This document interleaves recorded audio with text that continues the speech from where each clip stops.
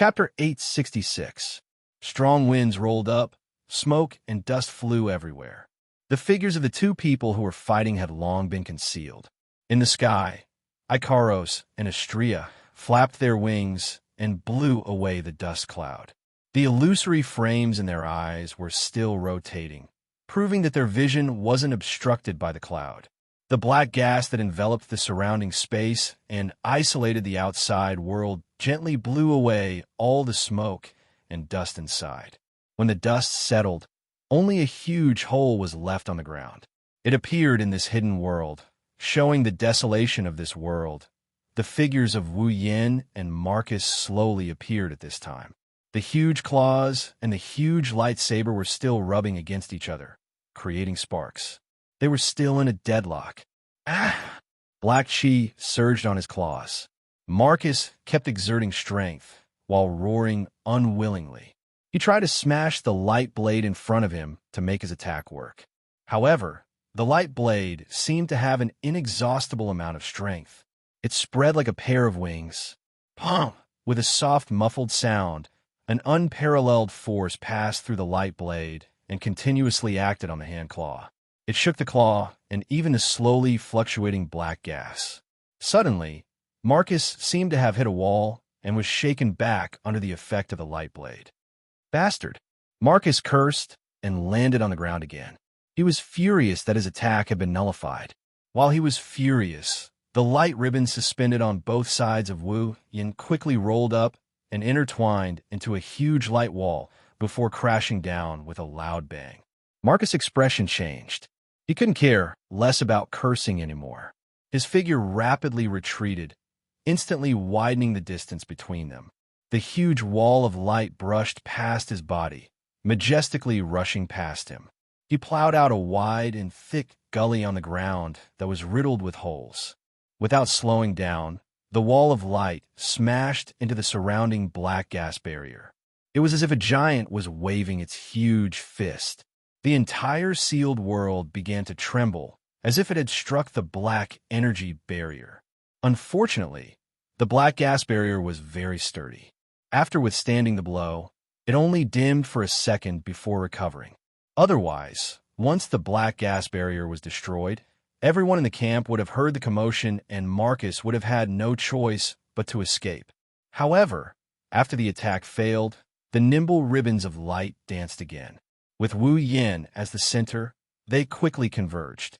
From afar, this scene looked like a spider weaving a web, and Wu Yin was the spider in the center of the web. The formless belt of light once again extended from his back, forming two gigantic wings. Swish! Almost in an instant, the wings suddenly expanded. Without using any space movement magic or any acceleration superpower, the wings flashed in front of Marcus without stirring up any wind. Then, a pair of blade-like wings flashed past and flapped toward Marcus.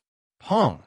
The sound wave vibrated, and an invisible impact force burst out between the wings and the sharp claws that Marcus had swung out at an unknown time. Marcus easily blocked the attack. However, it was not over yet. The other wings swung from the other side of Marcus like a big slap.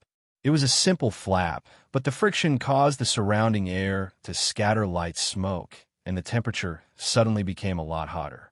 Obviously, if this flap hit, even Marcus would be seriously injured. Marcus, who was aware of this, showed a dignified expression. His other hand also swung out fiercely, like a mayfly shaking a tree, and abruptly collided with a rapidly rubbing wing. Clang! The sharp claws and wings collided, and a violent and crisp sound of collision burst out, mixed with a trace of fierce eruption of sparks, spilling out in the entire black gas barrier. The strength of his whole body surged, and the majestic black dough chi also roared. Marcus was like a pie in the middle, struggling to support the wings that were attacking him. The black scales on his face and arms were erected, proving their master's efforts at this time. Marcus' face was already extremely unsightly as he continued to support the two wings. His heart was burning with anger, so much so that Marcus did not notice that Wu Yin, who was floating in the air and at the source of the two wings, was looking down at him, who was tightly entangled with the wings. From his mouth, incomparably profound and mysterious words came out of his mouth.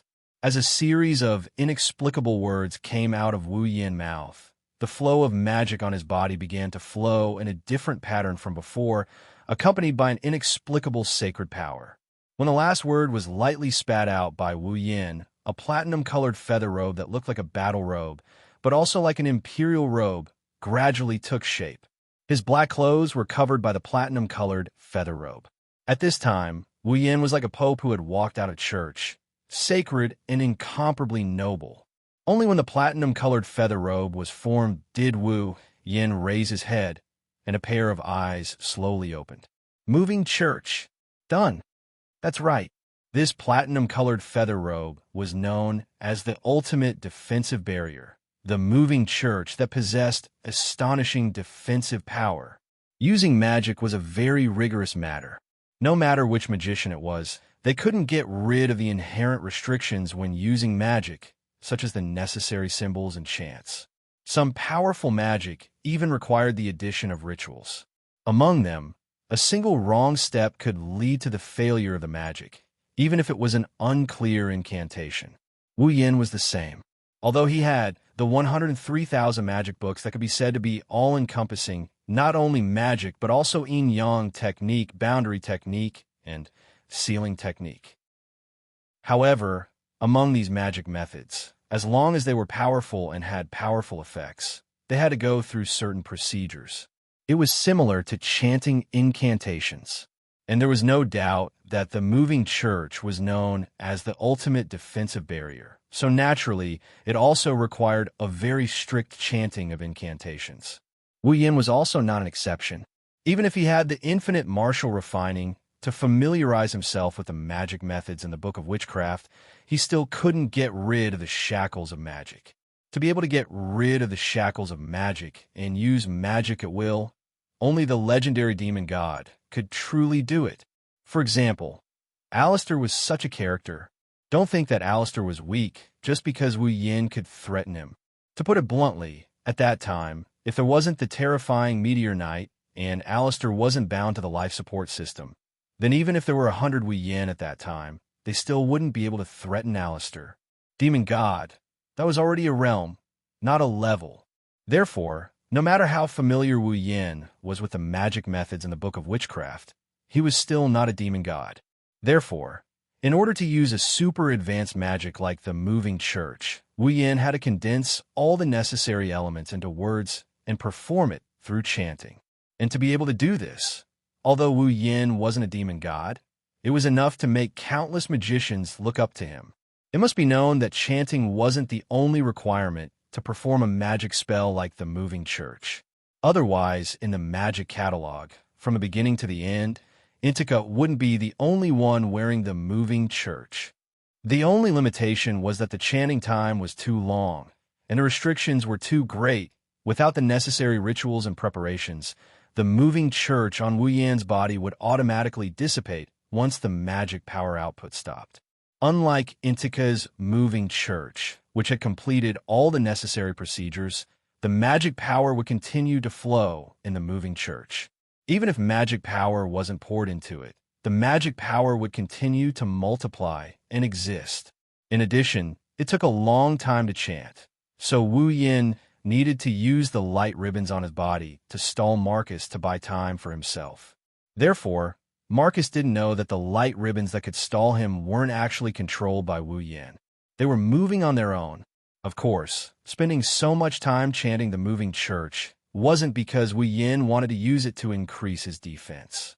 With the body of a true ancestor, he didn't need to defend himself.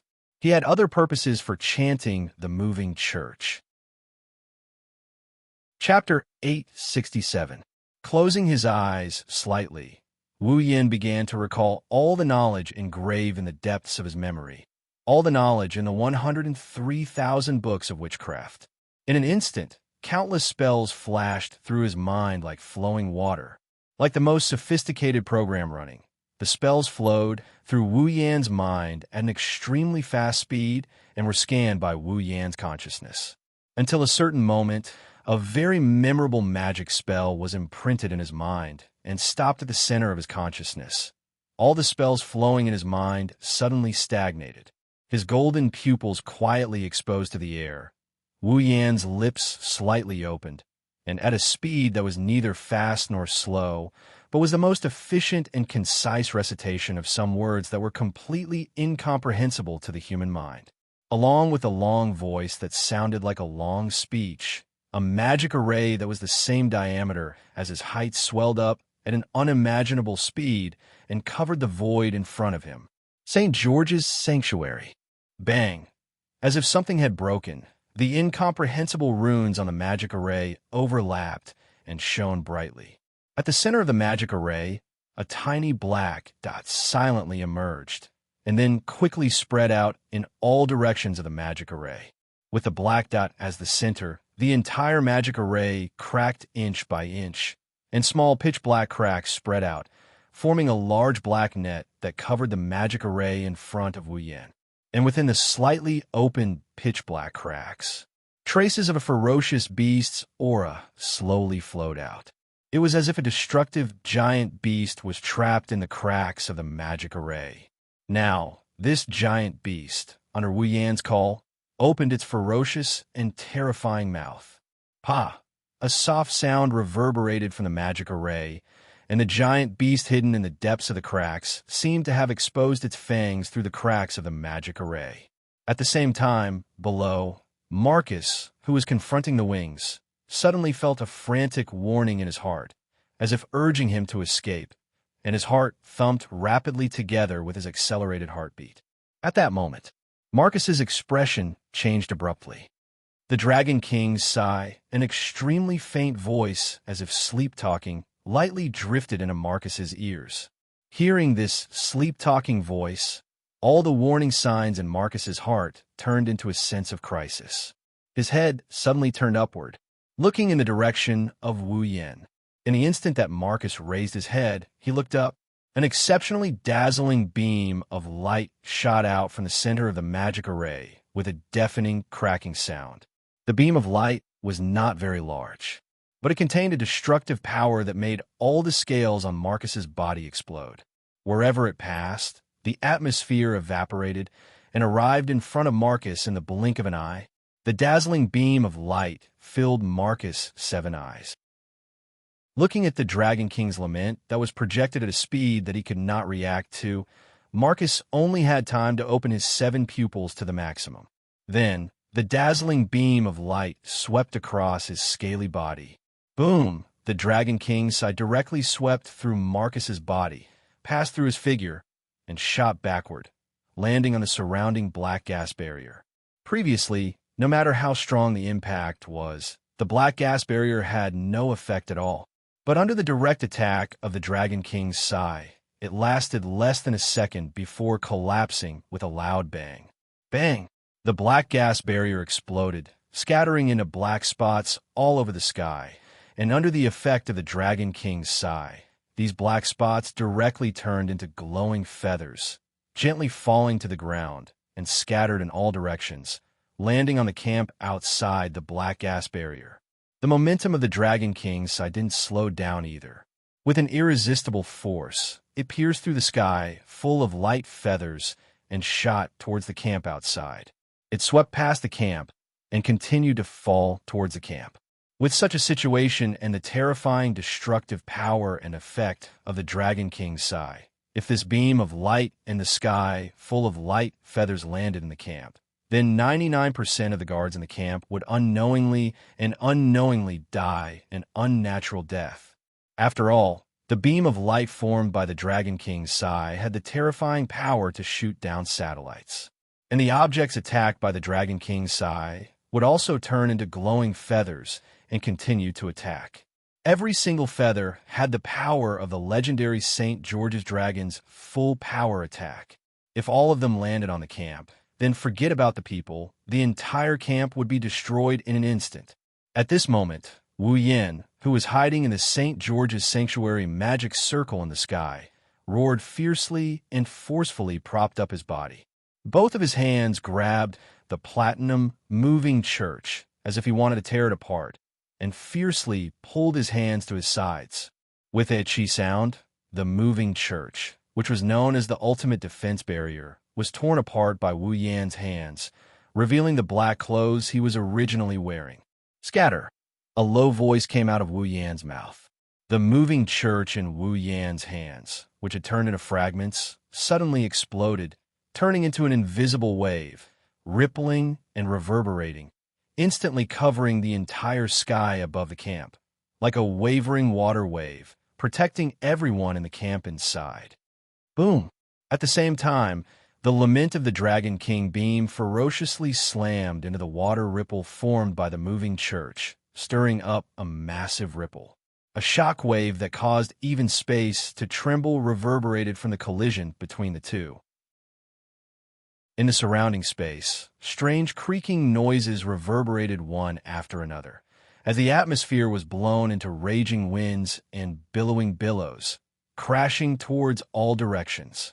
Icaros and Xianxia, who were spectating the battle, were caught off guard by the raging wind. They were blown back by it. Their wings were stretched to the limit, flapping with all their might to prevent them from being blown away. The Dragon King's Sai and the Dragon King's Sai remained in a stalemate for more than half a minute before the terrifying collision ended. The Dragon King's Sai gradually weakened. The ripples on the moving church also gradually disappeared.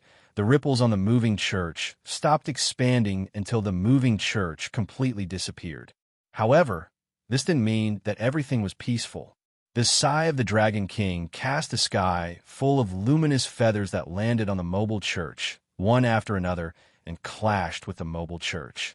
In an instant, boom, boom, sounds of explosions resounded incessantly in the air above the campsite. After who knows how long, the light feather finally calmed down. Only the moving church remained in the moving church's Sai form. The collision between the lament of the Dragon King and the moving church finally woke up the guards in the camp. It was a pity that they were once again woken up in the middle of the night. Amidst a wave of wails and complaints, they rushed over together with the patrolling guards who had witnessed the collision in the sky above the camp. It seemed that it was only a matter of time before everyone in the camp gathered here. In the air, the St. George's sanctuary that was cut off by Wu Yan has long disappeared. Otherwise, the moving church might not be able to withstand two waves of attacks from the Dragon King's Sai. On the other hand, Wu Yan was panting heavily. He knelt on one knee in the air. His face was pale for a moment. He sensed that more than half of the mana in his body was depleted. He bitterly smiled. Forcibly changing the shape of the incomplete, moving church from a single-target defense to an area of effect defense is no laughing matter. Every tactic had an extremely regular way of using it, as well as its inherent use and effects. Modifying the formation of a tactic to create a different effect was already destroying the composition of the tactic itself. This method was even more difficult than creating a new tactic, and it was also incomparably dangerous. A normal tactic is already like this, let alone a super advanced magic like the moving church. If it wasn't for the fact that the mobile church is only temporary and not complete, plus the fact that he has perfect control over the infinite arm's refinement and the knowledge from the 103,000 grimoires, Wu Yan would have exploded from the sheer amount of magic power in his body in the very first second of action. Even if he succeeded now, the price he paid was not small. Even a creature like the true ancestor had depleted more than half of its mana, and its body that was aching constantly proved this point. Chapter 868. Master. Icaros and Xianxia landed beside Wu Yan. They saw Wu Yan kneeling in mid-air with one knee on the ground while panting heavily. The two angelic girls couldn't help but feel worried for him. Master. Icaros called out with worry in her indigo eyes. She couldn't hide the worry in her voice. Xianxia quickly helped Wu Yan up. Master, are you okay? Wu Yan took a deep breath when he heard the concern in Xianxia's voice. He suppressed his exhaustion and allowed the true ancestor body to recover on its own. He shook his head at the two girls. Don't worry, I'm fine. I just used up a lot of energy. Icaros and Xianxia relaxed after hearing this. The three of them looked down at the ground together. The ground that was riddled with holes was already covered by thick smoke and dust. Under the assault of the wind and waves, the unsightly deep pits were exposed one after another, imprinted in the eyes of everyone present. They could even vaguely see a huge gully extending out, only stopping at a distance of 100 meters away, as if it was cut off. Those were the scars left on the ground when the sigh of the Dragon King swept across the area. Looking at the dust-covered ground, Wu Yin squinted his eyes. He waved his hand, and a gust of wind came from afar. The wind blew the dust away, revealing the situation inside the building. There, in a corner, stood a figure clad in scale armor. Wu Yin, Ikaros, and Astria stared at the figure as if they could collapse at any moment. Wu Yin, Ikaros, and Astria stared at the figure with different expressions in their eyes. His golden pupils flickered as he sized up the scaled figure. He shook his head in a mocking and regretful manner. He managed to dodge the fatal blow at the critical moment. On the ground, his ugly figure was now in a sorry state, and his entire body was covered in blood. The pitch-black scales were dyed blood red, and a portion of them emitted a charred color and smell. The incomparably ugly face was lowered, and drops of blood flowed down from it, mixing with the blood that flowed out from the scales on its body. Even the ground where he was standing was dyed red. Using the word battered and exhausted to describe his current state was still rather light. The left half of his body, from his shoulder to his abdomen, all of his limbs were gone. Along with the claw, they all disappeared, leaving behind only the disgusting piece of flesh that was vibrating slightly. It was very disgusting. Cough, cough. Blood spurted out of Marcus's mouth. His teeth were dyed red as well.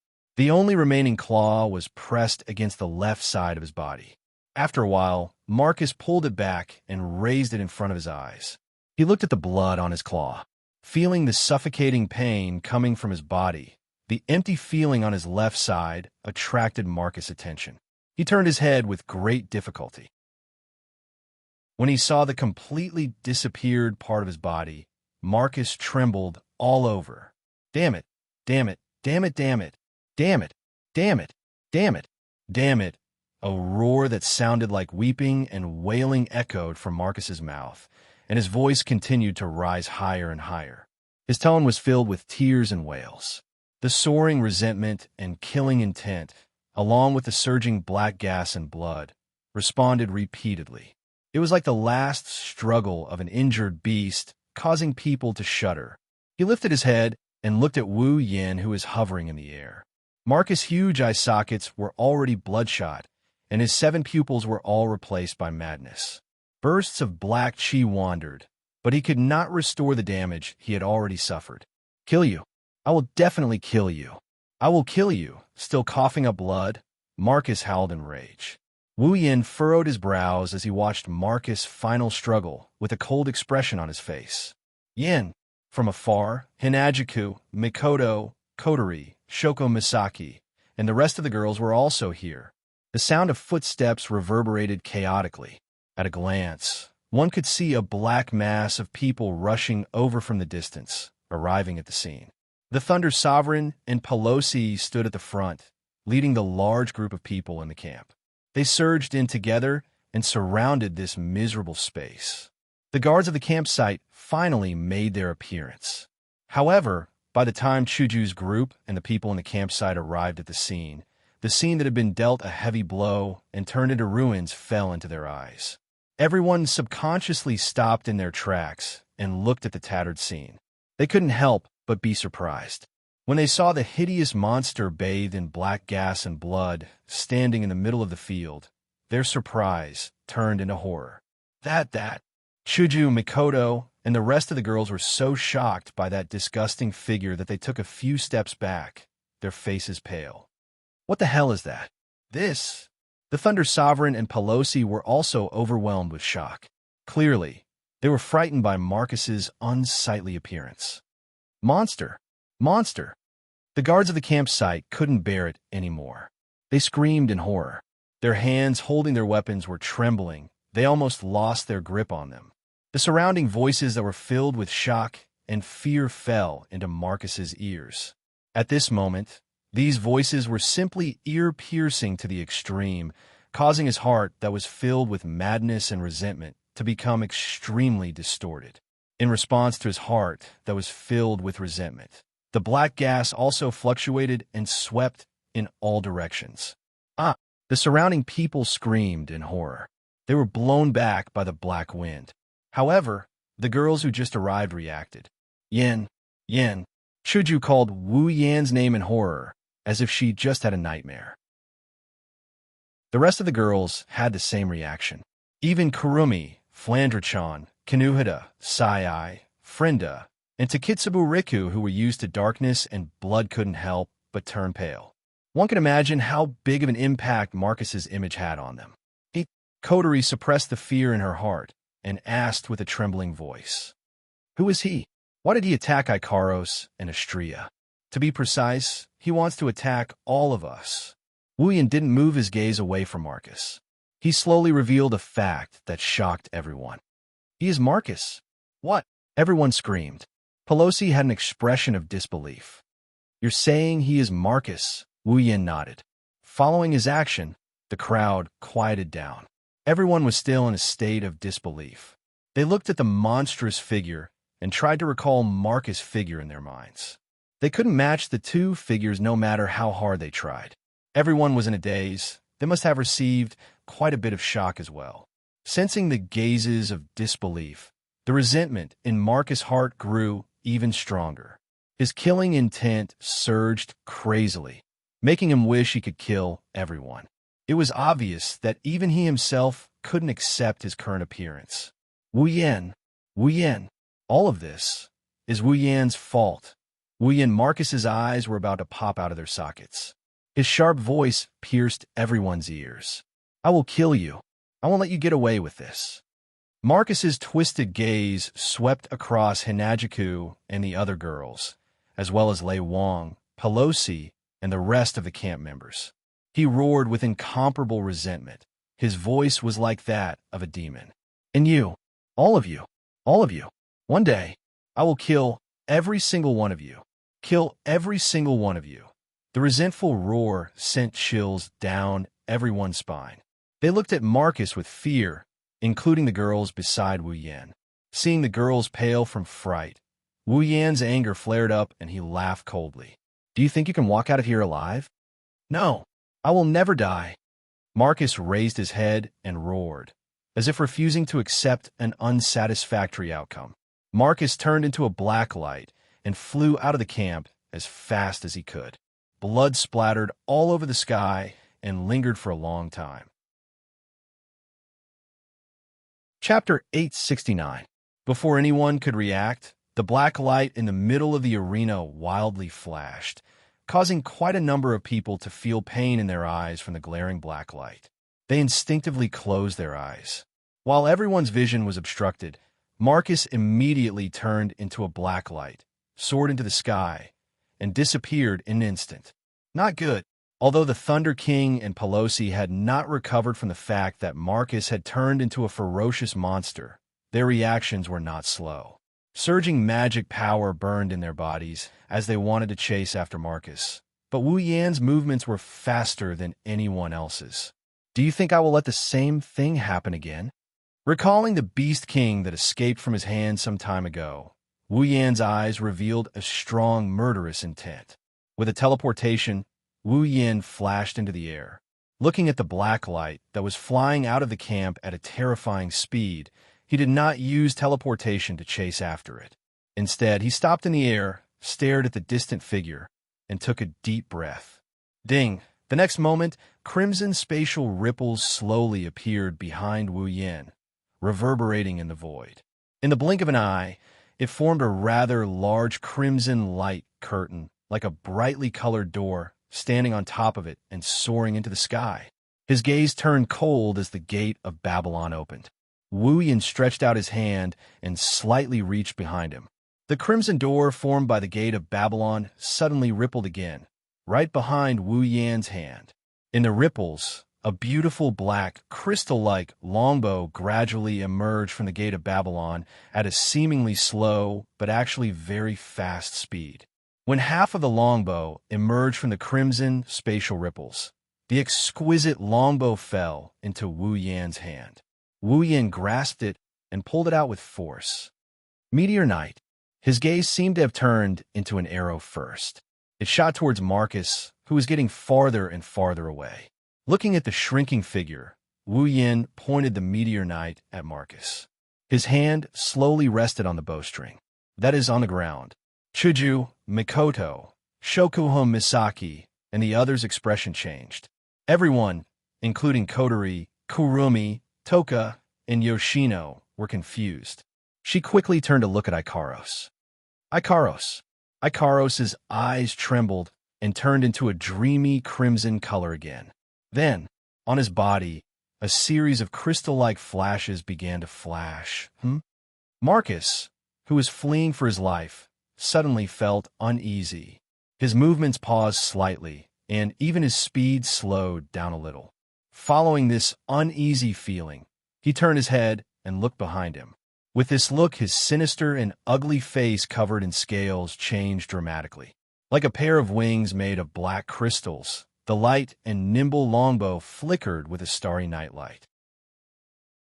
Gradually, it emitted a breathtakingly beautiful fluorescence in the night sky, expelling the darkness above the camp. Specks of starlight converged like bees returning to their hive. They collided with the center of the bow amidst the sweet sound effect. They wandered around the Meteor Knight bow. After a while, they slowly solidified. An arrow shrouded in silver light and starlight appeared between the bow and Wu Yan's bowstring. The arrow was aimed at Marcus's silhouette. Everyone on the ground was mesmerized by this beautiful scene. Wu Yan, who was bathed in the starlight, looked like a god of the night descending from the heavens. Under the protection of the night sky and the night sky, it's as if he is the only one left in this world. Marcus, on the other hand, tensed up. Black mist is surging out of his body. This is a sign that they sense danger. Sweat mixed with blood dripped down. Marcus' heart was already shrouded in a thick fear. He immediately shouted and mobilized all the fighting aura in his body. He didn't care about the consumption or the consequences. He only wanted to increase his speed by a little bit to escape the arrow's range of aim. Blue veins popped out on his scales. Marcus' 7 eyes were filled with madness. Stifled screams were squeezed out from his throat, but Marcus was completely unaware of it. He desperately shot towards the horizon. Translators' thoughts: paper plane, paper plane, paper plane, paper plane, paper plane, paper plane, paper plane. Unfortunately, all he did was prolong his time in this world by a little bit. Wu Yan's golden eyes were filled with starlight. He gently closed his eyes and then suddenly opened them. Whoosh! Starlight bloomed in the darkness of the night. The arrow, which had turned into a meteor, streaked across the sky and flowed forward with a very pleasant sound effect. Under everyone's gaze, it met Marcus' figure head-on. No, Marcus shrieked in despair when he sensed the fatal crisis and the aura of death behind him. The meteor fell on his body. A soft cry, accompanied by a tearing sound, echoed from the distant horizon. The space in front of them was suddenly torn into 2 halves. Cracks began to appear one after another. In the middle of the cracks, Marcus was howling in pain. His originally tattered body was pierced through by the meteor shower, leaving behind a terrifying bloody hole. Then, under the tearing of the starlight, his body was gradually crushed into nothingness. Bang, a spatial ripple spread out. Bits of starlight wandered back and forth. They merged into the void and quietly disappeared from everyone's sight. In an instant, heaven and earth returned to normal. It was as if nothing happened. Nothing changed. Only Marcus's figure that completely disappeared and Wu Yan's beautiful longbow that was still glowing with starlight silently told everyone what just happened. If there was anyone who saw the Meteor Knight arrow, they would have noticed that at the moment the arrow was shot, a protective shield made of data crystals enveloped the space where Marcus was and isolated it. It was only when Marcus was wiped out that the protective shield quickly disappeared. At the same time, on the ground, Ikaros's eyes also returned to normal. It's obvious that the protective barrier just now was her masterpiece. Without the isolation of the absolute defense circle, the terrifying shockwave from the meteor shower would destroy the camp mercilessly. After all, the mobile church was no longer around anymore. Until now, the people in the camp still haven't recovered from the dazzling and shocking scene. Their eyes are still unfocused. I'm afraid they won't be able to react for a while. Returning the meteor shower back into Gate of Babylon, Wu Yan's eyes returned to their wine-red color. His lips curled into a happy arc, showing his master's mood. But soon his relaxed expression froze, and he quickly turned his head to look forward. Squinting his eyes, Wu Yan stared at the direction Marcus disappeared. His eyes were filled with a strange gravity. After a while, he suddenly narrowed his eyes. In that undisturbed space, a small black light appeared out of thin air. The moment it appeared, it flew away with a speed faster than Marcus and disappeared into the horizon. The moment he saw the black light, Wu Yan's blood went berserk again. Just like when he saw Marcus turned into a monster, it's sending out a very corrosive message. They're talking. They're telling Wu Yan not to let that black light escape. Clenching his fist, Wu Yan's eyes flashed. After some hesitation, he shouted at Shokuho Misaki and Kotori on the ground. "Kisaki-chan, Kotori, I'll leave this place to you." Wu Yan didn't give the girls any time to react. He teleported and disappeared from where he stood. "Yan!" the girls subconsciously yelled. When Wu Yan disappeared from the spot, they realized what might have happened. They silently looked at the direction Wu Yan disappeared in and didn't say anything else. Chapter 870. At this moment, the light of dawn gradually appeared. The curtain of night quietly passed by on the horizon, gradually being replaced by a bright blue color. In the air, traces of coolness also dissipated, and vitality began to fill the air, indicating the arrival of a new day. There's a large city here. In terms of size, it is only slightly smaller than King City, where the royal palace is located. In terms of development, the city is also rich in resources. Adding the two together, this city status is probably at the top of the Ailu Empire. The arrival of dawn awakened the people in the city. Every household began to get up and do their work. The tightly shut doors were open one by one. The businesses also began to operate normally.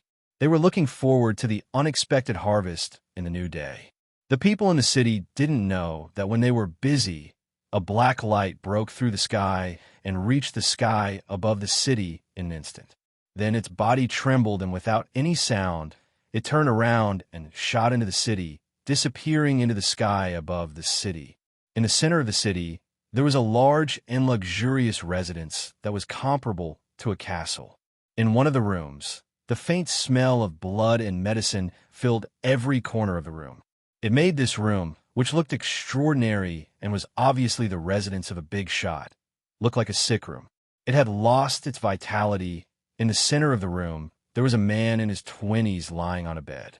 Around him, there was a man who looked very similar to him, but was obviously older. Beside him was a middle-aged man who wasn't young either. There is no sound in the room. It's dead silent. The two young men are looking at the middle-aged man, waiting for the result. The middle-aged man frowned. After a while, he sighed. Seeing this, the two young men's faces sank, especially the one lying on the bed with a pale face. It's obvious that he's sick.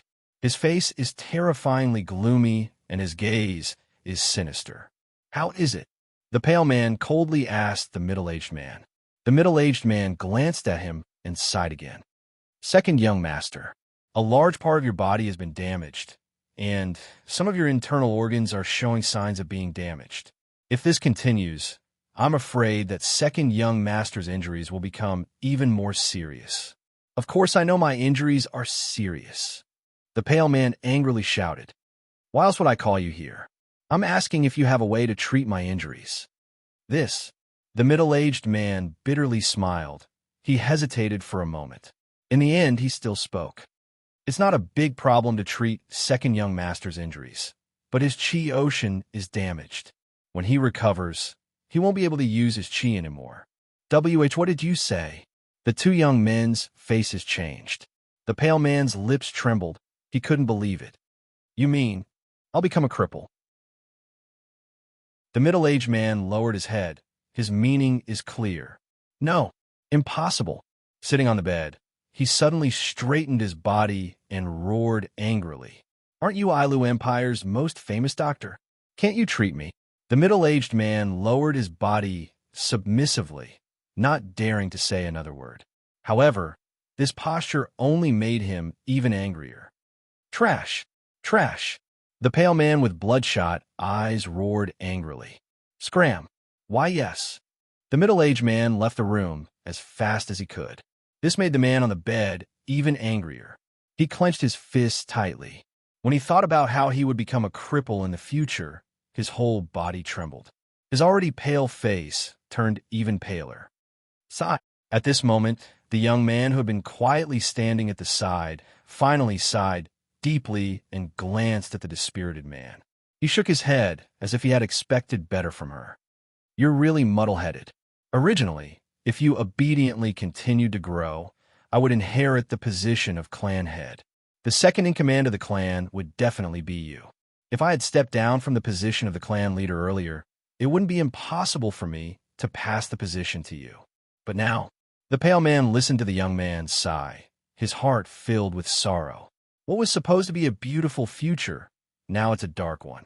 He's in more pain than anyone else. Big brother. Tears flowed down his cheeks. He cried out in pain. I can't accept this. I really can't accept this. Cry. What are you crying for? The young man reprimanded. Since young, the pale man had always been afraid of his big brother. He held back his tears. But the pain in his heart couldn't be quelled. What's the use of crying? Who else can you blame? The young man said hatefully. If you didn't use your clan's Aisto Chi to plot against Wu Yin, you wouldn't have been injured by your own Aisto Chi and ended up in this state. At this point, the identity of the two was obvious. It's Bing Ling and Bing Mian. When Wu Yin and the others first entered the Spalier World Academy, Bing Mian plotted against Wu Yin once.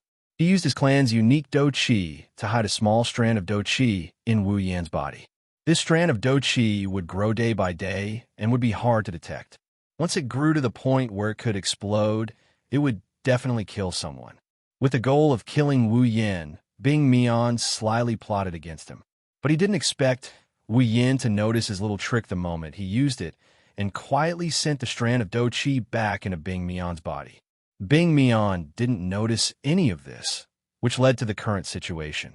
If it wasn't for the fact that the Aisto Chi was his own and his clan was more familiar with it than anyone else, Bing Mian's life would have been saved.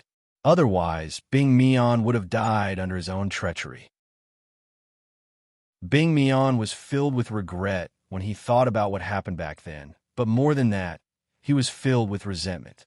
I only wanted to teach him a lesson. You're still being stubborn. Bing Mian's expression turned cold. Do you really think no one knows what you've done in the academy? Or do you really think no one knows what you've done? Do you think the number of students who died at your hands isn't small? If it wasn't for the fact that the students here don't have much power and that you're the second young master of the Saido clan, no one would bother to report you. Do you think you'd still have a good life in the academy? Bing Mian's lips moved, but he didn't say anything. Seeing Bing Mian's pale face, Bing Ling didn't say anything and sighed faintly. Of all the people you could have messed with, you had to mess with Wu Yan. Is he someone you can afford to mess with? He even killed the second in command of the Ladine clan, Andrew. Uncle Marcus was completely defeated by him. He's no longer on the same level as us. Bing Mian bitterly pursed her lips. She looked at Bing Mian. Stay here and recuperate. I'll think of something for you. Bing Mian shook her head and walked out of the room, leaving Bing Mian alone. His eyes were about to pop out of their sockets, and he emitted a sinister aura. Bing Mian sat on the bed and felt the pain in his body. Tears streamed down his cheeks. Thousands of thoughts flooded his mind. He could see the dark, nightmarish days ahead of him. I'm finished. I'm finished. Bing Mian lowered his head and wept bitterly. After a long time, he suddenly raised his head and a crazy light flashed in his eyes. It's all Wu Yan's fault. I'll kill him. I'll kill him. And those women of his. At this point, Bing Mian hated Hinajiku and the rest as well. He wanted revenge, but he didn't have the ability to do so. Bing Mian raised his head and screamed in pain and anger. It was also at this moment that a black light shot in from the outside and rushed into Bing Mian's body. Bing Mian was stunned. Then, for some unknown reason, his painful face suddenly turned into ecstasy, followed by deep resentment. Chapter 871. On the other side, a figure suddenly appeared in the blue and white sky above the city. Wu Yan lowered his head and glanced at the bustling city below. It was completely different from the behemoth forest camp. He frowned and floated in the air, motionless. It had been 3 days since He Guang flew away from the encampment. In these 3 days, Wu Yan gave up the idea of flying in order to track the black light that was several times faster than his normal speed. Instead, he used spatial transference and traveled day and night to follow the traces left behind by the black light. It had to be said that the speed of the black light was truly terrifying. It was probably far beyond the speed of a ninth-order powerhouse. Even some demigods who were not good at speed might not be able to match the speed of the black light. If it were not for spatial transference, Wu Yan would not have been able to catch up with it. Of course, in these 3 days, Wu Yan had paid a heavy price for chasing it all the way here. The distance from the behemoth forest camp to here was not that short. During this time, not only did he have to pass through several small cities, but there were also many natural barriers. It took Wu Yan 3 days to reach here. If he had to walk for such a long distance, it would take him 4 to 5 months or even half a year to reach here. Perhaps it would be faster if he took an airship, but it was not something that could be done in a day or two. Along the way, in those small cities, due to various reasons of power and strength, there were fights almost every day. Various mercenary groups would engage in chaotic battles for benefits. Among them, there was no lack of brainless people who would change their identities and use the banner of a mercenary group to do shady business like bandits. Whenever they encountered people or caravans, as long as the guards weren't very strong, the bandits would be able to kill them. He would probably run up to them and rob them. Under such circumstances, in order to avoid trouble and to avoid losing track of the black light, Wu Yan did not rest for more than half a minute during these 3 days. He kept using spatial transference all the way. It was very tiring. Fortunately, a true ancestor's recovery ability was heaven-defying. Under such extreme travel, Wu Yan would sometimes feel tired, but he would recover almost immediately. It was just that using spatial teleportation consumed a lot of mana. If not for Wu Yan's mana reaching an unimaginable level, he would have lost at least a few kilograms. Even though he had spared no effort in his journey, he still spent 3 days to reach this place. It was easy to imagine how far Wu Yan was from the behemoth forest camp. Casting his gaze at the bustling city below, Wu Yan thoughtfully stroked his chin, felt the flow of the true ancestor blood in his body, and scratched his cheek.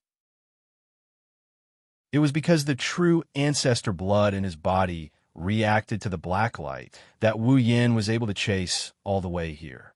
But now, the true ancestor blood in his body was not as restless as it had been in the past 3 days. Instead, it was slowly calming down, which puzzled Wu Yan.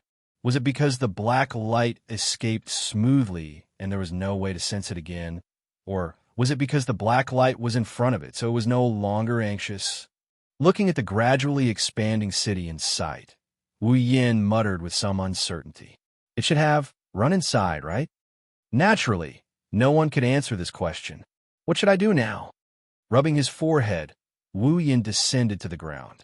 He stood at the city gates.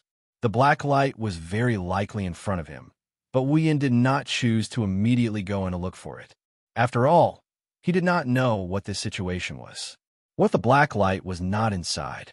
After pondering for a moment, Wu Yan patted his cheek and said helplessly, "Let's go in and look. It's better than going back like this. But before that, I need to recover my mana." The 3 days of hurrying was not difficult for Wu Yan, who had the body of a true ancestor. However, he used a lot of mana in his body. He used a lot of magic in the battle with Marcus and used up more than half of his mana. After that, he immediately chased after Marcus. Now, his mana is almost depleted. Here, one must say that the true ancestor's mana is very powerful. He used super powerful magic including the Mobile Church, St. George's Sanctuary, and the Dragon King's Lament. In addition, he forcibly changed the structure of the Mobile Church and used up a lot of mana in the battle with Marcus. Everything added up. He only used up half of his mana. 3 days of continuous use of spatial magic must have consumed a lot of mana. Under such circumstances, he did not use up all of his mana. Even a demigod mage would not have such a large amount of mana, right? Ever since he exchanged for the energy system, Wuyin took the time to refine his mana whenever he had the time. The results are mediocre. At least in terms of mana, no one in this world could compare to him unless the gods appeared again, and they had to be mages. After exploring a mountain forest and not finding any traces of humans or beasts, Wuyin was relieved. He found a secluded place and sat down cross-legged, closed his eyes, and began to recover his mana. As Wuyin entered a state of cultivation, faint ripples of mana surged out from his body. Faint ripples spread out in the surrounding space, causing the atmosphere to howl. The surroundings were silent. After an unknown amount of time, when the sun rose from the east, the faint mana fluctuations on Wuyin's body gradually weakened until they finally dissipated completely. His tightly shut eyelids trembled for a moment before he slowly opened them. Threads of light flashed within his wine-red eyes. The originally somewhat lacking magic energy within his body began to crazily churn like a tsunami. It was as though it would never be used up, growing and multiplying endlessly. Of course, this was only an illusion. Wuyin's mana could still be used up. It had been proven before, but it was very difficult. Standing up from the ground, Wuyin patted the rain and dust on his body. He clenched his fists, and the corners of his mouth curled into a smile. It seemed that he was in a good mood. I didn't expect that after using up most of my mana and then recovering, it would have the effect of increasing my mana after using up to the limit and then recovering to the full state. This was just like an athlete who used up his stamina to the limit and then broke through the limit. Mana cultivation had the same effect. It wasn't just Wuyin, but other people who cultivated mana also had the same effect. Unless they had reached the true limit, there was no way to make a breakthrough. Almost everyone in the Spalier world knew this method of increasing mana, and they all knew how to use it. However, the extent of their mana increase was probably not as great as Wuyin's. In addition to having the body of a true ancestor, more importantly, Wuyin's mana was originally very large. It wasn't easy to use up such a large amount of mana, and it was very likely that he would recover faster than he used it up. And if he did, the harvest afterward would naturally be much greater than the average person's. Moreover, Wuyin's magic power cultivation method is of the highest level. Combining the two together, the results are surprisingly good. It wouldn't be an exaggeration to say that Wuyin's gains this time far surpasses the gains of other people in a lifetime using extreme magic power cultivation methods. This good news immediately lifted the depressed mood of not being able to catch up after 3 days of chasing. After expanding his body, Wuyin floated up and returned to the city gate. Looking up at the city that he had never been to before and feeling the lively vitality inside, Wuyin couldn't help but sigh. If that black light was really in this city, how should he find it? In what form would it appear in front of him? Shaking his head, Wuyin threw away these complicated thoughts and followed the people in front of him who were preparing to enter the city. Chapter 872. The boundless sky was filled with a monotonous blue color, contrasting with the slightly dim sunlight. This kind of weather should be very suitable for going out. It was neither hot nor cold, making one feel comfortable under the silent sky and the bustling city. A figure that was neither too conspicuous nor too ordinary was slowly walking on the street from the city gate.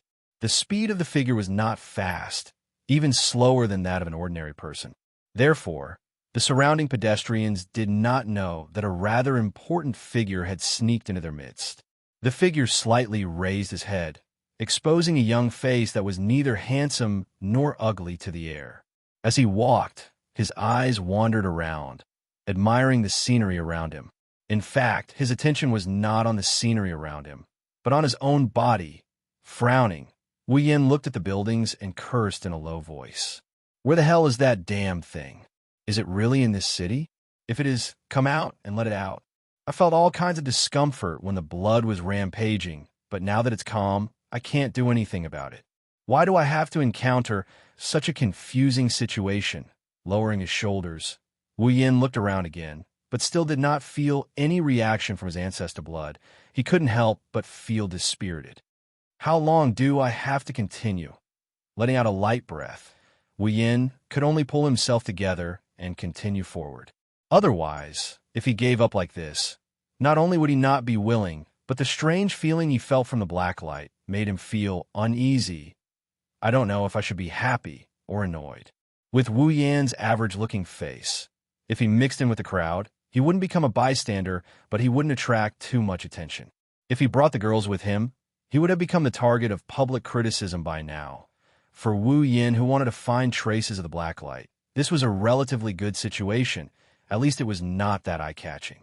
After wandering in the city for nearly half an hour, Wu Yin still did not find anything. Just as Wu Yin could not help but feel impatient and wanted to find a place to eat, there was a commotion in front of him that caught his attention. He turned his head to look at the source of the sound. He saw that the pedestrians who had been walking, suddenly seemed to have seen something terrible. In a panic, they scattered and all of them went to both sides of the road. Seeing this, Wu Yin found it strange, but he still took a step forward. With a light tap on the ground, his body turned into a black shadow as he flashed into the crowd on both sides without anyone noticing. He did not want to be the first to stand out. It was better to pretend to be a passerby. Not long after, the entire street was filled with people, and at this time, a group of knights wearing luxurious armor walked over from the other side of the street, step by step. Their footsteps were very orderly, and from the looks of it, they seemed to be very strong. Seeing this group of knights walking over in a hurry, the people on both sides of the street couldn't help but exclaim. They couldn't help but look at them with envy. Being able to receive the admiration and support of others, for these ordinary people, seems to be a very admirable thing.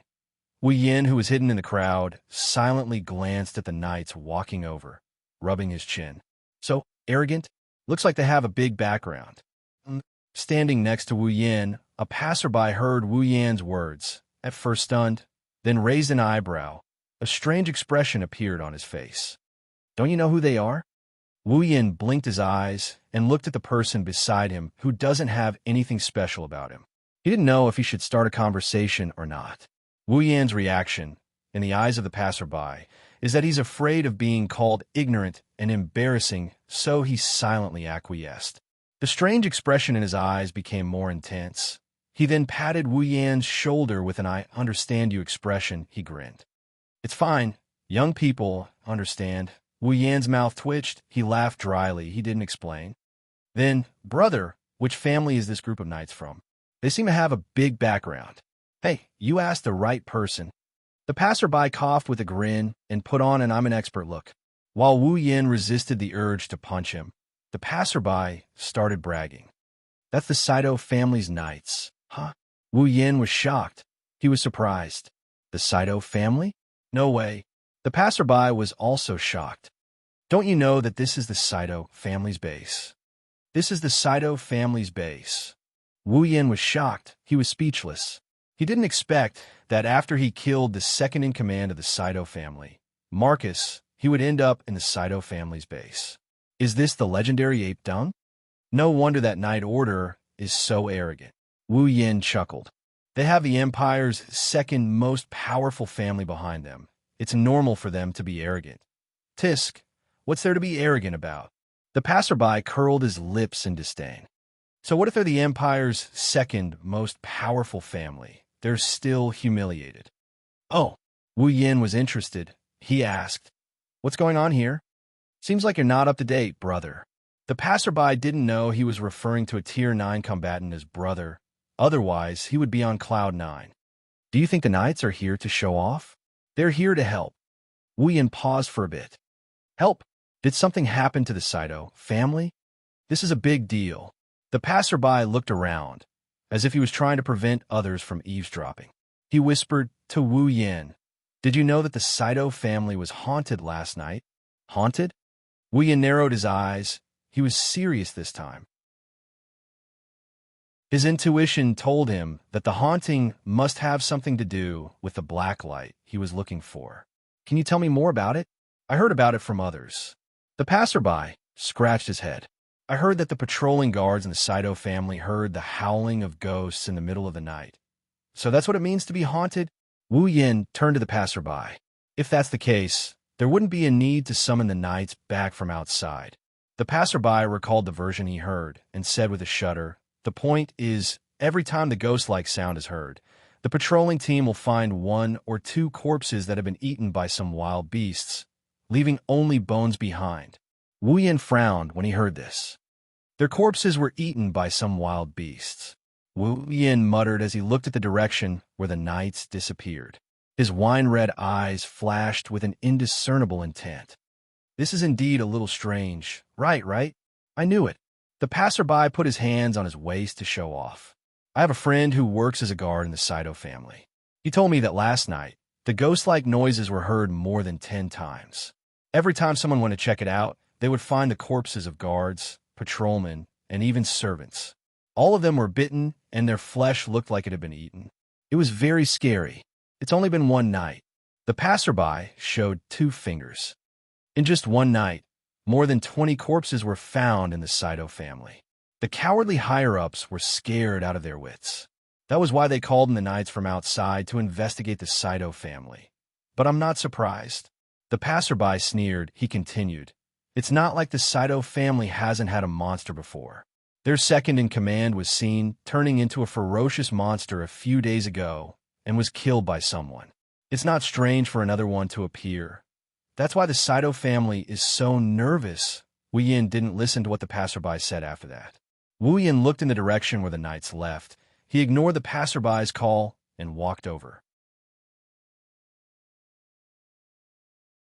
Chapter 873.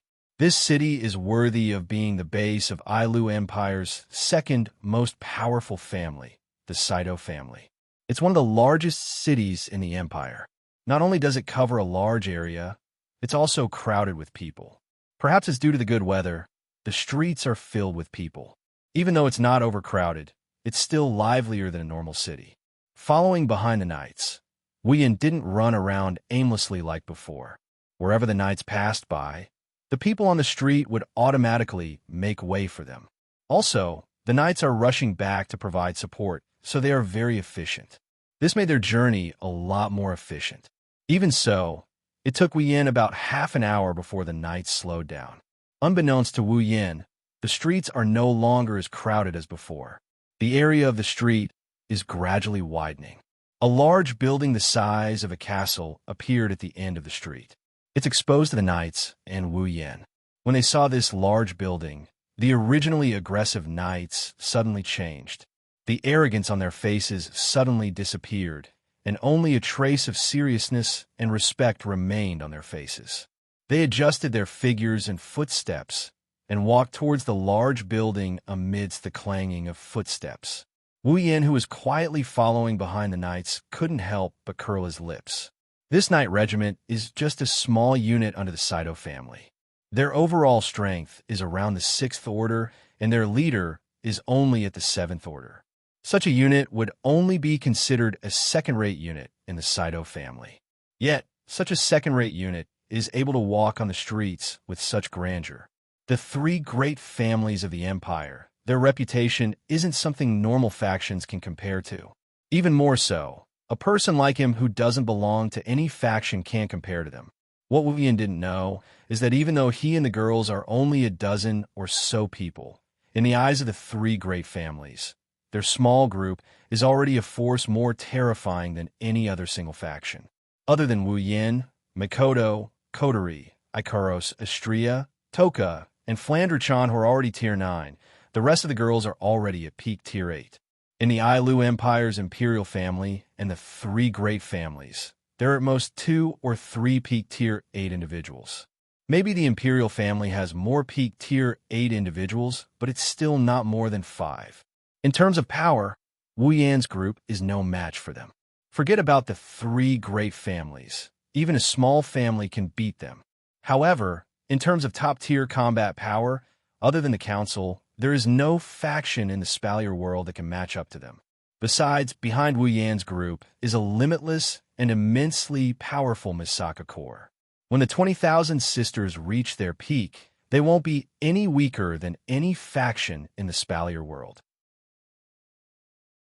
This isn't even taking into account his title as the Princess Fiancée. Also, the daughter of the number 1 family in Ailu Empire, the Lori family, is interested in him. If you think about it carefully, Wu Yan's faction is already very powerful. In front of the large building, the Knight Order has already arrived. Wu Yan noticed that there isn't only one Knight Order in the building. There are many other groups that are bigger than the Knight Order gathered from all directions. They lined up in an orderly manner like an army. At first glance, it's a majestic sight. Obviously, the Saito family didn't just send back a regiment of knights. They also recruited a lot of people from other places. It seems like the monster that appeared in their house made them very nervous. It's not that the Saito family is afraid of death. It's just that the Saito family is in a very bad situation. 3 days ago, the news of Marcus turning into a monster in the camp spread like wildfire throughout Ailu Empire and the Spalier world. Now, even a normal person knows that the second in command of the Saito family has turned into a monster and was killed. The Saito family has lost a lot of face because of this. Marcus betrayed the camp, colluded with the Beast King, and even ran away to avoid punishment. The Saito family has become the center of public opinion. They've received a lot of condemnation from the outside world. Now, in their own base, there's a monster that can eat people. If they don't handle this properly, the Saito family might end up being called a monster family. When that time comes, there will be plenty of people who will be more than happy to take advantage of the situation, especially the third family behind the Saito family, the Ladin family. They will be constantly thinking about how to raise their family status and become the new second family in the Federation. If it wasn't for this, the Saito family wouldn't have called back their men from the outside world. This is their base after all. There's no shortage of guards. Wu Yan scratched his cheeks when he saw the 1,000-strong army gathering. He looked at the base of the Saito family, and he started hesitating. Should I sneak in and take a look? If there's a monster in the Saito family, it must have something to do with the black light. Otherwise, why didn't the monster appear earlier or later? Why did the monster only appear when he was tracking the black light and coming here? Just like what the passerby said, the Saito family has produced monsters before. Didn't Marcus turn into a disgusting monster? Wu Yan didn't know why Marcus turned into a disgusting monster and possessed the same level of dark energy as the primogenitor. There's never been a rumor in the Spalier world about someone suddenly turning into a monster. The only possibility that Wu Yan can think of is the black light. A black light that can turn a person into a monster with extraordinary abilities. It doesn't make sense no matter how he thinks about it. From the looks of it, Marcus was able to reach rank 9 because he turned into a monster. If Marcus turned into a monster because of the black light, then the black light's ability to increase a person's level or even rank would be heaven-defying. Is there such a thing in the Spalier world? Wu Yan has been thinking about this question for 3 whole days, but he still hasn't come up with an answer. After all, he doesn't know about any of the mysterious treasures in the Spalier world. The black light that can turn a person into a monster is definitely not a treasure. It's too suspicious for Wu Yan to ignore it. Of course, it's also because of the primogenitor's blood in his body. While Wu Yan was deep in thought, the gates of the Saito family opened up. A figure walked out with a group of guards behind him. He stopped in front of everyone. Wu Yan regained his senses when he saw the figure. A smile appeared on his face. This person was none other than Bing Ling. The ice spirit stood on the top of the stairs and looked down at everyone with a tense expression.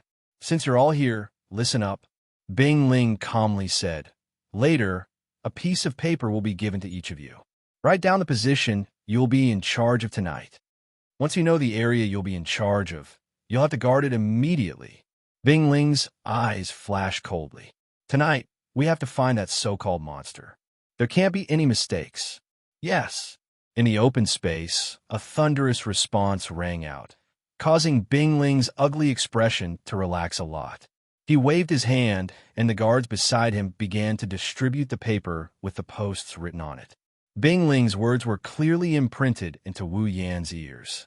Wu Yan rolled his eyes and smiled. In a flash, he disappeared from the spot. Chapter 874. Night gradually shrouded the entire city. After the initial ruckus during the day, the teams that were transferred back from outside the Saito family are now on alert in their respective areas. Many of them were nervous when night fell, but more of them were curious. They were curious about the true identity of the monster. As a member of the Saito family, they're well aware of how powerful the Saito family is.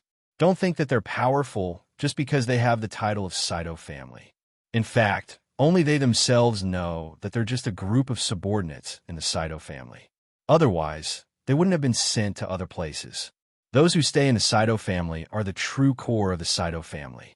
Here, Tier 6 warriors are only patrolling guards. Tier 7 warriors can be seen everywhere. Even Tier 8 warriors can be seen coming in and out of the Saito family's base. One can only imagine how powerful the Saito family is. However, even with such a group of people living here, they didn't find any traces of the monster. In fact, about 20 people died in one night. They couldn't help but feel nervous and curious about the situation. A crescent moon hung in the dark night sky. The slightly cold moonlight poured down from the horizon and covered the Saito family's residence with a layer of silver gauze. It was a bit dazzling. At this time, very few people in the Saito family were able to sleep because they knew what was going to happen tonight. They also knew what was going to happen. Under such circumstances, how could anyone fall asleep? Those who participated in the hunt for the monster held their breaths. They were on high alert, and their eyes were wide open. They were trying to find the monster.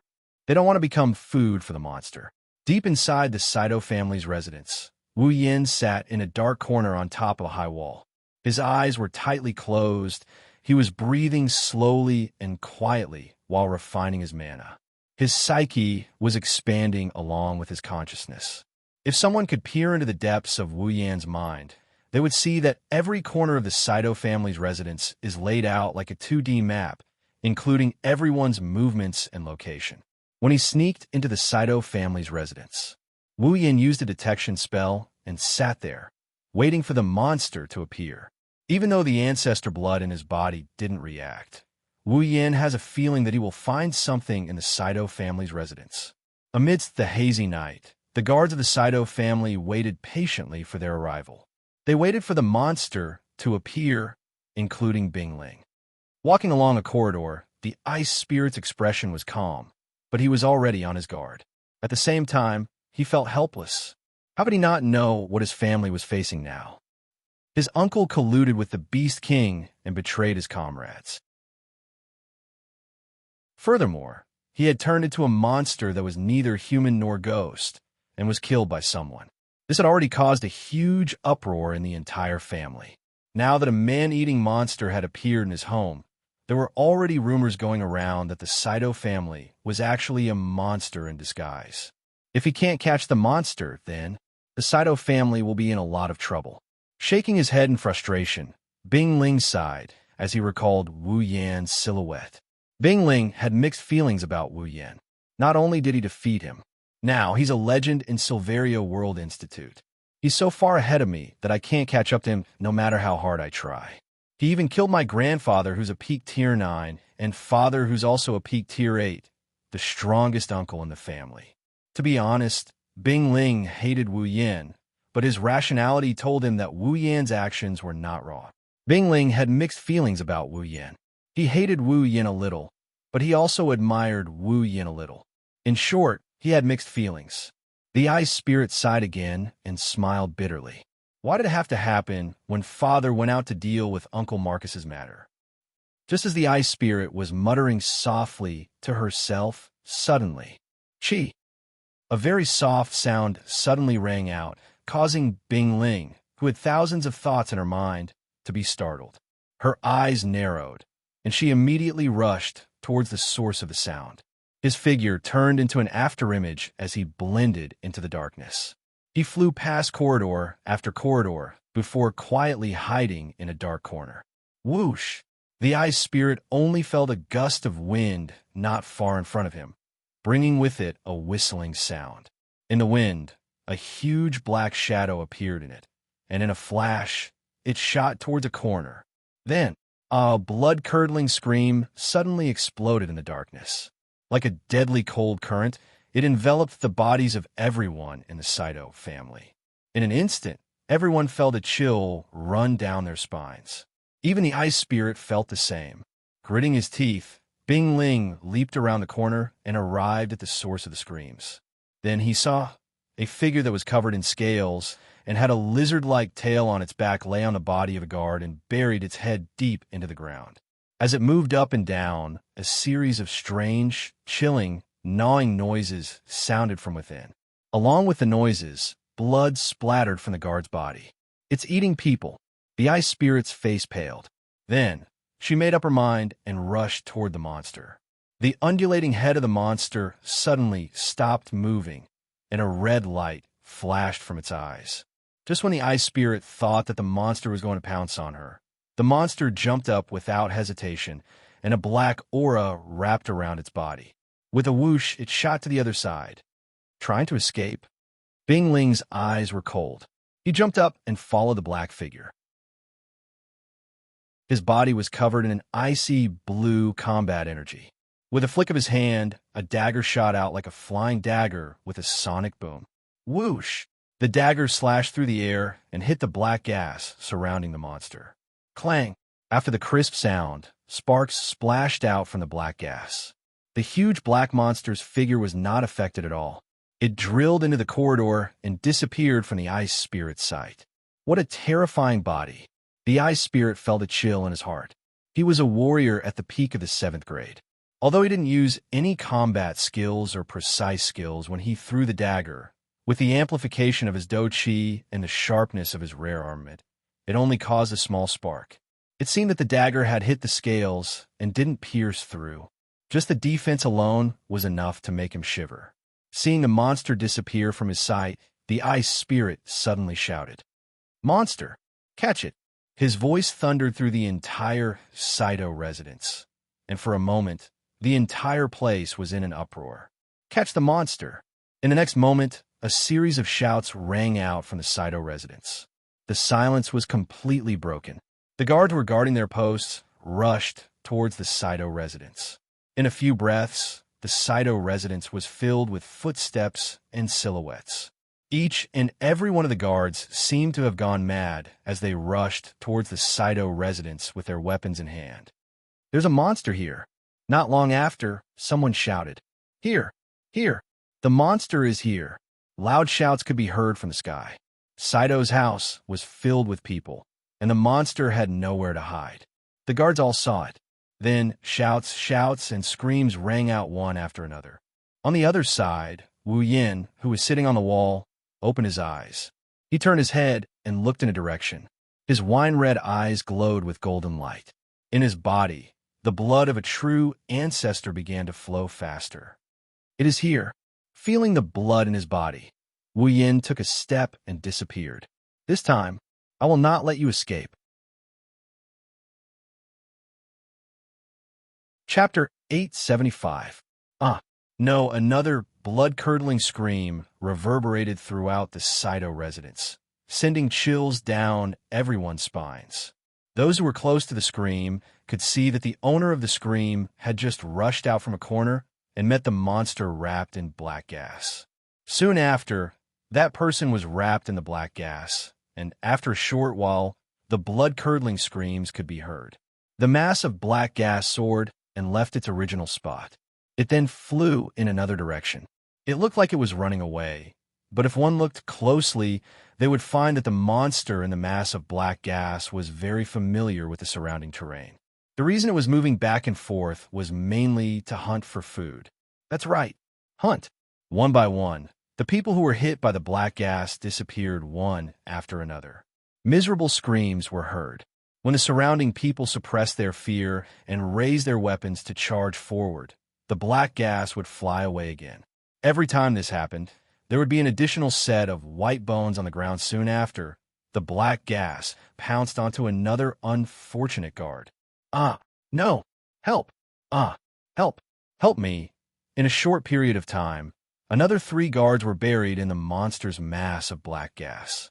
Hearing the desperate screams in the air, the surrounding guards were all terrified. Their hands holding their armaments began to tremble, and their faces were as pale as paper. They no longer dared to charge forward. As soon as the ice spirit arrived, the scene of skeletons all over the ground, miserable screams, and horrified guards holding back their fear mercilessly entered his eyes. It was like a scene from the depths of hell, causing the ice spirit to tremble. At this time, the monster in the black gas turned around and rushed towards him. It rushed over. The ice spirit's pupils shrunk to the size of a needle. He watched as the black gas blotted out the sky and was about to pounce on him in the next moment. He inadvertently glanced at a skeleton on the ground, and his heart suddenly tightened. If the black gas pounced on him, he would end up like this. He would end up like the skeleton on the ground. Huh! The ice spirit's eyes were wide open. He let out a loud roar and gathered all of his do chi. The do chi flowed into the dagger in his hands and met the black cloud head-on. Bang! The dagger hit the black gas. The dagger collided with the dagger with a muffled sound, causing circles of black gas to ripple. However, it only lasted for less than a second before the dagger in the ice spirit's hand began to vibrate and began to crack with a kacha sound. Rare armament. It actually cracked. Bingling's face was red, and the veins on his hands were popping. Blood splattered everywhere. Bingling felt as if he had crashed into a giant mountain. His bones were wailing, and his do chi was dispersing. He was afraid that his armament would be destroyed soon, and he would be the one to break it. They would also be devoured by the man-eating monster. Die, you bastard! Just as the ice spirit couldn't help but feel despair, several angry voices rushed over like a wave, accompanied by the sound of something breaking through the air. About 7 or 8 figures appeared around the ice spirit in an instant. Fighting chi and magic power surged out, and they crashed into the black cloud with a loud bang. Boom! A violent gale swept across the area. The energy turned into a violent impact. With the 2 as the center, the sound reverberated in all directions. With a deafening roar, the ground cracked inch by inch from the impact, and the walls were also affected. Cracks spread from the top of the walls. The aura in the air indicated that the 7 or 8 figures that had rushed over were all powerhouses of the 8th stage. Bang! In the collision, the 8th stage 8 powerhouses seemed to have the upper hand. Relying on their advantage in numbers, they sent the black gas flying. Young Master, one of the stage 8 powerhouses, helped Bingling up. He was panting and his hands were trembling. His face was pale. Are you okay? I'm fine. The ice spirit shook his head with some difficulty. Then, he looked at the mass of black gas that seemed to be unharmed by the combined attack of the 8 powerhouses of the 8th Order. The ice spirit felt that his hands were almost torn apart, and his heart was filled with lingering fear. If the 8th stage 8 powerhouses of the family didn't arrive in time, even if he didn't die, his hands would be crippled. To be able to almost kill him with a single attack, and to be able to withstand the combined attack of 8th stage 8 powerhouses, this monster's strength is definitely at the peak of the stage 8 realm. Peak of the stage 8, no wonder no one was able to do anything to it last night.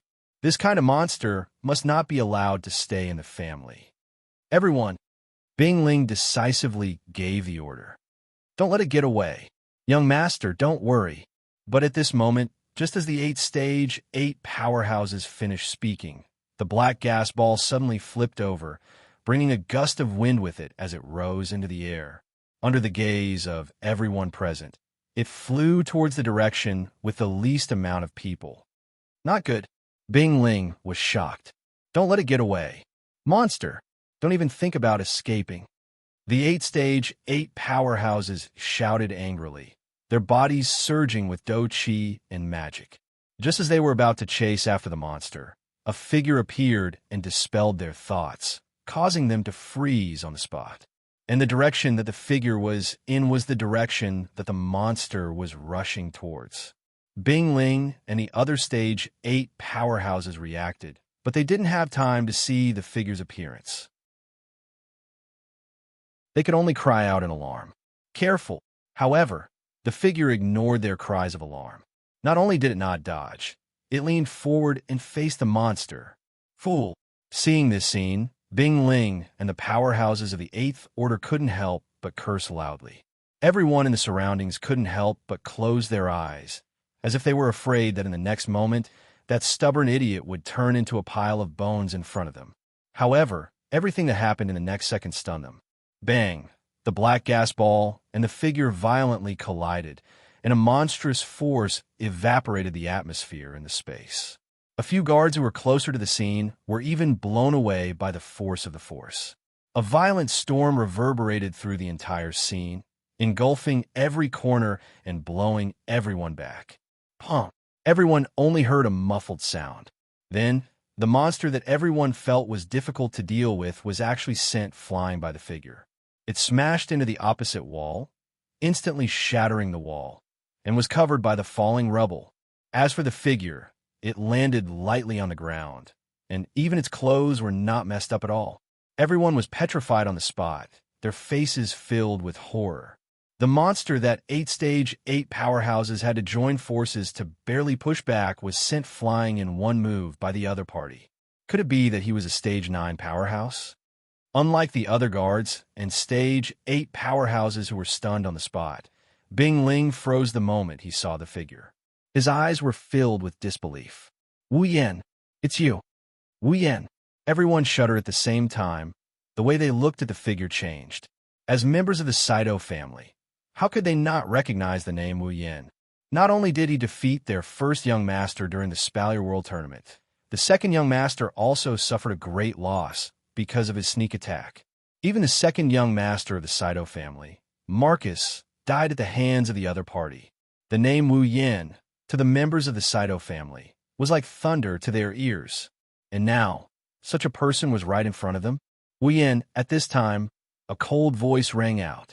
Pong! From the rubble that buried the monster, a black gas filled with a decaying aura floated out like smoke, and with a contraction, the rubble on the ground was blasted away. Everyone reflexively turned their heads to look. With one look, everyone's faces changed, becoming incomparably pale. Within the rubble, a terrifying monster covered in black scales, with long claws and a wriggling tentacle, a ferocious mouth that looked like a beast trap, and a large cyclopean eye with 7 pupils, slowly stood up. On its body, a black gas that looked like a whip vibrated back and forth in the air, and with a furious roar, it shot towards the sky. Wu Yan.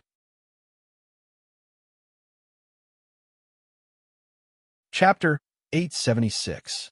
Black smoke that was filled with negative emotions rang out together with a roar, waking everyone up from their stupor.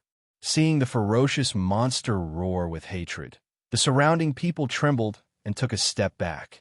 Even the ice spirit and the 8-tier 8 powerhouses subconsciously retreated.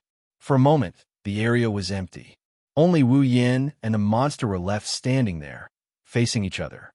His wine-red eyes narrowed slightly. The true ancestor's true blood was flowing violently in his body, telling Wu Yan that the thing he was looking for was nearby. But looking at the monster's form, which was identical to Marcus, Wu Yan sighed softly. He didn't need the true ancestor's blood to tell him that this monster was his target. Wu Yan frowned as he listened to the other party's resentful roar. He couldn't do anything about it. This monster's behavior was exactly the same as when Marcus faced him. Could it be that every monster modified by the black light had a grudge against him? And quite a big one. Thinking of this, Wu Yan became impatient. Who cares who this monster is? He hasn't harmed any good people or innocent people. Although the people who died in his hands weren't necessarily bad people, they definitely weren't good people either. and every one of them was plotting to kill him. That's why he didn't feel any emotions towards those who hate him. If he did, he would just be impatient. Opening the system's perception, his eyes flashed with a light that only the girls could see. Wu Yin looked at the monster in front of him. Ice surface? Saito, level 79. When a monster's true identity was reflected in his mind, Wu Yin couldn't help but be startled. Then he laughed. So it's you. Wu Yan's voice was soft, much softer than ice surface's roar, but it echoed clearly in everyone's ears. Many looked at him in surprise. Ice surface's roar came to an abrupt end. The black gas filled with negative emotions slowly retreated back into his body. He knows who I am? Before Bing Mian could say anything, Bing Ling, who was standing beside him, opened her mouth and said, "That's right. Do you know who he is?" Bing Ling frowned. He didn't know why Wu Yin is looking at him with a smile that isn't a smile. He felt uneasy, but Ice Spirit suppressed it and asked, "Wu Yin, who is he?" "What?" Wu Yin turned his head in surprise. Ice Spirit and everyone else trembled. "You don't even know that your little brother has become a monster?" "Little brother?" Ice Spirit clenched his fists. The uneasiness in his heart finally turned into reality. "Tell me, he's my little brother? Ice Surface?" "Sa." Wu Yin shrugged. "Why don't you ask him yourself?" Seeing Wu Yan's nonchalant expression, Ice Surface's anger burned. The black gas around his body surged and exploded. Die. Controlled by anger, Ice Surface didn't hesitate. He raised his ugly claws and viciously pointed them at Wu Yan. He slashed down. Buzz, space suddenly shook, and black light flowed on the two claws on the ice surface. As the claws were raised and lowered, several black claws containing a terrifying aura of decay cut through the obstruction of the atmosphere at an unimaginable speed. In a series of air explosions, they rubbed against the scorching heat waves. Like a black high-voltage electric current, they expanded to dozens of feet in size and fell. The ground was directly plowed into several deep trenches, and the black claw light filled the vision of everyone present. Under everyone's shocked expression, the claws fell heavily. Under the claws was Wu Yan. Within the claws, the terrifying energy was rampaging. Ice Spirit and the other 8 powerhouses could clearly feel the power enough to split mountains and seas. They were all shocked. Wu Yan, who was under the claws, curled his lips in disdain. He didn't use any magic, nor did he use any of his skills. He just raised his hand and slapped the claws above his head. Clang! A sharp ringing sound like the ringing of a bell rang out, turning into a sound wave that spread out in all directions. In an instant, the thick layer of the ground was crushed into powder. The surrounding walls collapsed directly and were blown up by the explosive wind, swirling around and spreading out. "Young master, it's dangerous." Seeing the tornado-like shockwaves, the 8 powerhouses beside Bing Ling were shocked and hurriedly channeled their Do Chi and magic, shielding Bing Ling behind them. However, the surrounding guards were not so lucky and were all struck by the shockwaves. The sharp rocks hit their bodies one after another. With a pong-pong sound, the guards were sent flying backwards one by one. They fell to the ground in the distance and could no longer get up. Of course, this little bit of aftershock was not enough to kill these guards who had some strength. It was just a temporary loss of consciousness. Apart from Bing Ling and the 8 powerhouses of the 8th stage, everyone else was lying on the ground.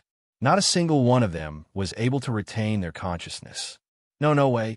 Bing Ling and the rest of the Type 8 powerhouses sucked in a breath of cold air. Just the shockwaves. One of the powerhouses couldn't help but gulp. His face was no longer as calm as before. Just the shockwave alone is already so powerful. Is that monster really the second young master? The Ice Spirit gritted his teeth and stared fixedly at the claw in front of him. His eyes were fixed on the claw light that was descending slowly. Against the wind and waves that were blowing towards him, his eyes did not move away. Ha ha! Bing Mian laughed sinisterly as he looked around at the ruins and the guards lying on the ground. His laughter was like thunder. Do you see that? Do you see that? This is my current strength. My full strength. Ha ha ha. While laughing maniacally, Ice Spirit stuck out his tongue and licked his mouth full of sharp teeth. His 7 eyes were filled with ecstasy. It seemed like he was very satisfied with his current state. Furthermore, unlike Marcus, who hated himself for turning into a monster, Ice Spirit didn't seem to care. To him, with his current strength, let alone a monster, he could even turn into an insect. After all, he was originally just a small Tier 7 powerhouse. Due to his injuries, he was crippled.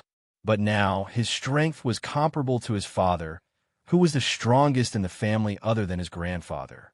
No, with his Black Do Chi, he was even stronger than his father, who was at the peak of Tier 8. Ha ha! Thinking of this, Bing Mian laughed maniacally again. After laughing for a while, his laughter stopped because he spat out a mouthful of blood. Cough cough. Bing Mian coughed up a few mouthfuls of blood under the astonished gazes of Bing Ling and the others. He covered his mouth that was full of sharp teeth and coughed painfully. Damn it!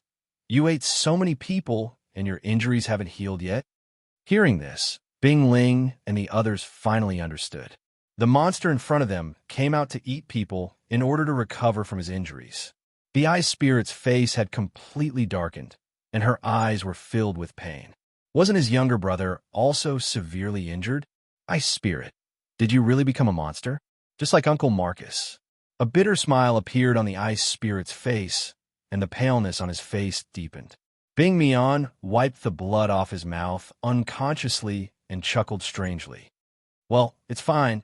I just need to eat a few more people. As long as I have this kind of strength, I can do anything. As soon as he finished speaking, is that so?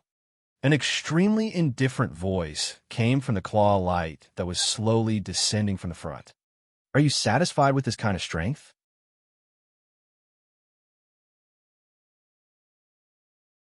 Chapter 877. Are you satisfied with just this level of strength? Following that, the claw lights that covered the sky stopped descending. Slowly but surely, the claw lights were lifted up and Wu Yan's figure was exposed under the claw lights. His black robes fluttered in the wind. His robes swayed and his bangs fluttered under the claw light. Under such circumstances, his wine-red eyes were calm and emotionless. Looking at Bing Mian, who was frozen, Wu Yan smirked. If this is the strength you are so proud of, then please be prepared. He raised the black claw like a pillar that supported the heavens and clenched the hand that was placed on top of it. Pong! Instantly, the terrifying claw light that could tear everything in its surroundings apart seemed to have been crushed by something terrifying. With a muffled sound, it scattered into black spots that filled the sky. It could no longer maintain its form and was scattered. As for Wu Yan, other than his robes fluttering, there was not a single wound on his body. Be prepared to be defeated. This, Bing Mian stared blankly at the attack he was so proud of. Not only did it not cause any damage to his opponent, but it was also scattered in an instant. He was completely dazed. You must be kidding me. My full strength. So strong. Bing Ling's eyes were a little unfocused. He unconsciously clenched his fists tightly. Is this his current strength? The other grade 8 powerhouses were speechless. They looked at each other and lowered their heads with bitter smiles. They believed that under that claw light, the 8 of them could have resisted it if they worked together. But they definitely could not do it as easily as Wu Yan. If it was just one person, the other grade 8 powerhouses shook their heads. The smile on their faces became even more bitter. Among the 8 of them, the youngest was 40 years old, but the opponent was only in his 20s. Is he already so strong in his 20s? Could it be that Wu Yan? Was it really a Type 9 powerhouse? No one present was willing to entertain this thought, but their intuition told them that this was the only way to explain what they had seen. A Type 9 powerhouse in his 20s? Bing Ling and the 8 Type 8 powerhouses were already in a state of confusion. Even Bing Mian was starting to suspect something. After all, he was a powerhouse at the peak of the 8th Order, and he also had an extremely strong Black Do Chi. Within the 8th Order, he was definitely one of the invincible ones. But even so, his all-out attack had been destroyed by Wu Yin. He didn't even last a second. If it wasn't a 9th-stage powerhouse, then who below the 9th stage could do it? Ninth rank. Bing Mian felt that his throat, which was filled with the taste of blood, was extremely dry. How is this possible? Looking at the disbelief on Ice's ugly face, Wu Yin pretended to shrug helplessly. So, what exactly makes you so confident?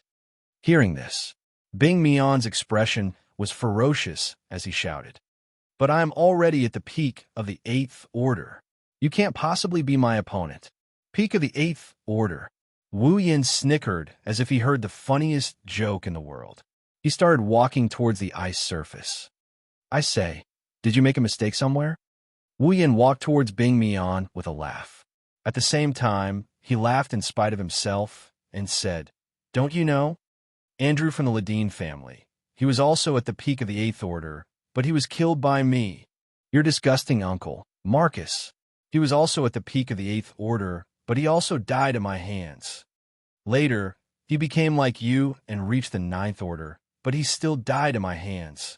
Compared to them, you're just a piece of trash who relied on external help to reach the peak of Tier 8.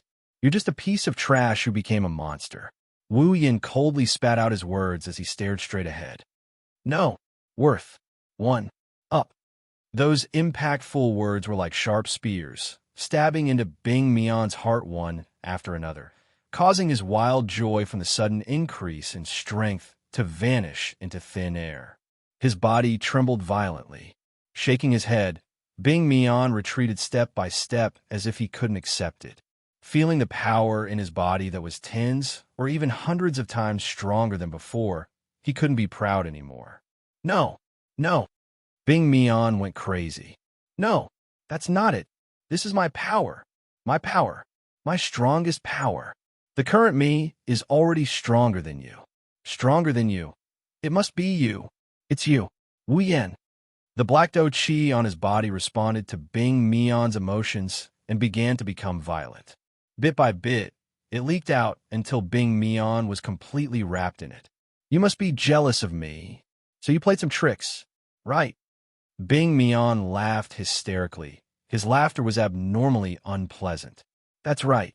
It must be like this. You're not as strong as me. You're not as strong as me. Hearing Bing Mian's crazy words, Bing Ling and the other rank 8 powerhouses turned their heads away, unable to bear watching.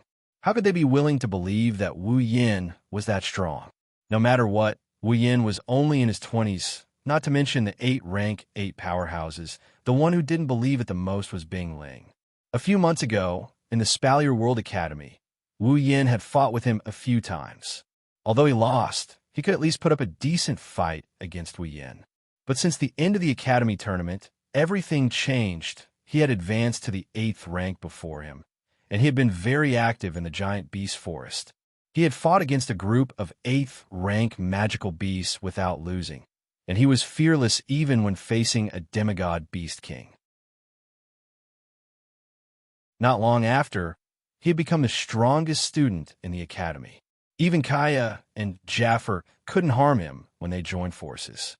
Then, the second in command of the Ladine family, who was at the peak of rank 8, was killed by him. His uncle Marcus, who was the 3rd strongest in the family, who was only below his grandfather and father, also died in his hands. In a short 2 to 3 months, Wu Yin appeared in front of him again, suspected to be a rank 9 powerhouse. He, Bing Ling, didn't even have the right to carry his shoes. How could Bing Ling believe this? How could he believe it? However, the howling wind was still blowing against his face. His hands that were almost torn apart were also transmitting waves of pain. Reality told him that all of this was real. Bing Mian, the ice spirit, closed her eyes and murmured in pain. Perhaps I can understand why you're willing to become like this. The rank 8 powerhouses guarding Bing Ling seemed to have heard his words.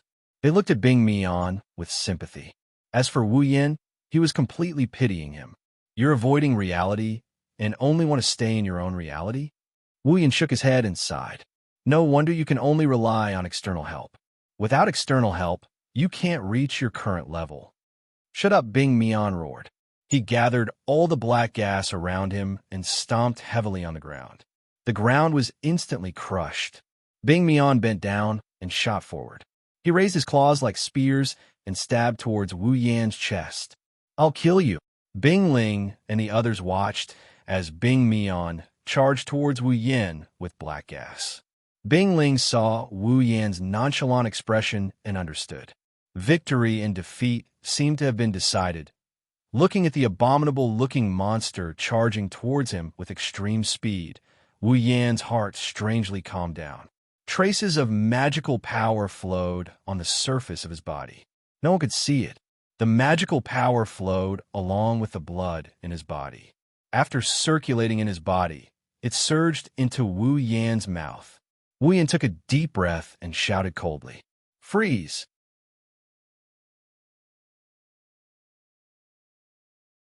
Chapter 878. Freeze! The heavy shout reverberated through the air. The word freeze reverberated through the air like an echo. Along with the word freeze, an obscure magic power started fluctuating in a mysterious manner. The moment the word freeze was uttered, the unstoppable figure suddenly froze in place. His sharp claws were only a few centimeters away from Wu Yan's chest. The ferocious monster was already in front of Wu Yan. Bing Mian used all his strength to stab his claws, but he couldn't close the distance between them and Wu Yan's chest. "What's going on?" Bing Mian screamed. All 7 of his eyes glared at Wu Yan. "What did you do?" Wu Yan grinned. He glanced at Bing Mian's ugly face, and he clicked his tongue before turning his head away. "It's just a little spell of the spirit of words. A spell." Bing Mian paused. "A spell?" Bing Ling and the rest of the level 8 powerhouses frowned. Looking at Bing Ling and the others, Wu Yan scratched his cheeks. He didn't know how to explain this to them, so he decided to just say this. To put it simply, it's a tactic that can force others to act according to the words they say or influence the actions of others. Well, you can treat it as magic, a magic that forces the other party's actions or influences the other party's actions. Bing Ling and the others were shocked. They looked at each other and saw the changes in each other's eyes. They had never even heard of a magic spell that could forcefully regulate the actions of others and influence their actions. Is there such a magical spell in the Spalier world? The one who learned it, isn't he invincible? Bing Ling and the others were tempted to do something even though it wasn't the time to think about it. If the Saito family could have such a magical magic, and the magicians could learn it, and the warriors could use ice combat chi, then Bing Ling and the others were surprised. Wu Yan seemed to have seen through their thoughts. He pursed his lips in disdain. Don't think too highly of the spell. It can only force someone weaker than the caster to act on them. The target can't be too much stronger than the caster. Otherwise, it won't work. Hearing Wu Yan's nonchalant tone, Bing Ling and the others were shocked. Wu Yan was right. Even so, it's still very powerful. Let's not talk about the fact that the caster is weaker than the caster. If the caster can affect someone who isn't that much stronger than the caster, then the effect is unbelievable. This is a battle between 2 people of the same level. As long as the difference in strength wasn't too great, even the slightest mistake could lead to a complete loss. What was the difference between a spell that could affect the opponent's actions and forcing the opponent into a state of error? And if he couldn't affect those who were much stronger than him, then what did it matter? They were all so much stronger than him. Even without the spell, the caster can't win. That's why Wu Yan said he didn't care about the spell. It doesn't affect the ice spirit and the others. Of course, if they want to obtain it, it depends on whether they have the ability. Let me go. Bing Ling and the others were preoccupied with their own thoughts. Bing Mian's roar woke them up. They looked up and saw black energy surging around Bing Mian as he roared. He continued to struggle, but no matter how hard he struggled, he was unable to move in the slightest. The difference between the peak of the 8th level and the 9th level is too great. Wu Yan's spell isn't something a peak of the 8th level like Bing Mian can break free from. Let me go. Let me go. Bing Mian screamed at the top of his lungs. He looked like a ferocious beast trapped in an invisible cage. No matter how hard he roared, he couldn't break free. Don't waste your energy. With your strength, you won't be able to break free from my spirit language spell. Wu Yin narrowed his eyes and said, "Furthermore, your current strength doesn't even belong to you. I think you should obediently hand over the black light that turned you into this state." Black light? Bing Ling and the others were stunned. Black light. Bing Mian was also stunned. Then he struggled even harder. "You're jealous of my current strength, so you want to steal it? Let me tell you, that's impossible." Hearing this, Wu Yin wasn't angry. Instead, he was happy.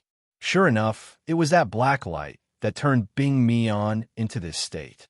If that's the case, Wu Yan's eyes turned cold as he said indifferently, "Then you can go to hell." Then, Wu Yan's hand exploded with electricity.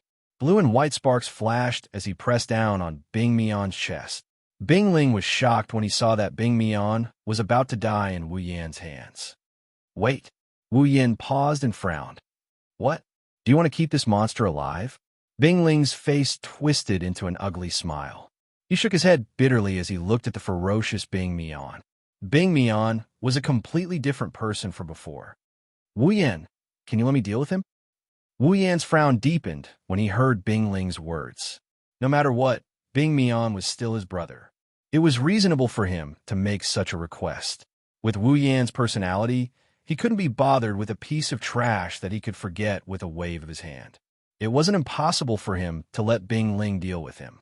But the problem is, Bing Mian's body must have the black light that caused him and Marcus to become like this and can greatly increase their strength. With that black light on Bing Mian, Wu Yan didn't want to let Bing Ling deal with him, no matter how reasonable it was. After all, that black light was an indescribable existence that could fend off the true ancestor's blood in his body. The fact that the true ancestor's blood in his body reacted to it multiple times proved that the black light was no ordinary thing. Wu Yan couldn't be at ease if he kept something like this. Just as Wu Yan was about to refuse, Bing Mian suddenly screamed in pain. Oh no, no. It was as if something had drilled into Bing Mian's body and stirred up. He roared in incomparable pain, and in the midst of his roar, the black scales on his body actually began to recede amidst a surge of black gas. What? The sudden change shocked everyone. Before they could react, the scales on Bing Mian's body had completely disappeared, revealing his original skin. Bing Mian's original body and appearance gradually recovered under Bing Ling's pleasantly surprised gaze. But just as Bing Mian was about to fully recover, a black light shot out of Bing Mian's body with lightning speed. Caught off guard, the black light shot into Wu Yan's body. His expression changed drastically. Wu Yan couldn't keep his calm any longer. With a loud shout, all the magic in his body expanded in an attempt to force the black light out of his body. He didn't want to turn into a monster like that.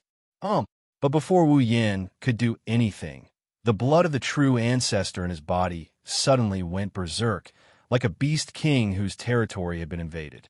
It trembled violently. An invisible wave surged out of the blood and collided with the black light that shot into Wu Yan's body. Inside his body, the black light that was about to take over Wu Yan's body felt like it was hit by a heavy hammer. It let out an almost inaudible sound of a bug.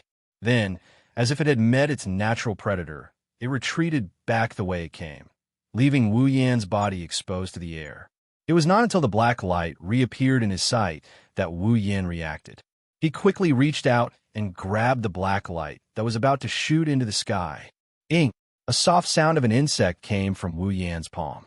Wu Yan could clearly feel that something in his palm was struggling. "I almost fell into your trap." Wu Yan's face was gloomy. He looked at the black light in his hand and smiled bitterly. "Although I don't know what you are and where you came from, but..." As he spoke, Wu Yan's hand clenched hard. Bang! The black light was directly crushed by Wu Yan. Phew! Wu Yan let out a sigh of relief and laughed softly.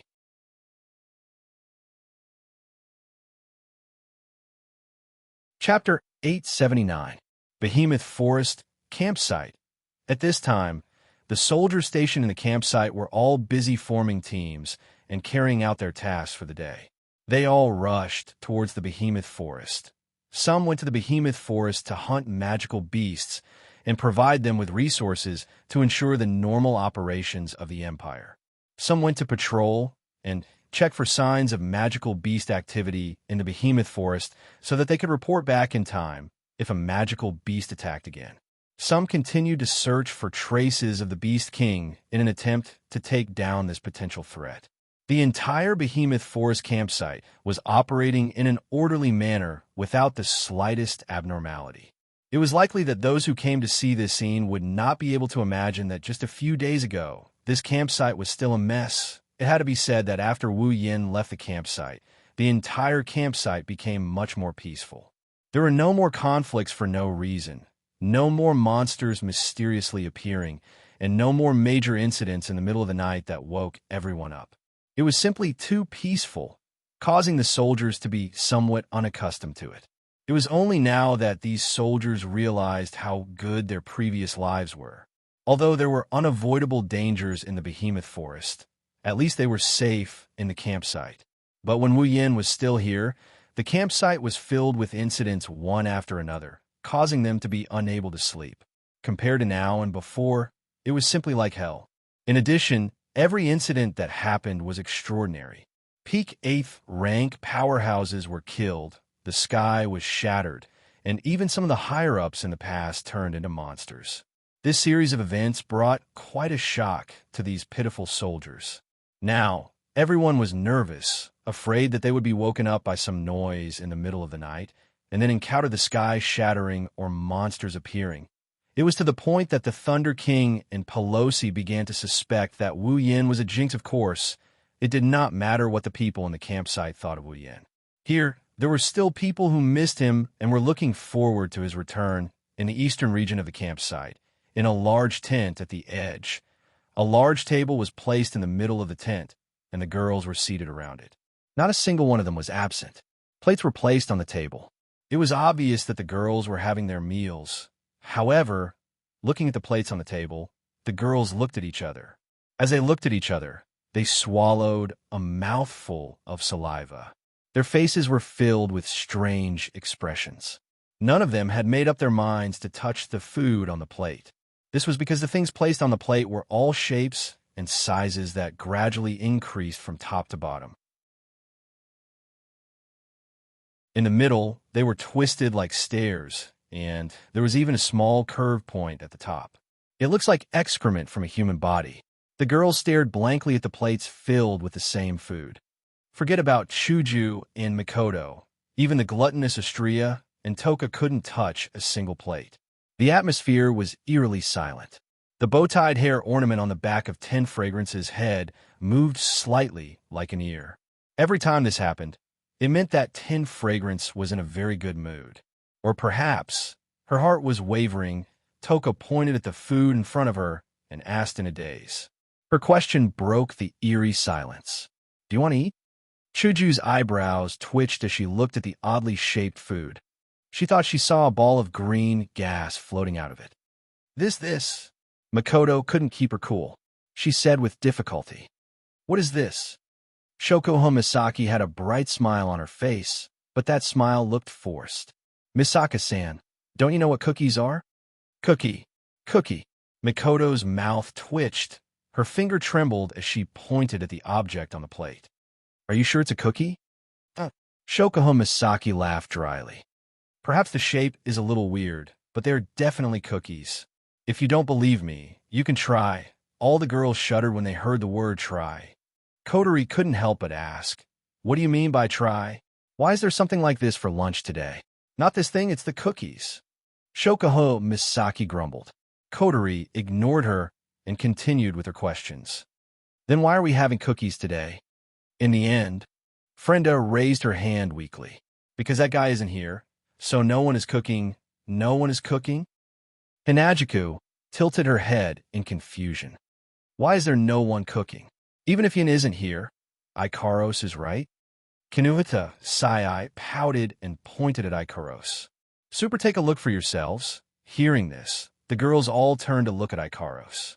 With one look, Ikaros's absent-minded appearance was imprinted in everyone's eyes, causing them to be surprised. Era, what's going on? Kurumi was puzzled as she tapped her lips. Why is Ikaros like this? This time, Astria was the one who answered. Ever since Master left a few days ago, Ikaro-senpai has been acting like this. Is it because of Yin? Hinagika sighed. You're right. Yin has never left without saying a word before. It's no wonder Ikaros is worried, so? Mikoto crossed her arms and glanced at the plate in front of her. How did these cookies come about? Kinuhita Sai and Frenda both turned their heads and looked at Takitsubu Riku.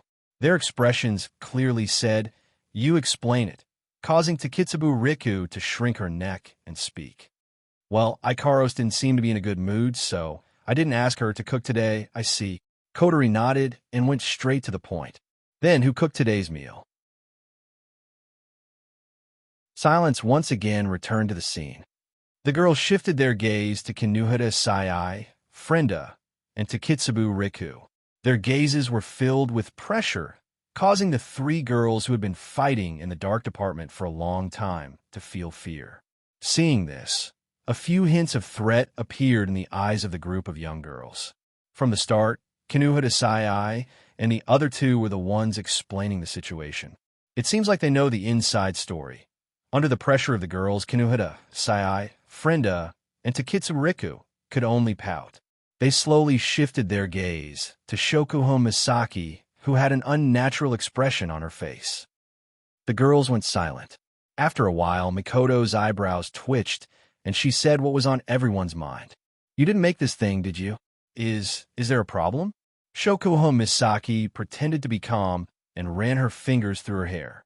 Her voice was trembling. I only forced myself to cook for Ikaros because she's worked so hard in the past. Food? Mikoto helplessly pointed at the lumps of unknown objects on the table. You call this food? What? What can I do? Shokuho Misaki said angrily. I only know how to make cookies. Then why don't you let the others cook for you?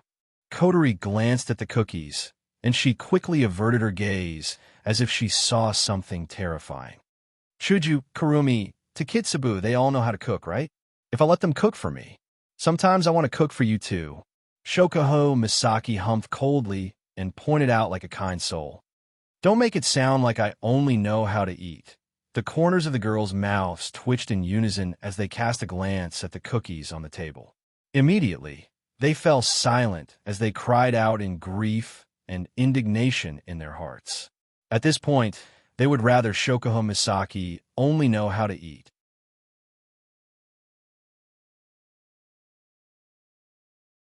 Chapter 880.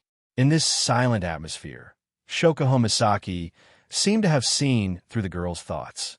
She couldn't help but feel awkward for a moment, but she quickly returned to normal.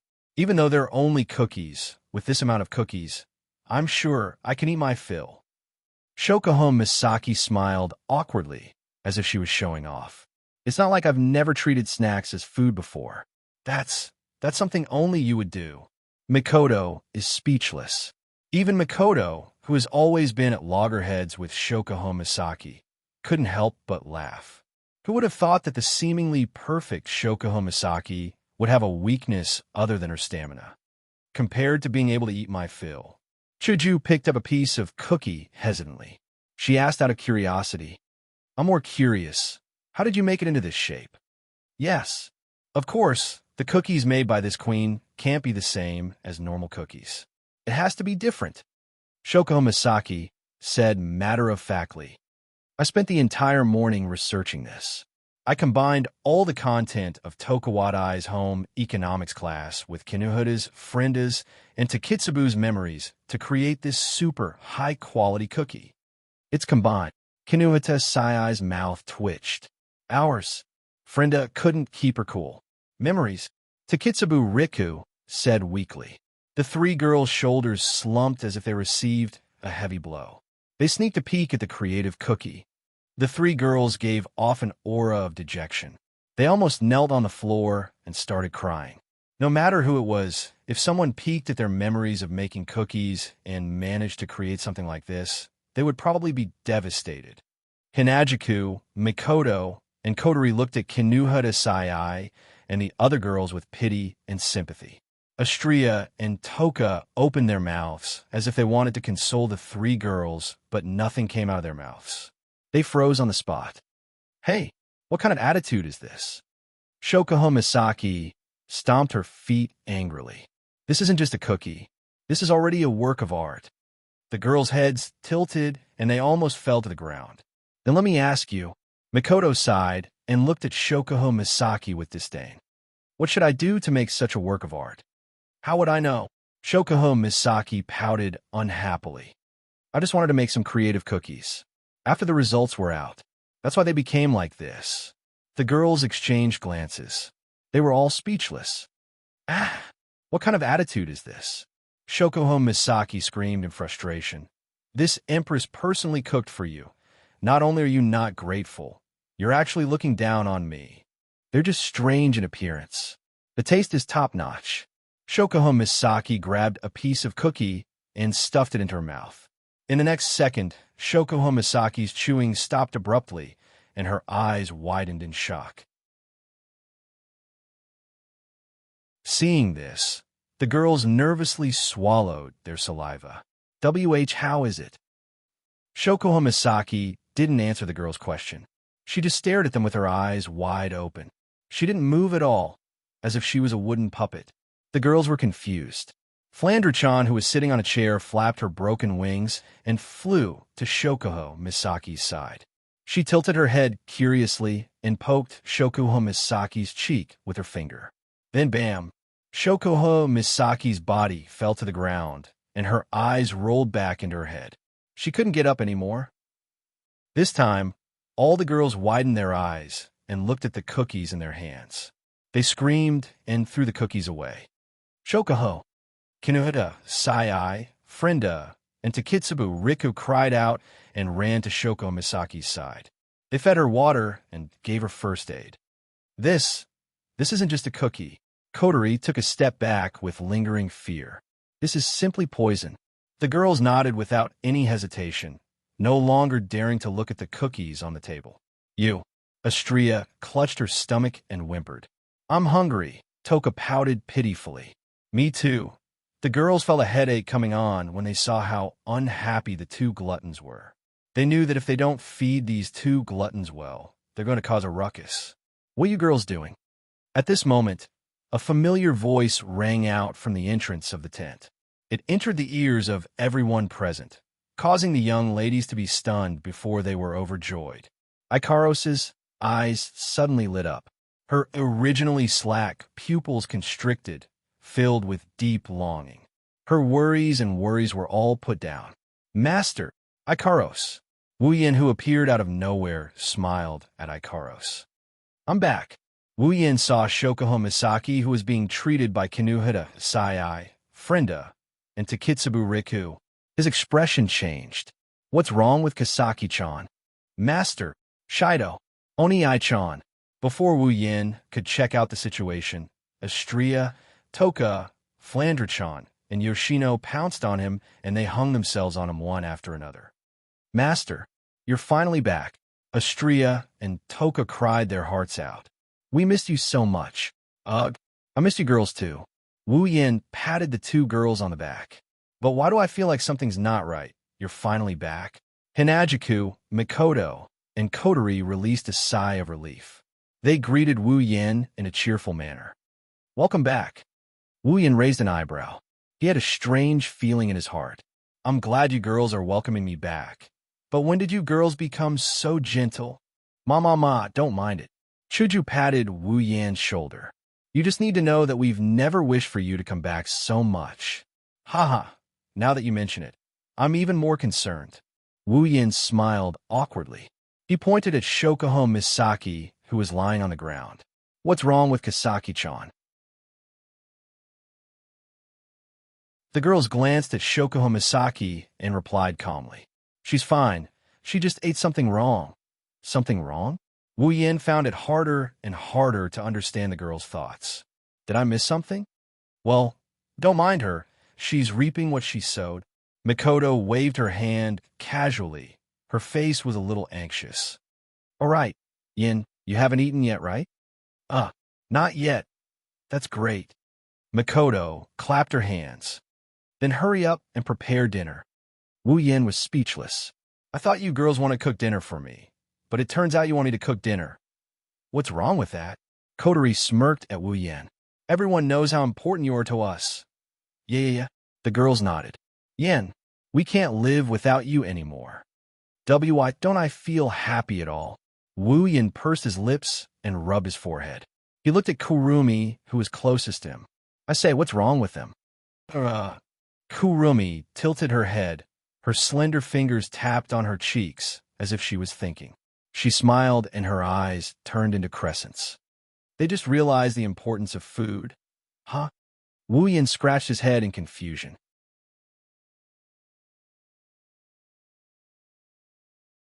Chapter 881. You. Delicious. I'm so happy. Wait. That's mine. Wah.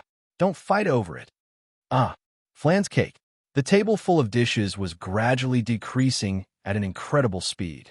At this moment, all the girls seemed to have turned into gluttons, displaying an unprecedented level of eating.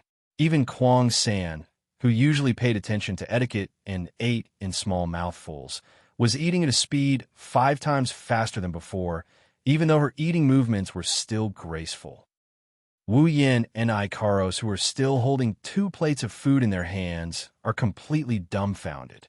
Looking at the scene that has turned into a battlefield and the girls who didn't care about their image and fought over a dish, the 2 of them couldn't react in time. Why? Wu Yin is depressed. He doesn't understand why the girls are behaving so strangely after his return. That's right, strange. With a sigh, Wu Yin placed the 2 plates on the table. In the next second, countless hands reached for the plates, and with a series of clanking sounds, the dishes were all taken. Wu Yin was speechless. Have you not eaten for a long time? Kotori swallowed a mouthful of food and waved her chopsticks at Wu Yin. You don't understand. That feeling of having to risk your life 1 second and then being in a paradise the next.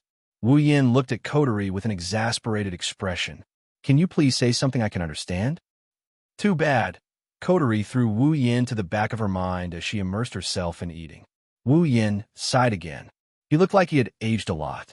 He turned around, and he looked at Shokuho Misaki, who was still eating. She looked weak, but she didn't stop eating. His face fell again. I say, Masaki-chan, are you really okay? Wu Yin rubbed his forehead as if he had a headache. I don't know what happened, but if you're not feeling well, it's best if you don't eat. At the end of his sentence, Wu Yin's voice became weaker and weaker. Weaker and weaker.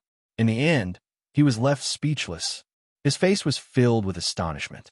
Wu Yin looked at Shokuho Misaki in shock as tears streamed down her face. His voice trembled as he cried out sorrowfully. Don't mind me. Let me eat. Wu Yin wiped the cold sweat off his forehead, and he cautiously said, Well, at least slow down your eating. Don't mind me. Let me eat. Don't you get fat easily? Don't mind me. Let me eat. Don't mind me. Let me eat. Wu Yin was speechless. He glanced at the girls who were slowly bulging their bellies and didn't say anything else. He grabbed the spatula and brought Ikaros out of the tent to continue cooking. The group of girls laid on the table and rubbed their bellies. They sighed in pain and comfort. They felt like they were about to die. Their faces were filled with the words, I have no regrets in this life. Looking at the ground littered with corpses, Wu Yin slumped his shoulders. He's not sure if it's because he's exhausted from cooking for an hour or if it's because he's mentally exhausted due to some unknown situation. Or maybe it's a combination of both. He's physically and mentally exhausted. Are you all full? My missy, Wu Yin said in an annoyed tone. We're full. The long and orderly response echoed along with the moans. Wu Yin was in a bad mood. He threw the clean utensils to the side, walked to the side of the girls, and sat down. Since you're full, let's talk business. Although I'm curious as to why all of you would have such a change, aside from Astria, Toka, Flander-chan, and Yoshino, the other girls forced themselves to look at Wu Yin while howling in pain. Seeing this, Wu Yan's mouth twitched a few times. In the end, he sighed for the umpteenth time since he came back. He patted his cheeks and became serious. I plan to go to a dungeon world. As soon as he spoke, the young ladies were all startled, astonished. You want to go to a dungeon world? Hinajiku tilted her body and looked at Wu Yan. Why is it so sudden? Yeah, Makoto hurriedly asked. I've never heard you mention it before. Could it be another compulsory mission? I didn't mention it because I didn't plan to. Wu Yan scratched his cheeks and shrugged. When I ascended to Tier 9, my bloodline awakened a new ability. However, I need to enter a dungeon world before I can use it. So, this is a last-minute decision. Wu Yan glanced at the girls and said, So, this time, any of you want to come with me? Let's go to a dungeon world together. The girls were tempted. Even though they had a good time in the Spalier world, this isn't their world. If Wu Yan wasn't around, they wouldn't want to stay in this world at all. Following Wu Yan is undoubtedly the wish of the girls. Makoto smiled bitterly and shook her head apologetically. I'm sorry, Yan. My sisters are still here, and I'm worried about them. I won't be able to go with you this time. Makoto's words reminded the girls that there are still 20,000 sisters in the camp. I see. Wu Yan furrowed his brows for a moment before relaxing them. Indeed, I'm worried about the sisters too. Wu Yan turned to Chuju and said, What about you, Chuju? Me? Chuju pondered for a moment before shaking her head. I'll stay with Makoto. We'll stay too. Kinuhata, Sai, Frenda, and Takitsubu Riku also chose to stay without hesitation. After spending some time with the sisters, they've developed some feelings for them. Are Chuju, Nei-san, and Makoto. Nei-san going to stay as well? Astria blinked. She hesitated for a moment before saying, Then I'll stay with Chuju-san and Makoto. Nei-san. Sure, Shido. Toka looked at Wu Yan and then at Astria in a flustered manner. The bow on her hair fluttered a few times. In the end, she humphed and waved her hand reluctantly. Ugh, I want to stay with Astria too, Wu Yan nodded helplessly. He turned to Flandre-chan and Yono. The two little girls didn't notice Wu Yan's gaze. They were still fooling around with each other. It's obvious they didn't hear Wu Yan's words. Wu Yan shook his head and looked at Shokuho Misaki. Shokuho Misaki noticed Wu Yan's gaze, and she combed her hair. I'll stay. I'll take care of the sisters while you guys are in the dungeon. Otherwise, I won't be able to travel with you in the future. Oh, by the way, Ikaros should stay too. Shokuho Misaki tapped her cheeks. Ikaros's computing ability will be of great help to us. Wu Yan pursed his lips. He looked at Kotori and Kurumi, who haven't said anything yet. Even though I'd like to go without Sasama. Kurumi shook her head and glanced at Shokuho Misaki. But I'd like to see how Shoka-san is going to solve the sister's problem. Shokuho Misaki raised an eyebrow and smiled provocatively at Kurumi. Don't worry, Tokazaki-san, I won't disappoint you. Wu Yan's eyes were teary. Didn't you just say you won't leave me? Now you're rejecting me? Is this what they call burning the bridge after crossing it? Wu Yan looked at Kotori with a sad expression. Don't look at me like that. Kotori blushed and looked away awkwardly. I'll go with you, okay? Wu Yan smiled like the sun after the rain.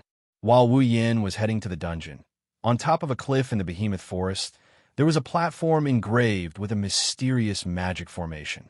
Black smoke was flowing out of the platform, and it was accompanied by an ominous aura.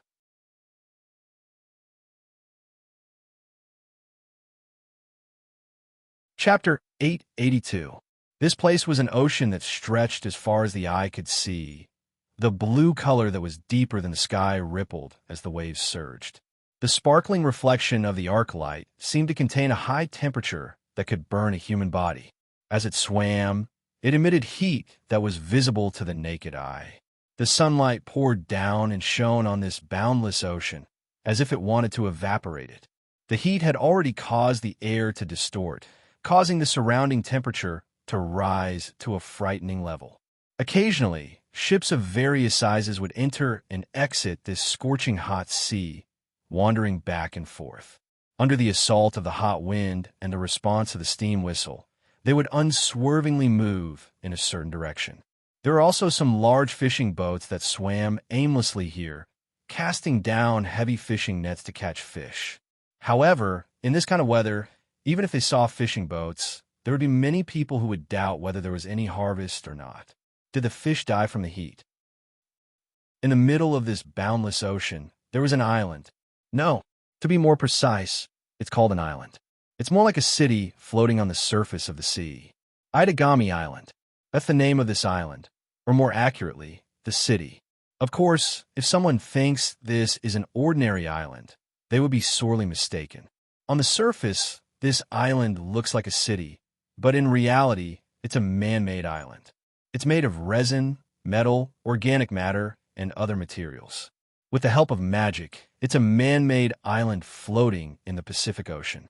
It's called an island. However, on this island, there are more than 560,000 people living here. It's a very special place, because other than being called Itagami Island, it has another name, Demon Special District. It's a man-made area created to protect the endangered demon race and research their body structure and abilities. It's a city where humans and monsters can coexist. On this island, most of the residents are researchers and their family members. There are also people with special abilities who have been recognized by the city. Of course, on this island, the most important thing isn't humans, it's the demon race that is used as research subjects. Beastmen, fairies, half-demons, artificial life forms, vampires, these races that only exist in fantasy can be found here. And they were collectively known as the devil race. However, these species that only existed in legends were not in a good situation here. Now, the destruction of the natural world and the battle between humans had caused the number of demons to decrease greatly. It was to the point where they were on the brink of extinction. That's why humans allowed the demons to stay on this island and protect them. In return, the demon's body structure and special abilities must be analyzed and studied by humans. Itagami Island. It was an artificial city built for this very purpose. Because of this, the demons were granted the right to move around Itagami City openly. They were allowed to study, work, and live like humans. It wasn't strange for them to live together with humans. Because of this, the citizens of Itagami City recognized their right to live like humans. The demons who lived normally were known as the registered demons. Even though Itagami City was a city where both humans and monsters coexisted, not every street was filled with beastly beastmen or vampires bearing their fangs. Almost all demons had the ability to morph into human form. Usually, their appearance was exactly the same as that of a human. It was also very easy to identify demons. All the demons would be equipped with a wristband with a restriction ability or alarm function, which was similar to the universal ID card demons. They could distinguish humans from demons through this wristband. However, only those demons who had been recognized and wore this wristband could explain themselves. Those demons who didn't have any ID card didn't have such a wristband. Fortunately, Itagami Island is a special city for the demon race. Normally, it doesn't accept visitors from companies, research institutions, or family members. The main business of the island isn't sightseeing either. Therefore, the security check to enter the island is quite strict. Normal tourists can't enter. Also, due to the warm current, the temperature here fluctuates slowly. Even during winter, the average temperature can reach above 20 degrees Celsius. Plus, Itagami City is located in the tropics, so it's like summer all year round.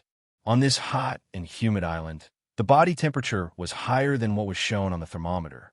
In a sense, the wind that was heated by the sea in midsummer was even stronger than the hot wind in the desert. Such an environment was extremely cruel for ordinary humans. Therefore, not many people would want to come here for sightseeing. After all, from another point of view, this place could be considered as the entrance to a huge laboratory.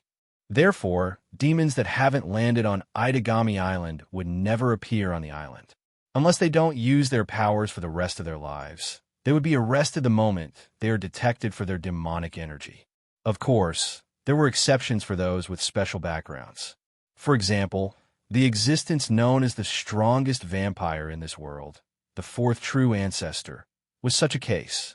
Speaking of which, it must be mentioned that in this world, vampires were the most powerful existence among all the demons. They were known as the most powerful immortal branch of the demon race. Their resilience and physical abilities were far superior to that of ordinary humans. They could eat ordinary food like humans and could also replenish their magic power by sucking blood. Naturally, they also had the general urge to suck blood like vampires. However, the blood-sucking impulses of the vampires here were not triggered for no reason, but because of sexual impulses. As for the reason why vampires are known as the strongest demons, it is because they have a trump card: vassal beasts. Only vampires can truly control vassals. They pay the price of their life force to summon vassals from another world. Even the weakest of them was more powerful than any new fighter jets or tanks. Some of the more powerful familiars could even easily destroy the terrain. The most powerful familiars possessed the terrifying power of natural disasters. It would be more than enough to destroy an empire. Vassal beasts were the greatest proof of vampires' power among the demons. Compared to vassal beasts, vampires are considered to be the weakest among the demons. After all, even though vampires are known as immortal, they aren't completely immortal. The reason they're known as immortal is because their lifespans are so long that no one has ever seen them die of old age. If a human child were to use the weakest vassal beast, it wouldn't take long for the child to die from exhaustion. Vampires, on the other hand, were able to freely use vassal beasts. Under such circumstances, no one would be able to witness the end of a vampire's lifespan. One can only imagine how long a vampire's lifespan is. Furthermore, vampires have a brain that can control magic and a heart that controls blood circulation. These are the vampire's fatal weaknesses. If these two parts are seriously damaged, no matter how strong a vampire is, they will die. The only ones who can truly achieve immortality are the gods who have never existed, and the pinnacle of vampires, the primogenitor. The first primogenitor, the forgotten warlord. The second primogenitor, the eye of extinction.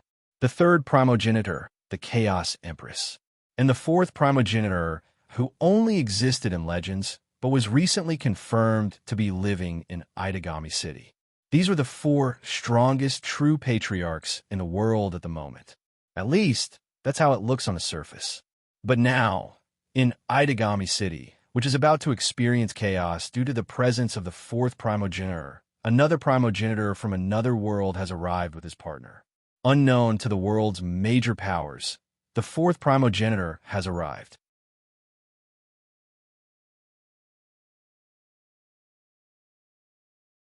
Chapter 883. The scorching heat from the sun baked the earth mercilessly. The atmosphere seemed to distort as it flowed freely under the cloudless sky.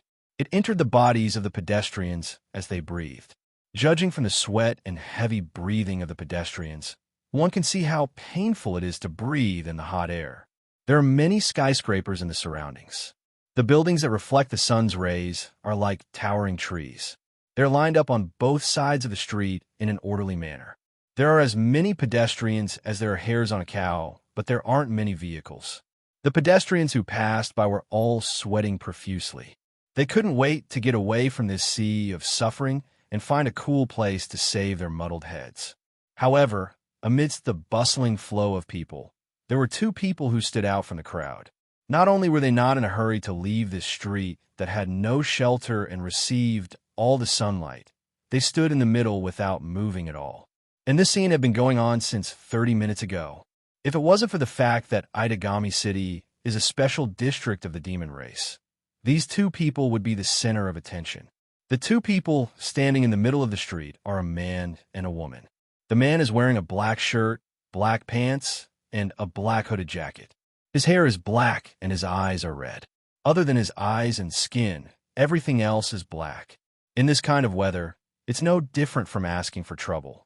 After all, black is the color that absorbs the most heat. Not to mention, he's wearing a jacket. The woman, on the other hand, is much more eye-catching. Her petite figure is wearing a pink shirt and a black pleated skirt that only covers her knees. Compared to the man, she's much cooler, revealing her fair thighs. Of course, there aren't many parts that can be seen. This was because the girl was wearing a pair of high boots that were less than 10 centimeters away from her knees. In addition, she's wearing a pure white, transparent dress that looks like a pair of wings draped over her shoulders and pulled down to her waist. Her long red hair is tied into 2 ponytails. Black ribbons are tied around her hair. She looked very cute and sweet, like a little princess who was in love for the first time, causing the people around her to fall in love. Many passers-by who were hurrying past couldn't help but glance at her. It was a pity that this adorable appearance was completely destroyed by the girl's next action.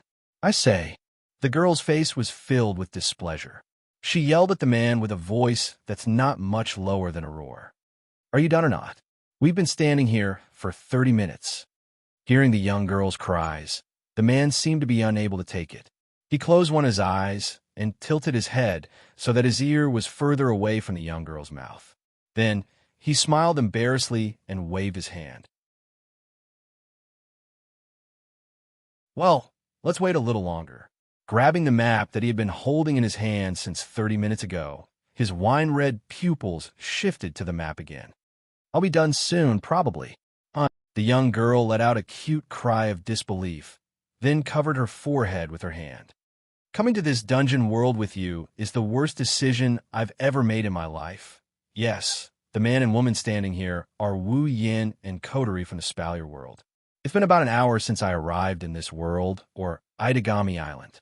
Itagami Island is a special district of the demon race. It's a man-made island for researchers and their family members to live in. Strictly speaking, it's a large research facility. Research on the various types of demons is the main focus here. Life is just a side benefit. Under such circumstances, Itagami City's security is very strict. Basically, to enter Itagami City, not only do you have to go through a lot of paperwork, you also need to have a good reason or background. Otherwise, such a special place wouldn't allow outsiders to enter. Fortunately, Wu Yin and Coterie arrived at Itagami Island directly. If they wanted to enter, they would have to go through a lot of trouble. They might even get into conflict with the guards.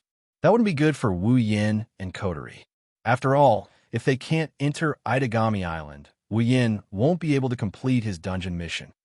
Dungeon World, Bloodlust Rampage Dungeon Mission, Redemption Mission 1. Become an Attack Mage in Demon Race Special District. Itagami Island Mission Reward. 5,000 Equipment Points, Item Points, Ability Points, Summoning Points Mission 2. Yet to be activated Mission 3. Yet to be activated Beep. User, you will only be able to leave this instance dungeon after completing all the quests in this instance dungeon. When Quest 1 is completed, Quest 2 will be activated. When Quest 2 is completed, Quest 3 will be activated. When Quest 3 is completed, user will be able to leave this instance dungeon. Reminder, the time ratio between the real world and the real world is 100. 1. Users can train in this dungeon without any worries. I wish you a pleasant journey. An attack mage is a term used by humans who have the ability to fight demons head-on. For example, magicians who have mastered powerful magic, psychic abilities, and are known as overachievers, or humans who have extraordinary strength and are comparable to demons. These types of people can become attack mages. Strictly speaking, Wu Yin can't become an attack mage. That was because he was the true ancestor of vampires, not a human being. Even if he wanted to be called a general term, he should be called a demon. It was impossible for him to be called an attack mage by a human being who had the power to fight against demons. However, Wu Yin may be a vampire's primogenitor, but unlike other vampires, he can control familiars. He can use magic, psychic abilities, and even alchemy, soul language, yin-yang, and other skills that belong to humans. Generally, people who had this type of skill could become an attack mage. Because of this, Wu Yan's position is a bit ambiguous. When he first came to this world, he got to know a bit about this world from the system. He's a bit confused. He's not sure if he can become an attack mage as the true ancestor of vampires. But since the quest required him to do so, he's going to have to do it. Becoming an attack mage was easier said than done, but harder said than done. The difficult part was that you had to have skills that could rival the demon race, such as magic, superpowers, etc. Only then could you become an attack magician. The easy part was that as long as one had the ability to fight against the demon race, then one would have the qualifications to become an attack mage. If the first mission only required him to become an attack mage, it wouldn't be that hard to complete the first mission. The problem is that the first mission requires him to become an attack mage of Itagami City. To become an attack magician of Itagami Island, Wu Yin has to be recognized as a member of Itagami Island by the higher-ups. He also has to accept missions from the higher-ups whenever an attack magician is needed in Itagami Island. It was the same as joining a faction like Itagami Island. This troubled Wu Yin. After all, he's a vampire, a demon, and an unregistered one at that. If he swaggered to the higher-ups of Itagami City and asked them to accept him as an attack mage, it would be strange if they didn't arrest him for causing trouble. But the first mission is right there. With no other choice, Wu Yin could only take one step at a time. After getting a basic understanding of Itagami City, he brought Coterie with him and bought a map to explore the city. Because of this, they didn't know the place and didn't have a clear destination. The two could only stand there and stare blankly at the map for half an hour. How should I put it? Silly naive.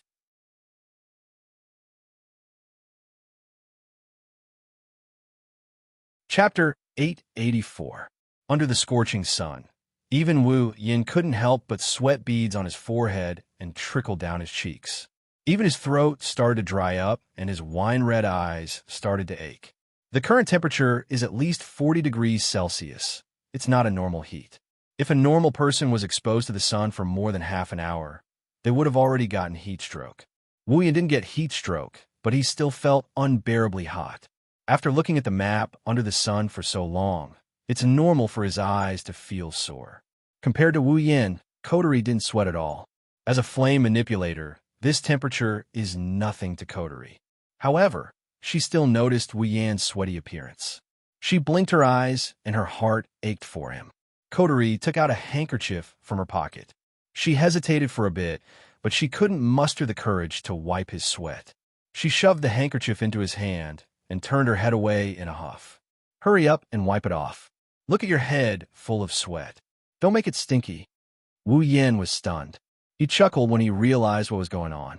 Well, I'll gratefully accept the kindness of my cute little sister. Although I'm quite dissatisfied with the fact that there's no need to wipe my sweat. Who would wipe your sweat? Coterie blushed and pretended to be angry.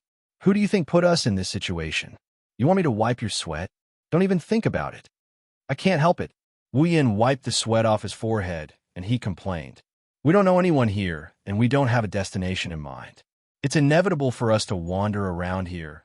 Coterie furrowed her beautiful brows. Don't you know the situation of every dungeon? Don't you know what to do first? Ha, ha. Wu Yin laughed dryly. Although I am very familiar with some instance dungeon worlds, it is impossible for me to be so familiar with every instance dungeon world. Unfortunately for me, this is the case. Unfortunately, this dungeon is the type that I'm not familiar with. That's right. Wu Yin wasn't as familiar with the Bloodthirsty Rampage world as he was with the Whirlwind Butler, Forbidden Tome Catalog, Date Battle, and Sword God's Domain. When he first transmigrated to the Spalier world, the Bloodthirsty Rampage world was just released. Although he was an otaku, he wouldn't let go of any good anime. However, he wasn't as familiar with it as he was with the old world. That's why Wu Yin only had a rough understanding of the Bloodthirsty Rampage world. Otherwise, he wouldn't have asked the system for some basic information. As for the plot, he didn't completely forget it, but the parts he remembered were intermittent. There's not much left. This is the main reason Wu Yin became a headless chicken. Anyway, Coterie unwrapped a pearl and put it in her mouth. It's not a good idea to stay here. Let's find a place to stay. That's what I thought from the start. Wu Yin glanced at Coterie and waved the map in his hand. So you've been looking for a place to stay? What? Is it that hard to find a place to stay? It's not hard to find a place to stay, but it's not easy to find a place where we can stay without having to show identification. Of course, it's not that hard to find a place like a couple's hotel. Love, couple's hotel, don't shout so loudly in a place like this. Do you want it to be looked down upon as a pervert? You're a pervert. You're a big pervert. Couple's hotel. You can even think of that. I'm just mentioning it. I'm not really going to stay there. Oof. Do you think I don't know what you're thinking? Let me tell you, if you find a place like a couple's hotel, you're dead meat. I told you. Don't be so loud, just like that. The two siblings made a big fuss in the middle of the street, attracting the attention of many onlookers. Fortunately, because of the weather, not many people wanted to stay and watch the show. They all just took a glance and left with a belly full of curiosity. Of course, there were some who weren't afraid of the heat. Those who were bored didn't mind being a fly. For example, "Yo, the two of you are fighting?" A teasing whistle came from beside Wu Yin and Coterie. Then, three guys in their 20s with dyed hair and adorned with eye-catching accessories came out from a nearby alley. They approached Wu Yin and Coterie with flirtatious looks on their faces. Wu Yin and Coterie froze, but soon relaxed. They watched as the three gangsters surrounded them. Hey, what a cute little girl." A yellow-haired delinquent giggled and glanced at Coterie. His smile widened when he saw how cute she was. "What's wrong? Did you fight with your boyfriend? Do you want us to comfort you?" Yeah. Another brown-haired delinquent also came up and said with a smirk, "Unlike your useless boyfriend, we are very gentle. What do you think?" The green-haired gangster pointed at his nose impatiently. "Come play with us." Coterie looked coldly at the three delinquents who were getting closer and closer.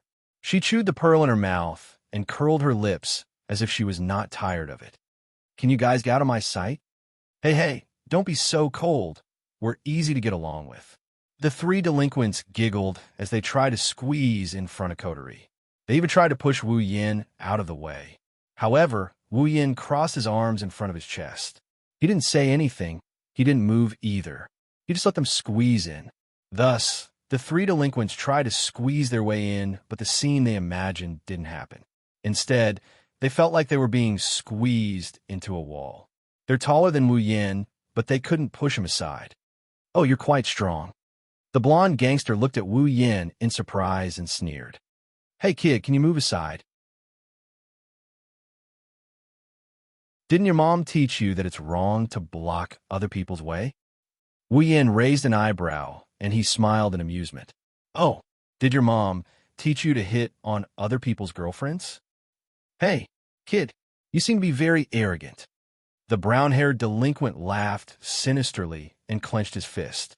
Suddenly, the sound of his knuckles cracking could be heard. "I'm just borrowing your girlfriend for fun. You don't mind, right?" Wu Yin narrowed his eyes and sneered. "You mean if I want to borrow your girlfriend, you won't mind?" "Don't talk so much to this brat. This brat looks very arrogant." The green-haired gangster pushed his companions aside and walked in front of Wu Yin. He slowly raised his hand. "Kid, do you know what this is?" Wu Yin subconsciously followed the delinquent's words and looked at his hand. His eyes narrowed. He saw that the delinquent was wearing a metal bracelet on his wrist. No, it's not just the gangster. The other two gangsters also have the same bracelet on their wrists. This kind of bracelet looks very common. You can buy it even on the streets. However, Wu Yin didn't think that the guy was trying to show him a cheap product. Wu Yin didn't recognize the bracelet, but he knew that there was a special bracelet on Itagami Island. Demon entry permit. Only the demons on Itagami Island were allowed to wear the demon entry certificate to show their identity. In other words, these three gangsters aren't humans. They are demons.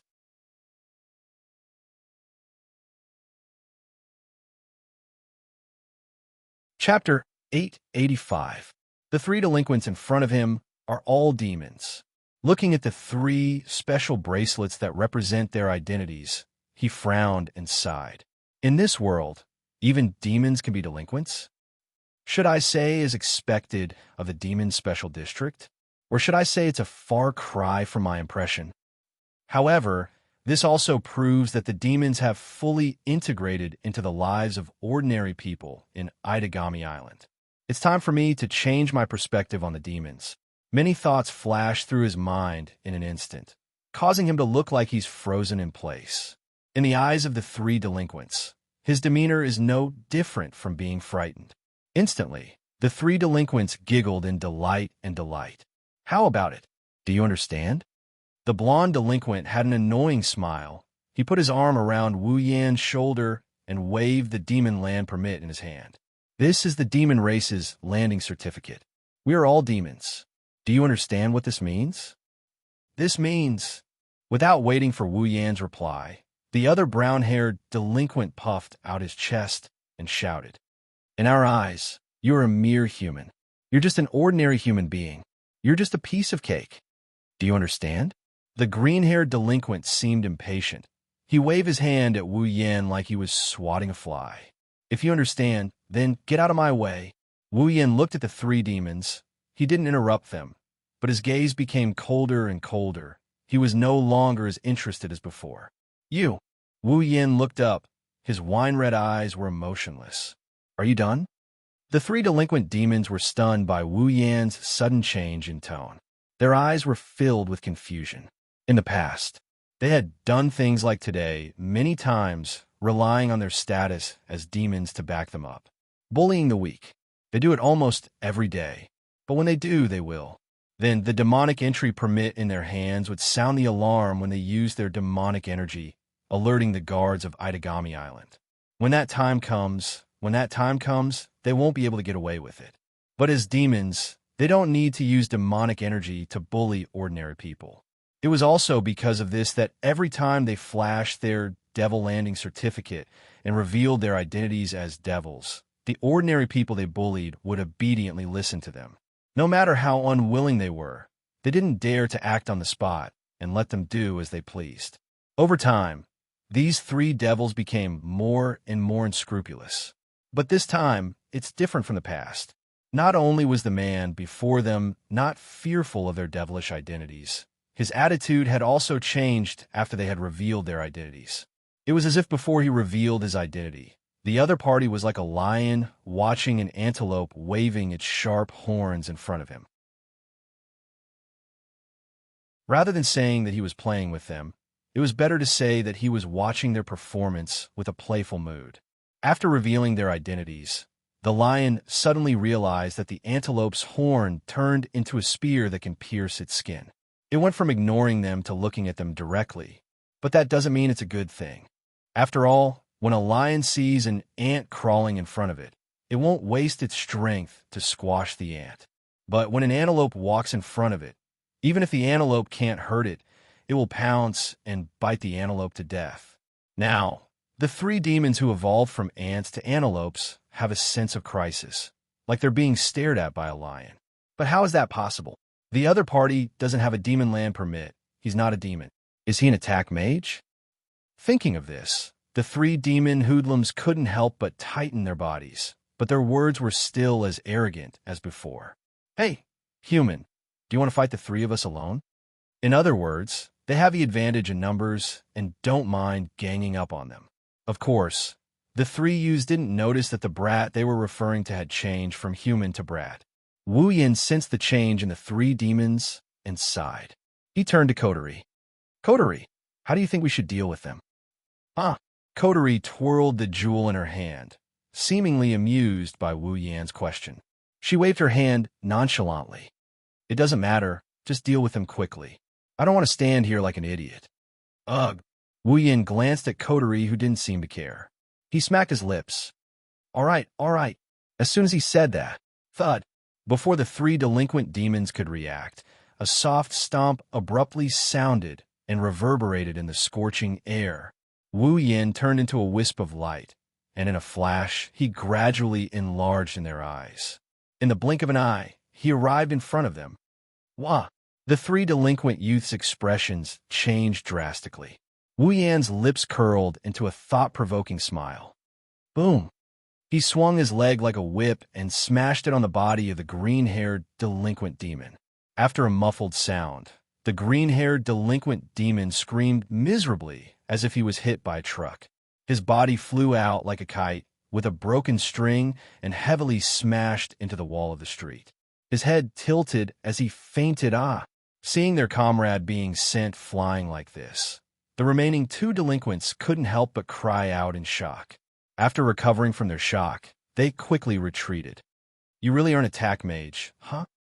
Hearing the two delinquent demons' angry shouts, Wu Yin lightly swung his leg and tapped the ground with the tip of his foot. What? Are you afraid because your opponent is an attack mage? Wu Yin sneered, and he tilted his body to the side. Didn't you just say that I'm an ordinary human that you can easily take care of? Or are you saying that once the opponent is stronger than you, you're afraid of the slightest thing? As if trying to crush the nerves of the two demons, the words turned into arrows, piercing through their minds word by word. As expected of delinquents, bullying the weak and fearing the strong. Even demons. You bastard. The two already frightened demons seemed to have been hit by his words, their faces filled with anger. Then, a torrent of demonic energy violently surged from their bodies. Due to the difference in status between attack mages, the skill system they use is also different. Magicians use magic, overadapters use superpowers. There are all kinds of skill systems. As long as their skill is strong enough to fight demons, they can become attack mages. However, regardless of the differences in the skill system of attack mages, it was a fact that they had the ability to resist the demon race. For the demon race, attack mages were also the natural enemies of attack mages. Attack mages, attack mages, attack mages. The meaning of this skill was as literal as its name. One could rely on their own strength to attack the demon race. Therefore, there were also attack mages who hunted demons for a living. Like assassins, there were attack mages. The two demons already regarded Wu Yin as an attack mage, although they don't know if he's the type that hunts demons for a living. But the fact that their comrade was defeated in an instant made them fearful, so they used their demonic energy regardless of cost. BZZ, BZZZ, BZZ. Almost at the same time, the two demons' demon entry permit issued an alarm. Along with it, the surrounding streets also abruptly rang with the sound of sirens. Abnormal demonic energy detected. Surrounding citizens, please evacuate. Repeat. Abnormal demonic energy detected. Surrounding citizens, please evacuate. The sound of mechanical alarms reverberated in the surroundings. The entire street was in chaos all of a sudden.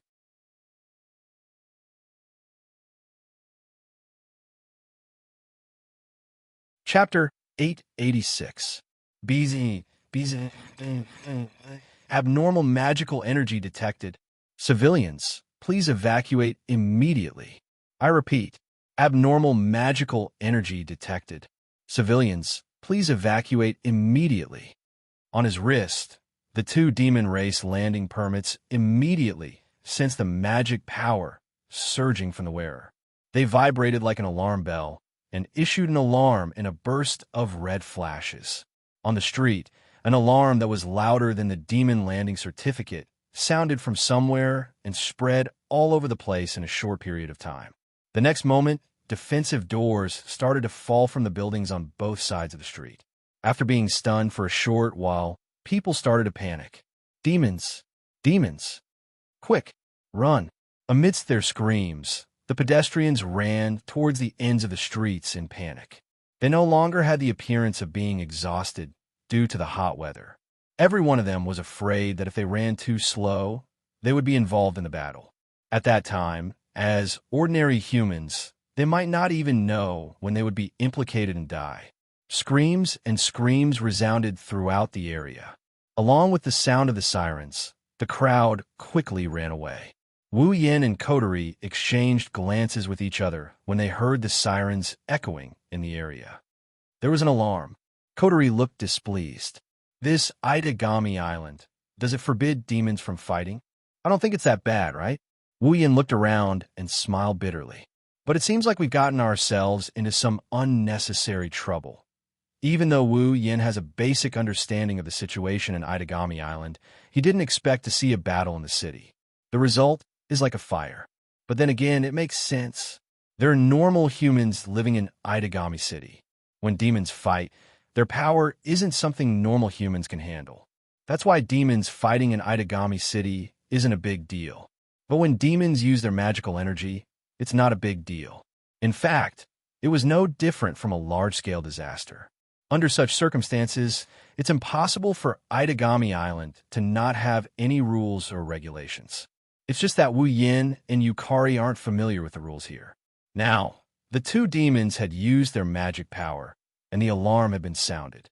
The enforcers of Itagami Island should be coming soon. At that time, they would be in big trouble. It's not that Wu Yin and Kotori are afraid of Itagami City's law enforcers.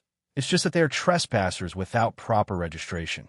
Once they started patrolling, then the fact that the two of them did not register their identities would be exposed. They would definitely be investigated, but that was still a small matter. The key was, if that happened, how would they complete the first dungeon quest? This was the disadvantage of Wu Yin not being familiar with the original work. This time, thus it was displayed. It seems that if we really make a fuss, it will be very big.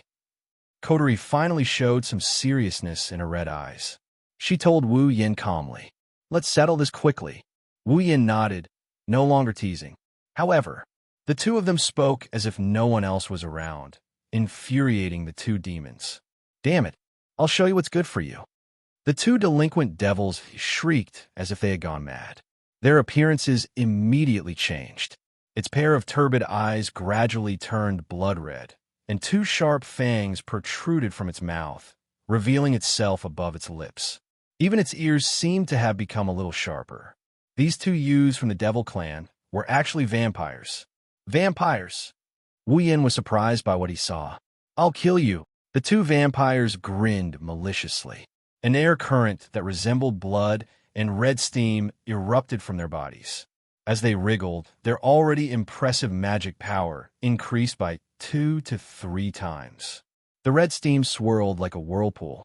In the end, the two streams of red steam formed two horned beasts.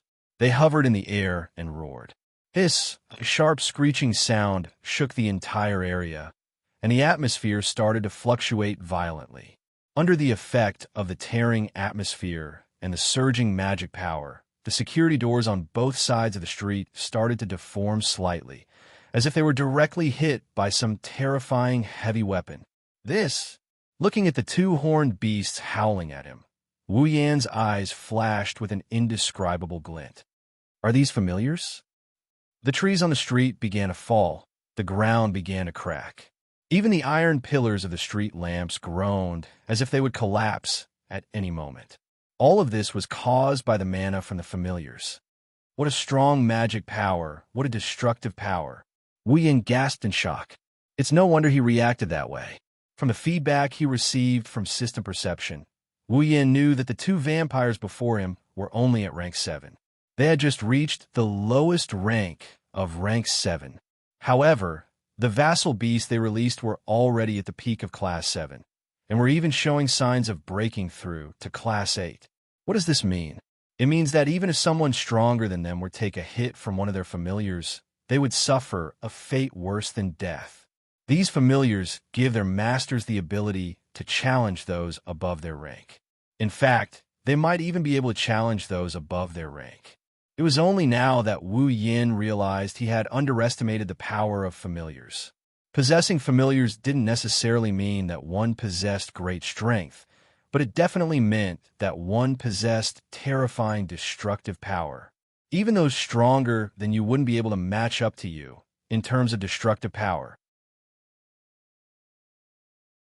If the familiars summoned by the two ordinary vampires were already this powerful, what kind of power would the familiars summoned by him, a true ancestor, have? Thinking up to this point, Wu Yan's heart started to heat up, and an excited smile appeared on his face. Looks like I'll have to hurry up and summon my familiars. The two vampires attacked at the same time. Yukong, go. Fight him to death. Ghost Vine, hiss.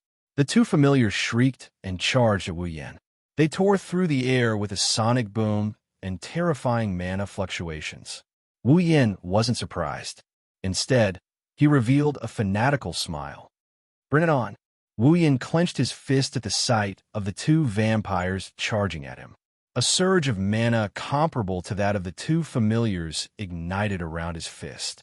Due to his agitation, his wine-red pupils had already turned into a noble gold color that would only appear when he was fully unleashed. Vampires' familiars are highly concentrated mana entities with a will of their own. In other words, the familiars themselves are mana itself. In order to defeat a familiar, the only way was to use magic that was more powerful than the familiar's own magic. It was because of this that Wu Yin gave up on other methods and focused solely on mana. Let me take a look. A vast power surged into the sky along with the magic power. Just how powerful are real familiars? Two vassal beasts charged at Wu Yin with overwhelming might. His fist wrapped in mana met the two familiars head-on.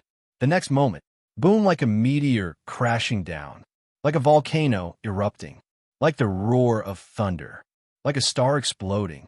An extremely dense light flashed from the center of the field, instantly illuminating every corner of the space. Then, a roar that was enough to shatter one's eardrums turned into a sound wave, attacking in all directions. Everywhere it passed, the air was swept up into a violent wind and evaporated. The ground shattered, and the streets almost collapsed. Although the arena wasn't reduced to rubble by the attacks of the two vampires who had just reached Tier 7, the terrifying destructive power of the familiars created a 10-meter-wide crater at the epicenter of the collision. Wu Yin stood in the middle of the crater. Wisps of smoke rose from his hand, but his body was unharmed. What? What? The two vampires' expressions froze.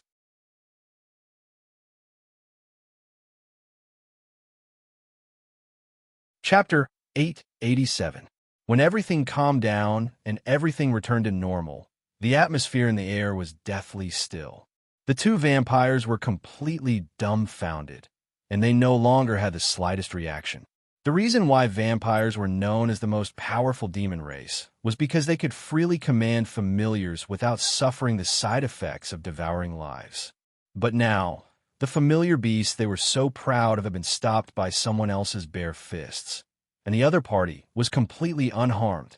Even if the other party is an attack mage who specializes in dealing with demons, the two vampires couldn't accept it. Little did they know, Wu Yan's heart was also in turmoil. Even though they had just reached the 7th tier, the familiars summoned by the most ordinary of vampires with mediocre bloodlines had actually depleted a full 10% of his mana in the clash with them. Wu Yan isn't some random vampire. He's a primogenitor who stands at the pinnacle of all vampires. If he used this 10% of his mana to maintain the daily operations of Itagami Island, it would be enough to last an entire month. And now, this 10% of his mana was used up in the clash with two vampires' familiars. No wonder vassal beasts were called the strongest among the demons by vampires. No wonder these otherworldly summoned beasts are synonymous with destruction and destruction. No wonder they're called the embodiment of magic. He flexed his hand, which is still smoking. The two vampires aren't done yet. But Wu Yan's eyes were filled with joy. He's fully experienced the might of his familiars. He believed that the familiars he summoned would be several times stronger than the familiars summoned by the two ordinary vampires. This would definitely become one of his strongest attacks. The time to summon his familiars is imminent. Wu Yan took a deep breath to suppress his excitement. He looked at the two stunned vampires. His gaze was no longer as cold as before. Instead, it's friendlier. Since you've helped me out, I won't make things difficult for you two. I won't make things difficult for you guys. Waving his hand, Wu Yan is in a good mood. Without waiting for the two vampires to respond, Wu Yan walked up to Kotori. He patted her shoulder, who had been standing quietly in the same place. All right, let's go. We'll be in trouble when the island's guards arrive. Kotori ignored Wu Yan. Instead, his expression seemed a little strange. He stared straight ahead in a certain direction and muttered to himself. Something's not right, that person. Wu Yan tilted his head and followed Kotori's gaze. When he saw the scene in front of him, he was stunned. In the corner, a girl about the same age as Kotori, 14 or 15 years old, is sitting on the ground. Her hair is tied into a ponytail with a blue ribbon. She's wearing a school uniform. Her petite face isn't as sweet as Coteries, but she's still very cute. Her big round eyes have the same burgundy color as Wu Yan's. However, her eyes are filled with extreme fear and terror. She stared blankly at Wu Yan and the two vampires. Her emotions are clearly directed at Wu Yan and the two vampires. Wu Yan frowned when he saw the girl slumped on the ground. That girl. Wu Yan scratched his face and lowered his head. He seems a little familiar. Coterie seemed to have heard Wu Yan. She shifted her gaze from the girl to Wu Yan. Her eyes are filled with disdain. Have you fallen to the point where you call a cute girl a familiar face? This sentence successfully woke Wu Yan up from his memories. He almost fell over as the corner of his mouth twitched. Am I that thirsty? Who knows? Coterie pursed her lips and hesitated. Is that girl okay? She doesn't look right. Why didn't she take refuge? Wu Yan is confused. The alarm was so loud. It's impossible for a normal person to come here. She looks like a normal person. Who knows? Coterie didn't say anything else. Only Wu Yan knows that Coterie's mind is spinning rapidly. She's probably thinking about something. The two vampires are nowhere to be seen. The delinquent who was kicked away by Wu Yan is also gone. Only Wu Yan, Coterie, and the girl sitting there staring blankly at Wu Yan are left. The atmosphere is very strange. Wu Yan's eyes darted around as if he's hesitating. In the end, he couldn't suppress his curiosity and walked towards the girl. The girl gives him a familiar feeling. It shouldn't be an illusion. After all, he has full memory. But this also confirms that he hasn't met her before. If he did, Wu Yan wouldn't have forgotten her. Then, with his full memory, there's only one possibility for her to give him a familiar feeling even though he doesn't have any impression of her. This girl is most likely a character from the original story of this dungeon world. It's a pity that Wu Yan, who isn't that familiar with the skill, can't recall it. At that time, he didn't have full memory, and even if he did, he wouldn't be able to recall all of his previous memories. He can only try to get in touch with her. As Wu Yan approached, the girl's blank gaze followed Wu Yan. When Wu Yan was in front of her, the girl raised her head. Her blank expression is very cute. That, Wu Yan thought about his words and waved his hand. You. Wu Yan's words seemed to have awakened the girl from her stupor. Her pair of beautiful eyes were filled with fear and dread. The girl shrieked and interrupted Wu Yan's words. No, no, like a young girl who had seen a ghost at night. The young girl moved her legs and moved backward while screaming in horror. No, no, no. Whoa. She hugged her head and shook it with all her might. The girl's fear is on full display. Wu Yan stiffened up, and he quickly opened his mouth. Don't be afraid. I mean no harm. Don't come over. Don't come over. The young girl didn't listen to anything and continued to move her body in fear. The expression in her eyes was clearly an expression of extreme fear. If this continued, it wouldn't be strange if her nerves collapsed due to fear. Don't, demon, this. Wu Yan didn't know what to do. He could only retreat and try not to get close to the girl.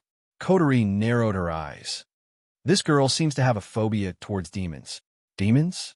Phobia? Wu Yan looked at Coterie in shock and pointed at his own nose. Are you saying that she mistook me for a demon? Coterie rolled her eyes and grumbled. You're a demon, you vampire. But Wu Yan was confused. I didn't summon a familiar. I didn't bare my fangs. Coterie sighed and pointed at Wu Yan's eyes with her jewel. But your eyes changed color, didn't they? Wu Yan froze for a moment. Then he remembered his eyes changed color because he got too excited after witnessing the power of a familiar. I'm afraid this girl was just passing by and happened to see you fighting those two vampires. She has a phobia towards demons, so she didn't run away immediately. She was lucky enough to see you use your bloodline. Coterie shook her head and glanced at Wu Yan. It's best if you don't get close to her for now. Ugh. Wu Yan's eyebrows twitched. He felt helpless. All right. Wu Yan looked at the trembling girl and pursed his lips. He was about to leave with Coterie when a crisp voice entered his ears. You really did cause a ruckus.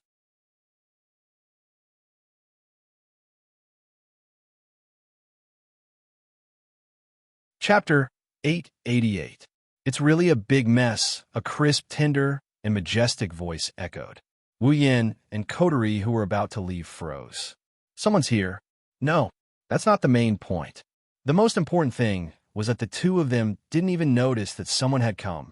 After exchanging glances with each other, the two of them relaxed their bodies and slowly turned around. They raised their heads and looked in front of them. Dust was still rising from the crater caused by the familiar beast attack. Pieces of gravel rolled down from above and landed in the pitch-black crater, producing a strange rustling sound. Small but clearly visible cracks spread out from the center of the crater, stopping only when they were about 10 meters away. With that as the boundary, the rest of the streets were still intact. In the middle of the smoking crater, a petite figure is standing there. She's even smaller than Coterie and only slightly taller than Flanderchan. She was wearing a black pleated, gothic, lowly outfit. She looked like a princess, but also like a noble. Her long black hair hung down to her waist and was divided into several bundles. The ends of her hair were slightly curled up like a tornado. It didn't look exaggerated, but it was very pleasing to the eye. She's holding a parasol in one hand and a lace fan of the same color as her outfit in the other. Her face is exquisite. Her facial features are as beautiful as a sculpted doll. Even Wu Yin, who's used to being surrounded by beauties, can't find anything wrong with her face. She looks very young. She's a beautiful girl. To be more precise, rather than calling her a beautiful young lady, it would be more appropriate to call her a young girl. After all, her height. She's not even 5 meters tall. Blinking his eyes, Wu Yan's expression is more or less one of shock. Could it be the person who snuck up behind me without me noticing? Could it be this little girl? He and Coterie exchanged glances with each other as they looked at the petite girl. They both activated their system perception. They scanned the girl. Not Suki Nangong. Level 82, when the words level 82 entered Wu Yin and Coterie's mind, they froze in shock. Then, they became even more shocked. The little girl in front of him was only a little older than Flanderchan and Yoshino. She's a Tier 9 powerhouse. Wu Yin opened his mouth. He didn't know whether to laugh or cry. You can't judge a book by its cover. Coterie nodded in agreement. Her red eyes kept sizing up the girl. But she's pretty cute.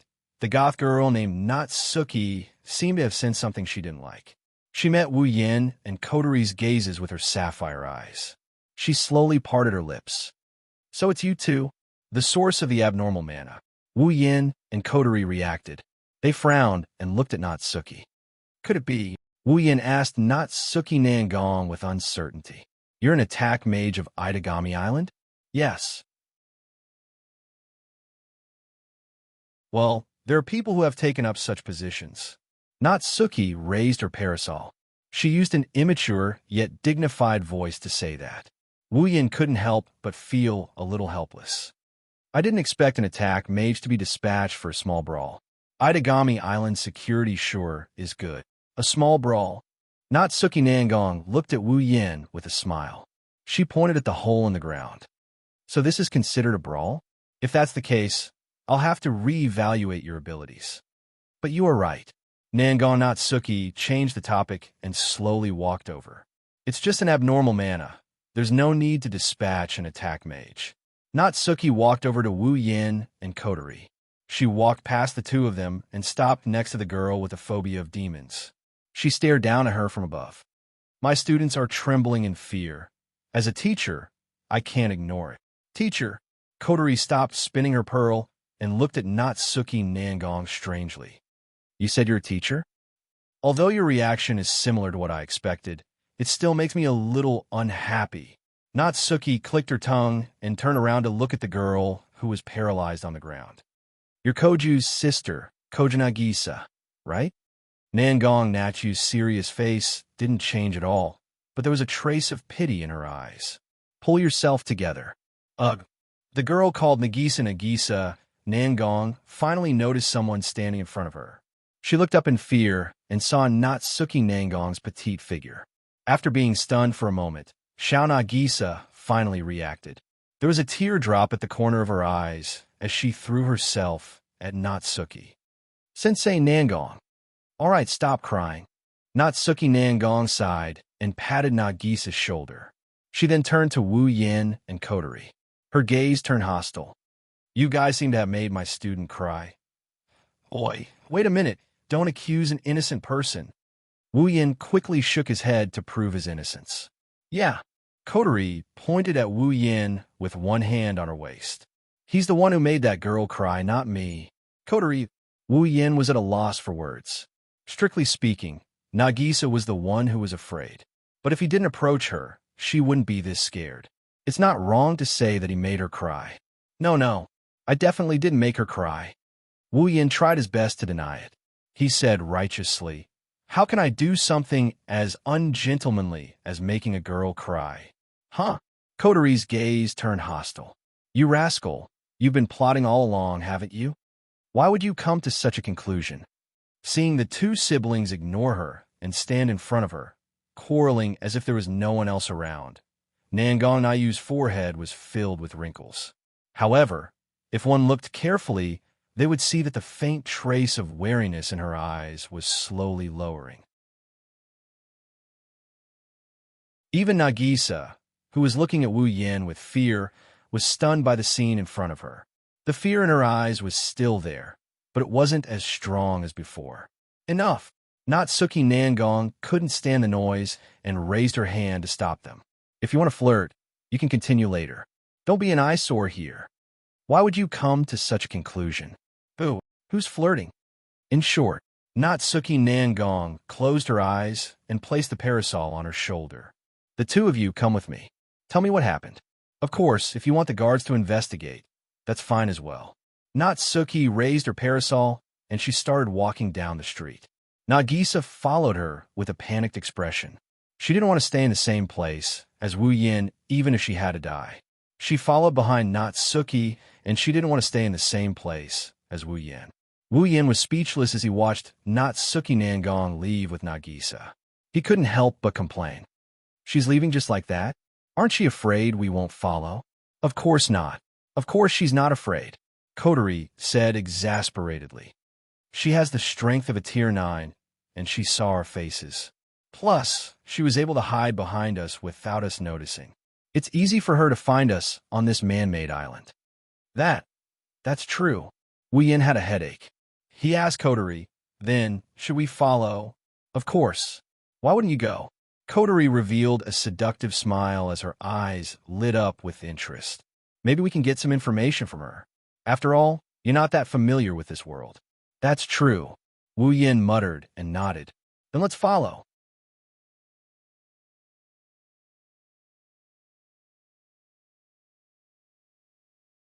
Chapter 889. Saikai Academy is responsible for teaching middle school and high school students. It's one of the few high-class academies in Itagami City. Compared to Itagami City, which is known as the Demon Special District, Saikai Academy is considered a normal academy. There are no beastmen, no vampires, and no other demons. The students here are mostly normal humans. One of the reasons why the term basically was used to describe the academy was because the registered demons wouldn't come here to study. However, some unknown demons could hide their identities and move about in the academy. Although there weren't many examples, it wasn't like there weren't any. The second reason is that the term normal humans is used to describe them. After all, humans like magicians and superhumans with superpowers would not be any different from normal humans on the surface. There was an office in a staff office building in Kaihai Academy High School. It was located on the top floor of this office building with a very broad view. Its location was even higher than that of the headmaster's office of Kaihai Academy. Its interior was also very luxurious. The ground was covered with a thick carpet embroidered with dazzling patterns. Luxurious mats were hung on the wall near the entrance. Each piece of furniture looked like valuable antiques from a long time ago. In addition to the fact that it took up more than half of the entire top floor, anyone who walked in here would probably think that it was the room of a royal family instead of teacher's office. This luxurious office is Natsuki Nangong's office. Natsuki Nangong is an English teacher in Saikai Academy's high school. She's also an instructor in Itagami City's police force. She's a professional attack magician. Itagami City is a special district for demons. Here, powerful demons can be seen everywhere. Compared to these demons, they are nothing. Normal humans are no doubt the weakest, let alone middle school and high school students.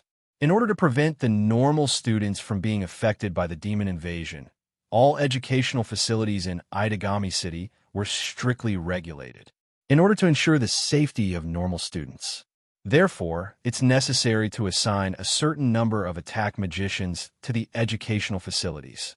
Natsuki Nangong.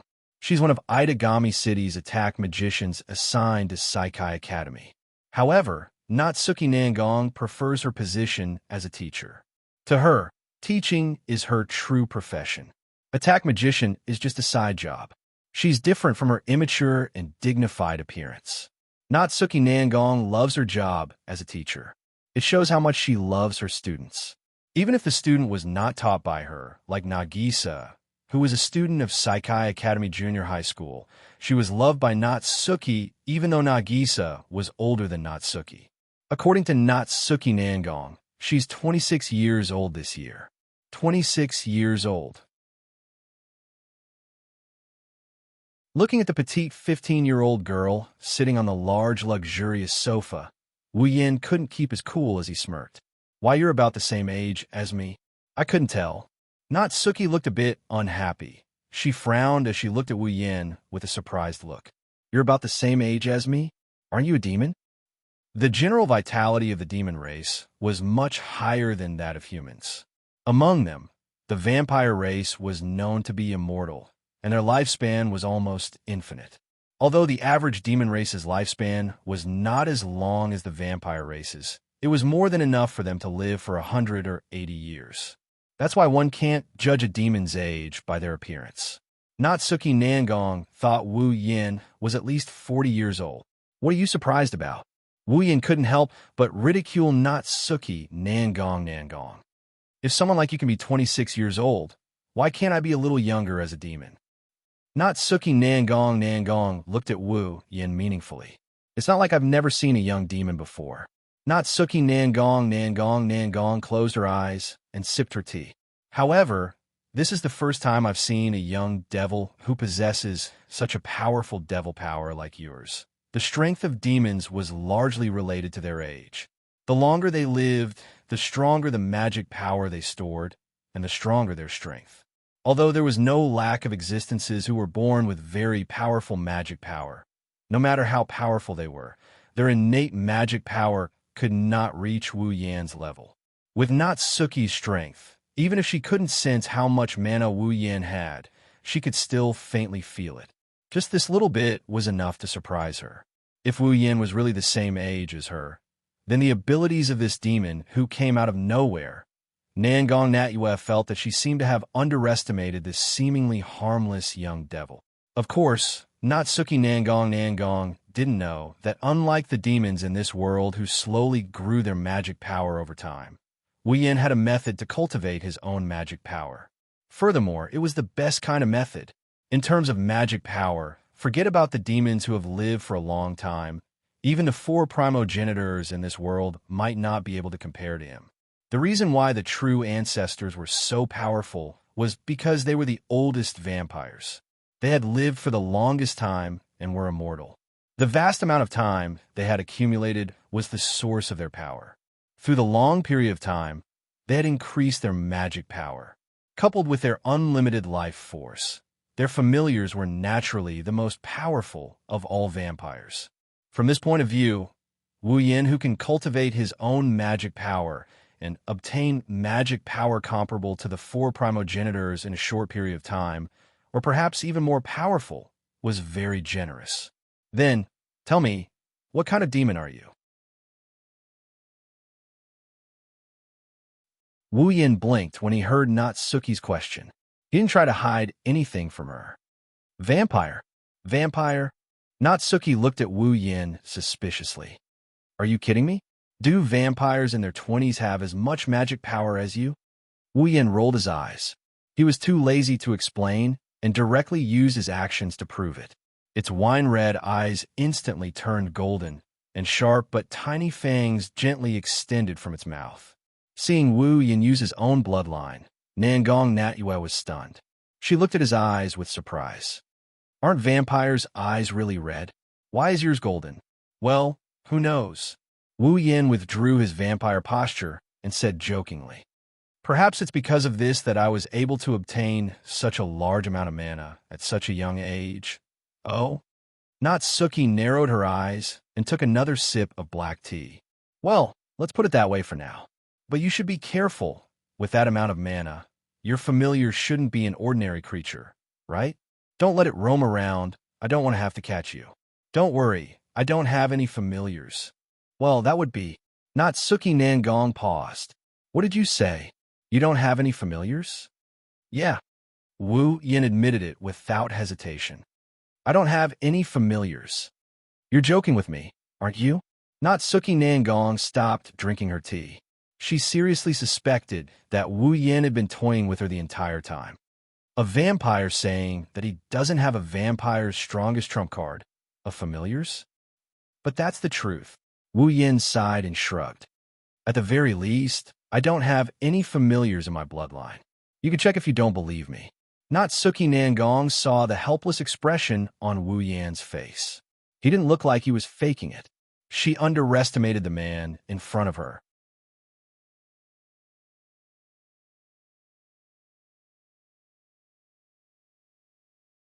Chapter 890. Familiars are very important to vampires. Apart from their near-limitless vitality, vampires were considered the weakest among the demons in terms of physical strength and battle prowess. The reason why they were known as the strongest among the demons was due to the powerful vassal beasts that were bred in their blood. Therefore, vampires were the best of the best, and familiars were the best of the best. Once a vampire was born, the first thing they would do would be to summon their familiars from the other world and nurture them in their own blood for their own use. But now, a vampire in his 20s not only possessed tremendous magic power, but he also didn't have a familiar beast. Yet, he was able to single-handedly take on 2 vampires who had summoned their familiars. Originally, the only reason Natsuki Nangong had shown up at such a place was because one of her students was there and something seemed to have happened. Otherwise, as a top-level attack mage, she wouldn't have shown up for something as common as the detection of abnormal mana.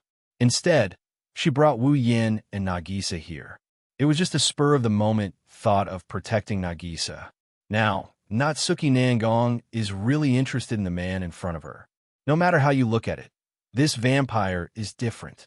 He is full of mysteries. If possible, Natsuki Nangong would like to unravel all these mysteries. What an incredible vampire! Natsuki Nangong didn't hide her curiosity. Her gem-like eyes stared at Wu Yin as if she wanted to see through him, but she didn't ask. Natsuki Nangong is smart enough to know. He won't tell her the real secret. Wu Yin, on the other hand, felt a bit uncomfortable being stared at by this little girl who is full of charm in all aspects. He picked up the cup of black tea in front of him. He covered his face like he was trying to hide something. Don't look at me like that. I don't have a familiar yet, but I will have one sooner or later. Besides, I'm not a vampire who only relies on familiars. I know some magic. Magic? Nangong Natsuki shook her head. In the demon race, only a very small portion of them knew magic. They were all innately powerful existences, and all of them were well-known figures. However, Natsuki wasn't surprised by Wu Yan's powerful mana. Natsuki turned to Kotori, who had been staring at the door without saying a word, and spoke in a tired tone. Then, what kind of demon race are you?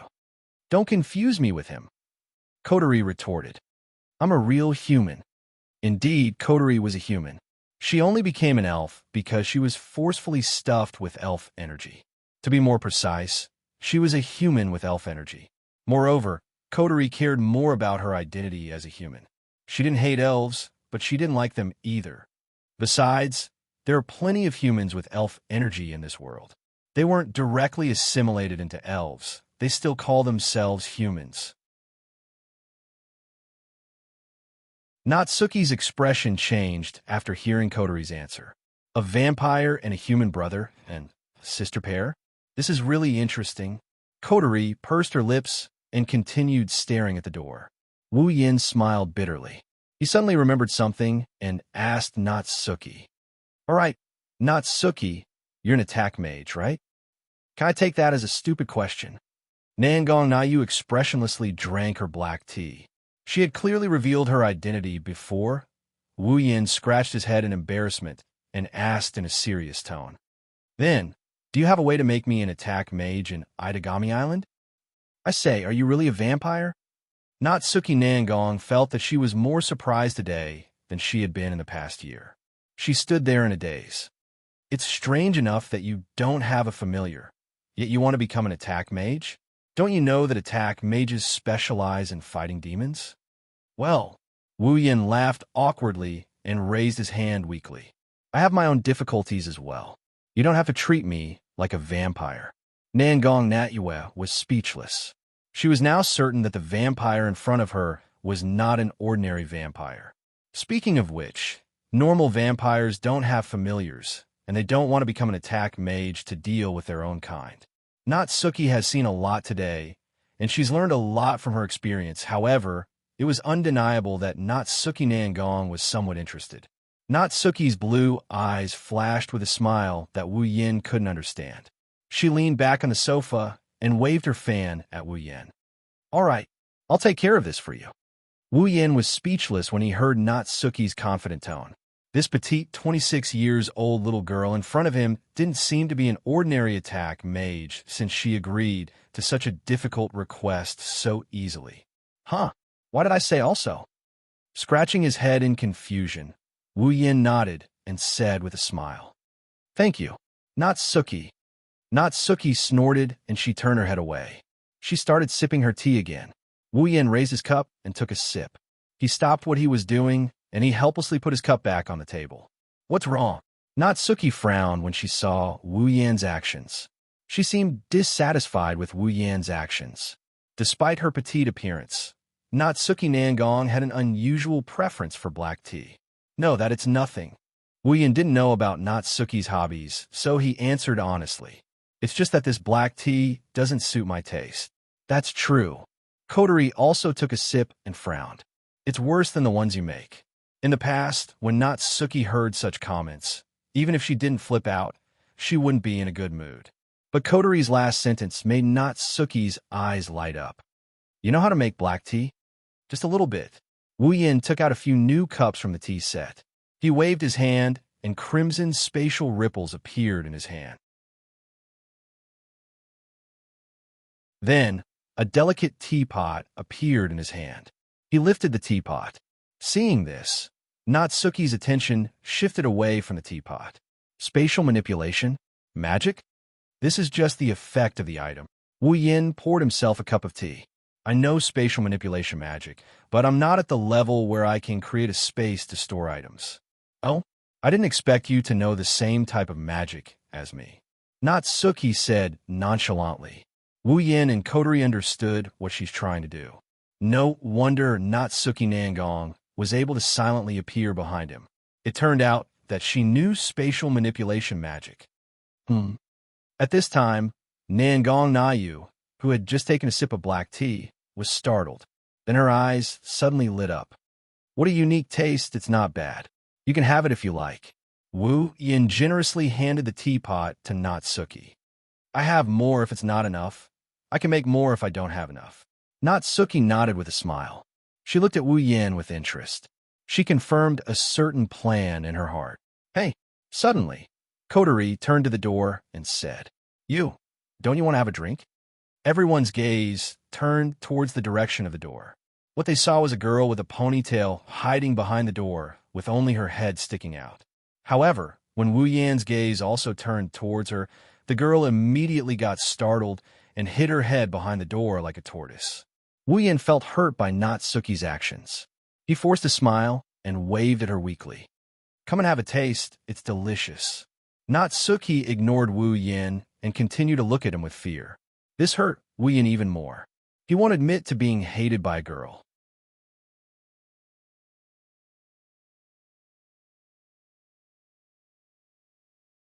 Chapter 891.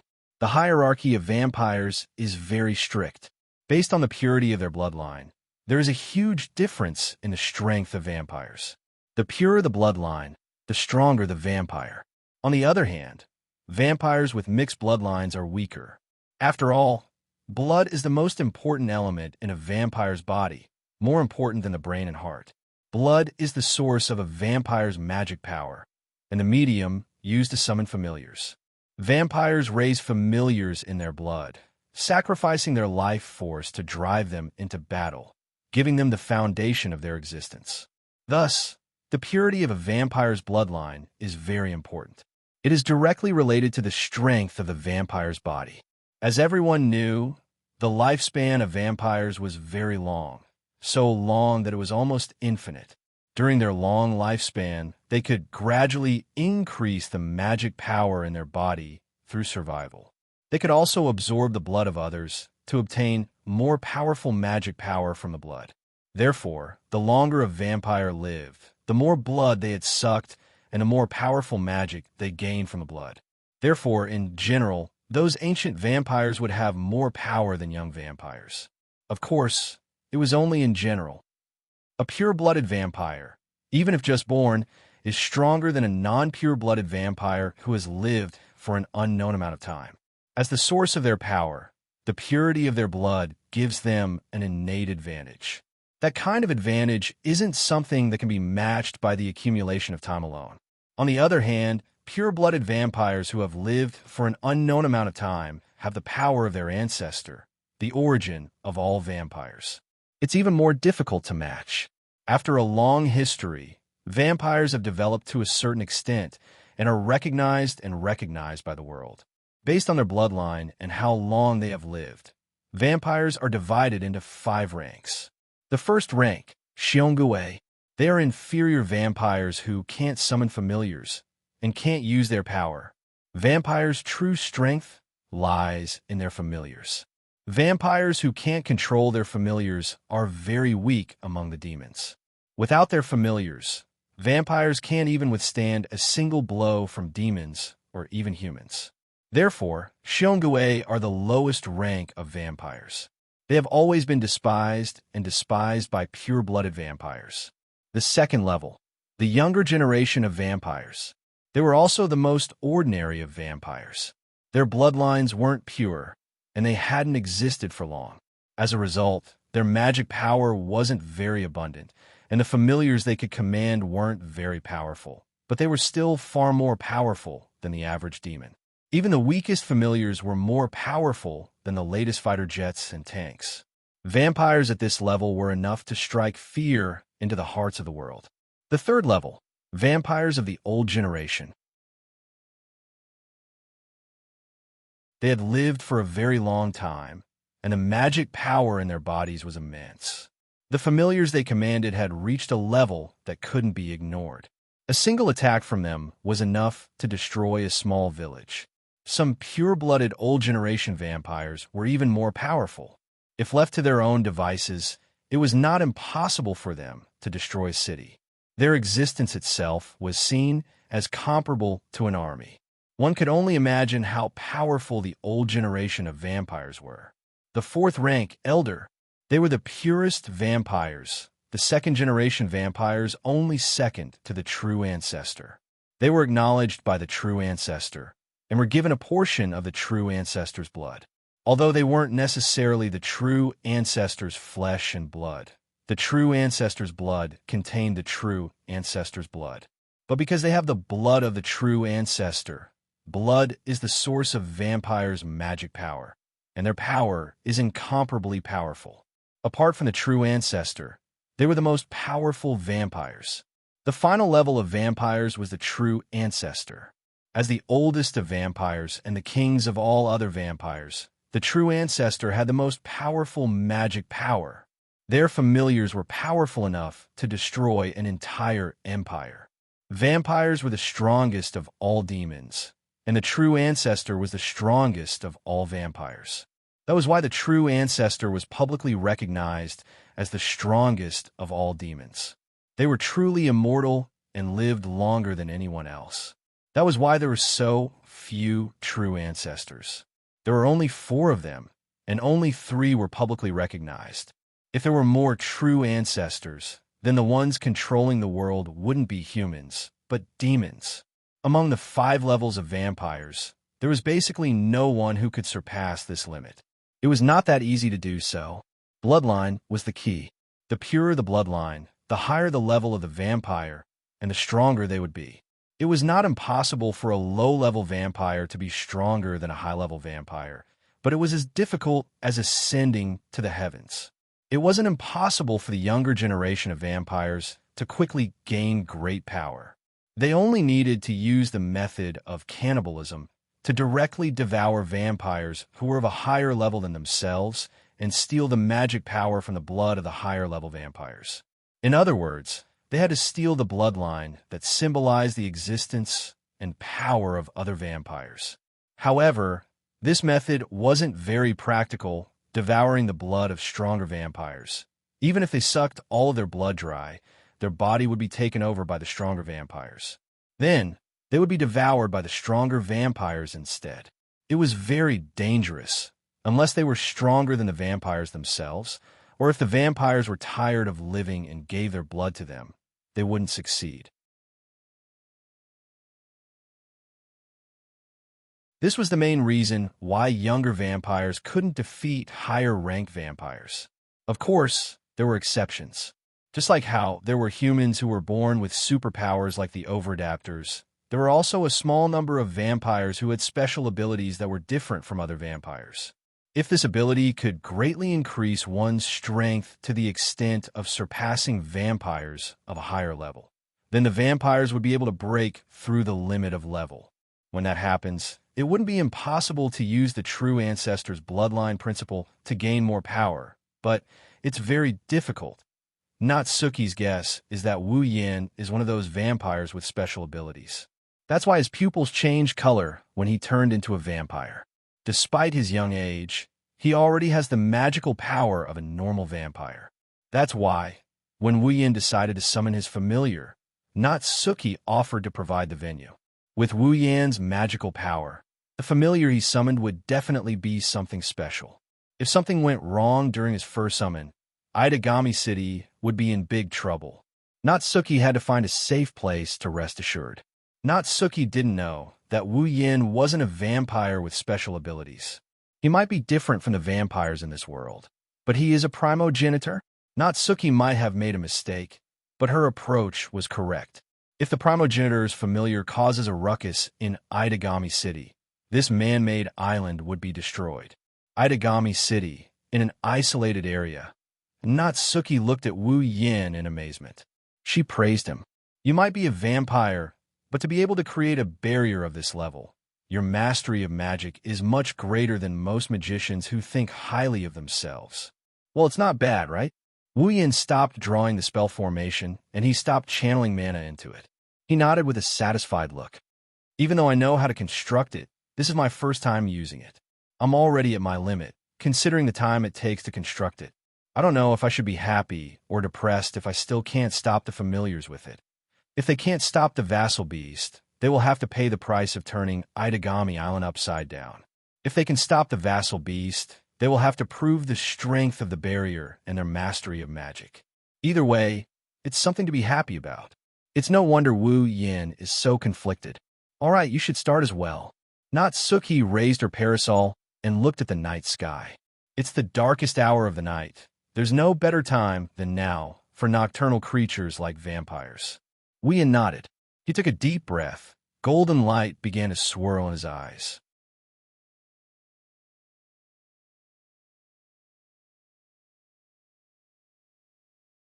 Chapter 892. Closing his eyes, Wu Yin slowly mobilized the mana in his body. Like water flowing out of a dam, the mana started to burn from slow to fast.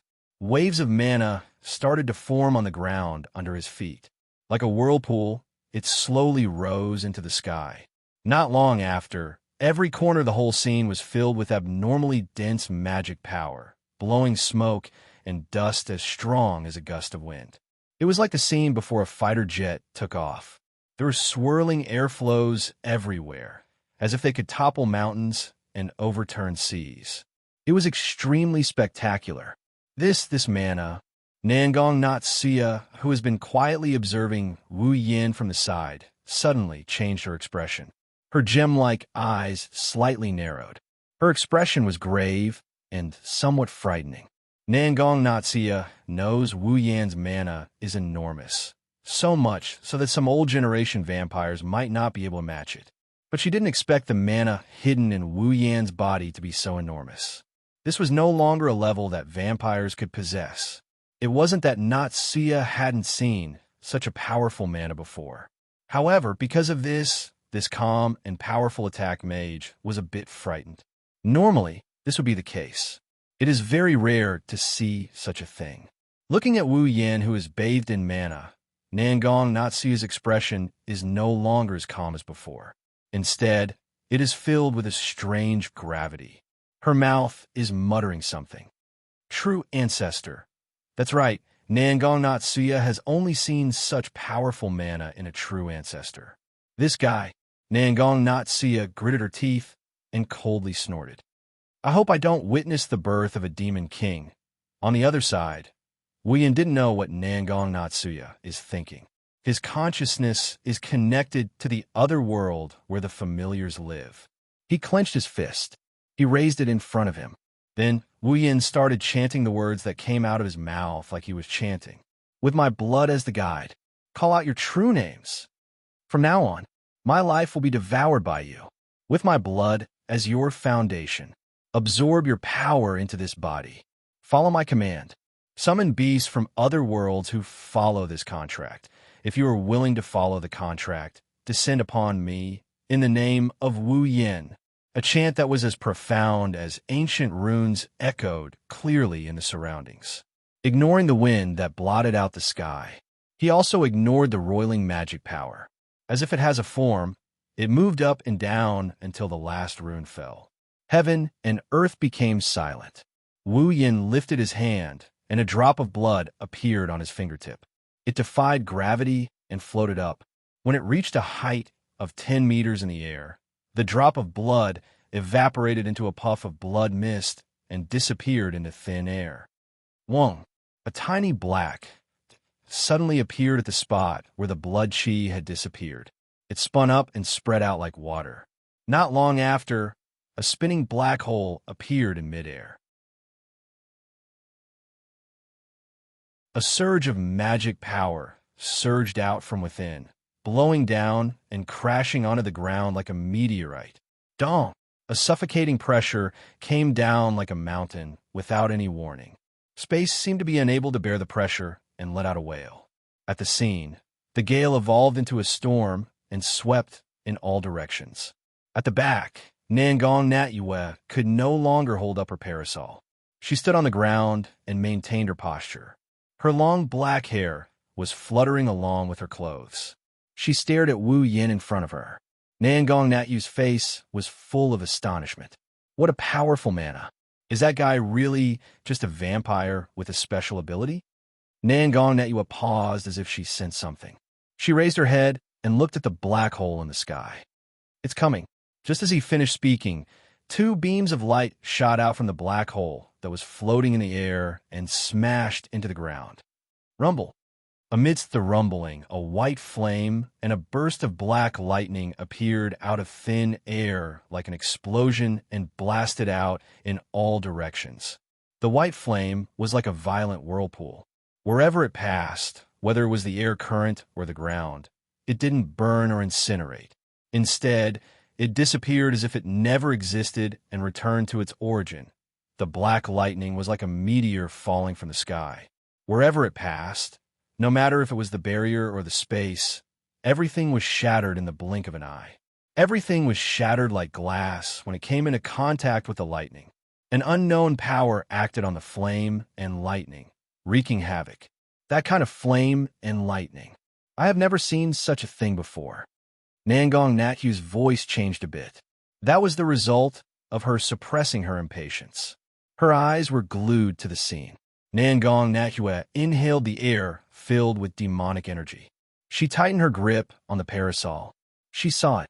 Amidst the white flames and the black lightning, two dragon-like creatures, one black and one white, stood on their feet and gradually condensed into a single entity. The white dragon-like creature was tossing and turning in the white flames. The white flames on its body were like its fur, fluttering along with the fluctuations of the flames. Its entire body was white, but its eyes were blue. Two long whiskers and ribbons of flame slowly fluttered in between the dragon's eyebrows, appearing very elegant. Its arm-like wings spread out on both sides of its body, and in the middle of its wings, there was a pair of sharp dragon claws. A tail made of white flames swayed back like long hair, as if it was preparing to fire some heavy artillery. Inside, wisps of white flames appeared and fell. Every time it went back and forth, there would be sparks accompanying it, spreading in the surrounding space, causing the atmosphere to silently turn into nothingness. Noble, elegant. The black dragon-like creature was bathed in black lightning. Most of its body was black, but some parts were darker than the rest of its body. It had blood-red eyes and a crown on its head. The joints of its limbs were made of black bones, and there were steel wings on its shoulders that looked like shoulder pads. The base of its wings had the same kind of armor that spread out like a fan or a net. The inner end of the wings had wing spikes. Its arms were like a baseball glove, with a three-clawed black hand inside. On its back, there was a thick tail with spikes that looked like a huge cone. It was humming like an engine. Vaguely, a terrifying destructive force was expanding along with the humming sound, as if it could explode at any time. It was quite terrifying, domineering.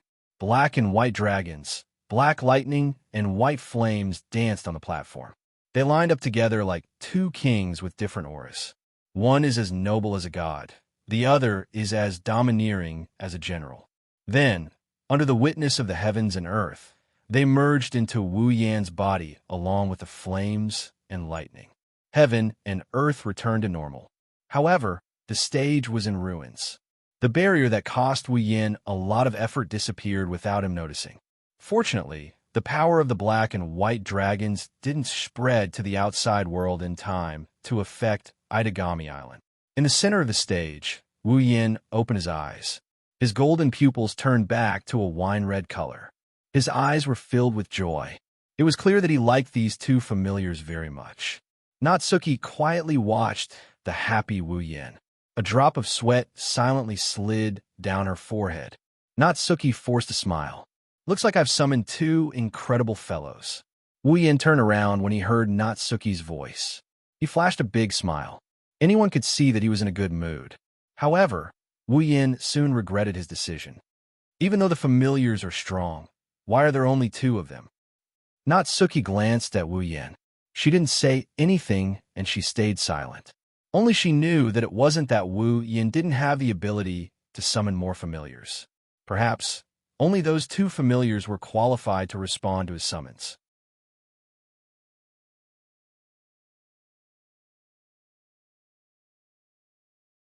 Chapter 893.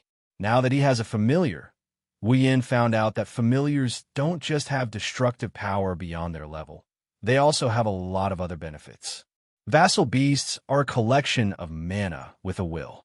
In other words, the mana is the vassal beasts themselves. Vampires could infuse large amounts of mana into their blood, even though they needed mana to summon vassal beasts. The mana of the vassal beasts would be amplified by the host's mana when they were first summoned and infused into the host's blood. With a vassal beast, the host's mana will be increased, even if it's only once. In addition, Wu Yan can also release a portion of his vassal beast power for his own use. That's no ordinary ability. The abilities of the black and white dragons he summoned aren't your average abilities. The white flames and black lightning are a lot scarier than they look. Wu Yan understood the abilities of his two familiars. The flames and lightning aren't real flames and lightning. HM? Wu Yan's expression suddenly changed while he was experiencing his vassal beast abilities. At the same time, a white flame and a black lightning burst out from his body as if they were out of his control. They disappeared in the blink of an eye, but Wu Yan's face is slightly flushed. It seems like things aren't as simple as they look. Natsuki narrowed her eyes when she saw this. It seems like you aren't able to control your vassal beasts.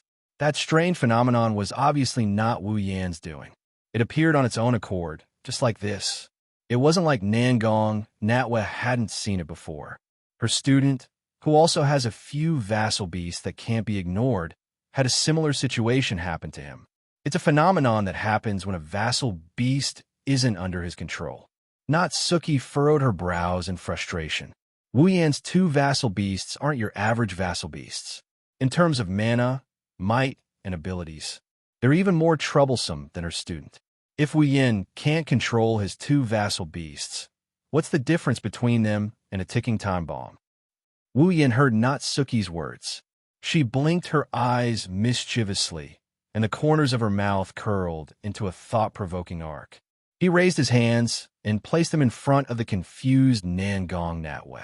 Immediately after, a ball of white flame and a ball of black lightning shot out from his hands, giving Nangong Natwe fright. Wu Yan's magic power surged in his hands. The flames and lightning in his hands kept changing. Sometimes he had fire in his left hand and lightning in his right hand. Sometimes he had lightning in his left hand and fire in his right hand. He's having a lot of fun with these moves. Natsuki Nangong was stunned. It was rare for her to be in a daze. Didn't you just? Well, Wu Yan tossed the white flames and black lightning in his hands. He said nonchalantly, "It's the first time vassal beasts have appeared in my body.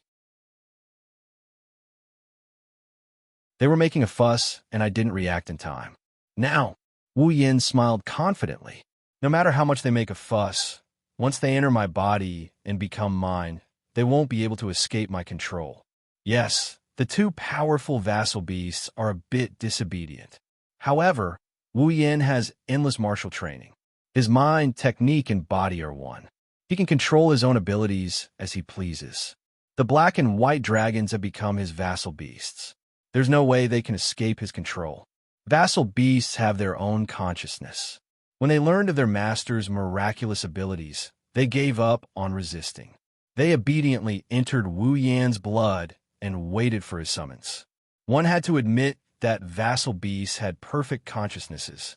At the very least, they weren't like wild beasts that only relied on their instincts. That was why vassal beasts were so powerful. If they didn't have the heart to control their power, their evaluation of vassal beasts would drop by a few levels at the very least. Of course, it's also why vassal beasts going on a rampage isn't rare. For example, vassal beasts that don't have the ability to control their masters will go on a rampage due to anger or resentment. There aren't many of them. Natsuki's expression changed when she saw Wu Yan's confident expression. She turned to look at the white flame and black lightning in his hand. Her expression turned serious. Natsuki only realized how terrifying they are when she saw them up close. She didn't feel any heat from the white flame or the lightning. However, she could clearly sense a different kind of power. This was especially true for the black lightning. Nadine felt her heart palpitate when she looked at it. It's not that the black lightning is stronger than the white flame. It's just that Nangong Natwe feels that the black lightning is her natural enemy in a certain way. Natsuki took a deep breath, and her expression returned to normal. She returned to her usual dignified self. "Hurry up and put them away. Really, you could have controlled them properly." Natsuki's tone is the same as usual, but Wu Yan detected a hint of anger in her tone. She probably thought Wu Yan was toying with her when she lost control of herself. That's probably why she's pissed off. "Don't accuse me wrongly." Wu Yan immediately tried to clear his name. "I wasn't toying with you. They really didn't listen to me back then." Nangong Natsuki looked at him in confusion. "What?" "Well, who knows?" Wu Yan wasn't sure either, so he shrugged. "Maybe they're like that unlucky student of yours. Because they've never sucked anyone's blood, they don't want to admit that they're real." Wu Yan didn't know that the reason he came up with was a bit off, but it wasn't too far off. He accidentally hit the nail on the head. On the other hand, it was Nangong Natwe who exclaimed in surprise. "You said you've never sucked anyone's blood? Is there a problem?" Wu Yan felt a bit uncomfortable being stared at by Natsuki. "It's not like I need to suck blood to fill my stomach. I also don't need to absorb mana from other people's blood. Why would I do that?" Nangong Nayu stared blankly for a moment before nodding. Indeed, with your mana, you don't need to drink anyone's blood to replenish it. Natsuki turned around and said to Wu Yin as she walked away. She didn't even look at the ruins. Since we're done with the familiars, come with me to a place. A place. Wu Yin was surprised, but he quickly chased after her. Where are we going? Didn't you want to be an attack mage in Itagami Island? Natsuki glanced at Wu Yin. Yeah. Wu Yin's eyes lit up. Is it no problem? I just mentioned your request to those guys. Nangong Natsuki didn't even turn her head as she said, whether or not I can achieve my goal, I still have to test your ability. Oh. Wu Yin raised an eyebrow. So you're asking me to go for an interview? That's the gist of it. Natsuki continued. Fortunately, that little girl of yours who I don't know if she's your lover or younger sister took the initiative to send Nagisa back. Otherwise, I wouldn't have been able to bring you back so quickly. At this point, Nangong Natsuki looked at him with a strange smile that he couldn't understand. She seemed to be in a good mood as she muttered to herself. That's right. Well, I hope you won't regret it when the time comes. Yin thought Natsuki was worried about him failing the test. He puffed out his chest confidently. Don't worry, I'll be fine. However, he didn't know what was waiting for him in front of him.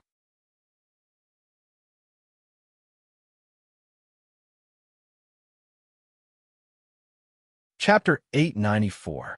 Yuwa. On a sunny morning, Wu Yin was sleeping in as usual when he felt a sharp pain in his stomach. His drowsiness disappeared, and he groaned in pain. Reflexively holding his stomach in pain, he groaned as his face contorted in pain. He lifted his head and looked in front of him. The next moment, in his blurred vision, he saw a petite figure standing at the end of the bed with one foot on his stomach. Seeing this scene, as long as one wasn't an idiot, one would be able to guess what the reason was coterie. Wu Yin clenched his teeth and rubbed his stomach. He wanted to cry, but no tears came out. You want to kill your own?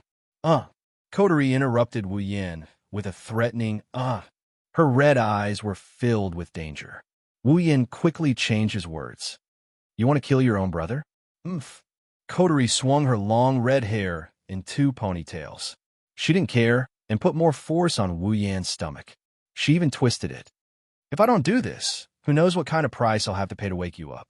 Also, you're not my real brother. You're my adopted brother. Coterie blushed as she recalled the treatment she received when she woke Wu Yin up. She continued to stomp on Wu Yan's stomach, as if venting her anger. Stop stomping. You're going to throw up last night's dinner. Wu Yin grabbed Coterie's foot and jumped up from the bed. He complained. What do you mean by what price? It sounds so bad. I just want you to give your dear brother a good morning kiss when he wakes up. Can you use the word give to describe it? Coterie clenched her teeth. Please use the word force in front of the word give. What can I do about it? Wu Yin yelled without a hint of remorse. Who told my sister to be so arrogant? If I don't use force, how can there be benefits? Coterie was infuriated. She raised her foot and stomped down mercilessly. Who told you to be arrogant? Who told you to use force? Who told you to use force? Ouch! Wu Yin was kicked 3 times by Coterie. He was in so much pain that he couldn't even make strange sounds. It was as if someone did something to him. Coterie was too embarrassed to continue stomping on his stomach. She jumped off the bed with a blush. I've decided. I'll use this method to wake you up. Coterie declared as if she was announcing a death sentence. No, Coterie! Wu Yin wailed in agony. How can you do this to your beloved brother? Don't make it sound like I'm a cruel person. Coterie went straight for Wu Yan's dirty heart. You just want to take advantage of me. You. Wu Yin knew that she wouldn't listen to anything he says, so he snorted. It's just a morning kiss.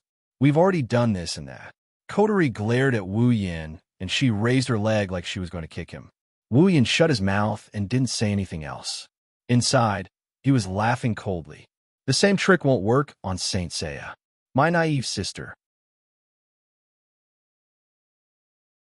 Just you wait until I eat you alive. You'll know what's good for you. Coterie, oblivious to the fact that someone is plotting against her, pulled open the curtains in a practiced manner. Then, she removed the blanket that Wu Yin was about to use to cover her head. Get up, you lazy vampire. Sigh. Wu Yin sighed. He gave up on the thought of going back to sleep. He slowly got up from his bed. A real vampire wouldn't wake up in the middle of the day. Outside the window, the clear blue sky stretched out endlessly. There was no darkness in the horizon. Far away, the sea at the edge of Itagami City reflected the sun's rays. For nocturnal vampires, this weather was indeed painful.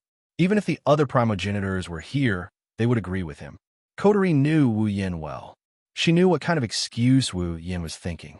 She said it with an expressionless face. "No, you're different from other primogenitors. You just want to sleep in." Wu Yin grinned sheepishly after Huali exposed his thoughts. He got out of bed and started tidying up. It's been a few days since they arrived at Itagami Island.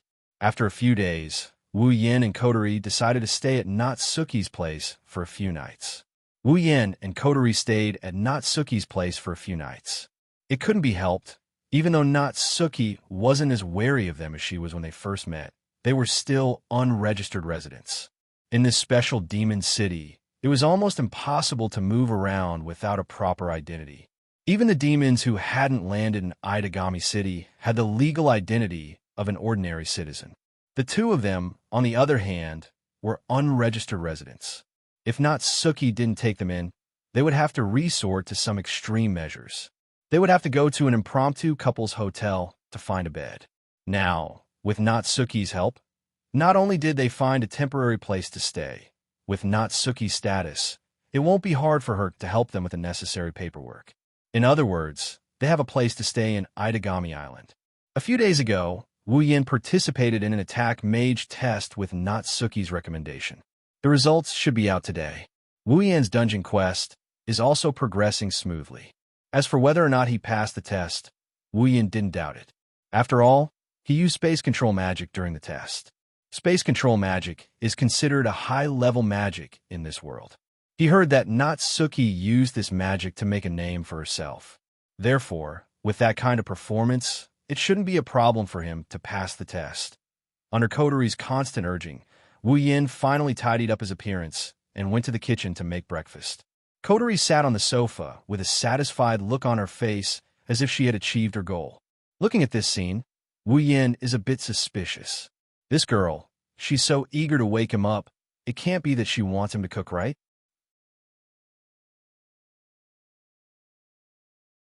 After some simple yet appetizing breakfast was done, Natsuki also came out of her room like a cat that smelled blood. Surprisingly, he's a good man. After taking a bite of Wu Yan's breakfast, Natsuki gave a 100 out of 100 rating based on her personality. She happily shoveled the food into her mouth. Men like him are rare nowadays. On the side, Kotori nodded in agreement, but her words were merciless. That's the only thing worthy of praise. Wu Yan glared at Kotori before smiling at Natsuki. "Eat more if you like it. We're the ones who are staying here. Sorry for the trouble." Natsuki shook her head and said to Wu Yin, "Well, you can stay as long as you want. I won't object." In fact, Natsuki would rather Wu Yin stay here than object to it. Not only can he cook such delicious food, he can also make tea that even Natsuki herself can't find a single flaw in it. If it weren't for the fact that their genders are different, Natsuki would have made Wu Yin her maid. Of course, what she was going to do next wasn't much different from what she had just done. Natsuki's blue eyes stared at Wu Yin with a faint smile. She quickly took out a document and threw it in front of Wu Yin. "Regarding your appointment, the higher-ups have issued it." Wu Yin was startled. When he realized what was going on, his spirit shook. He picked up the document and looked at it. His expression changed, and he cried out in surprise. "What?"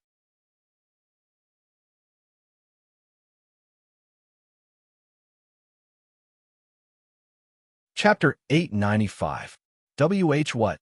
Like a sudden clap of thunder, a thunderous exclamation reverberated throughout the hall without any warning, scaring Kotori, who was sipping her black tea, so much that she almost choked on it. "Why are you reacting so strongly?" Wu Yin ignored Kotori's complaint. He stared at the document in front of him. His face was even closer to the document than before. He thought he was seeing things because he was too far away. He rubbed his eyes, and when he saw the exact same document, Wu Yin was at a loss. How can this be? Apprentice attack mage? That's right, Wu Yin was appointed as a probationary attack mage, not a professional attack mage in Itagami City. In other words, the current Wu Yin is still a trainee. He can't be considered an official, and he still can't complete the Quest 1. Natsuki was also surprised by Wu Yan's reaction.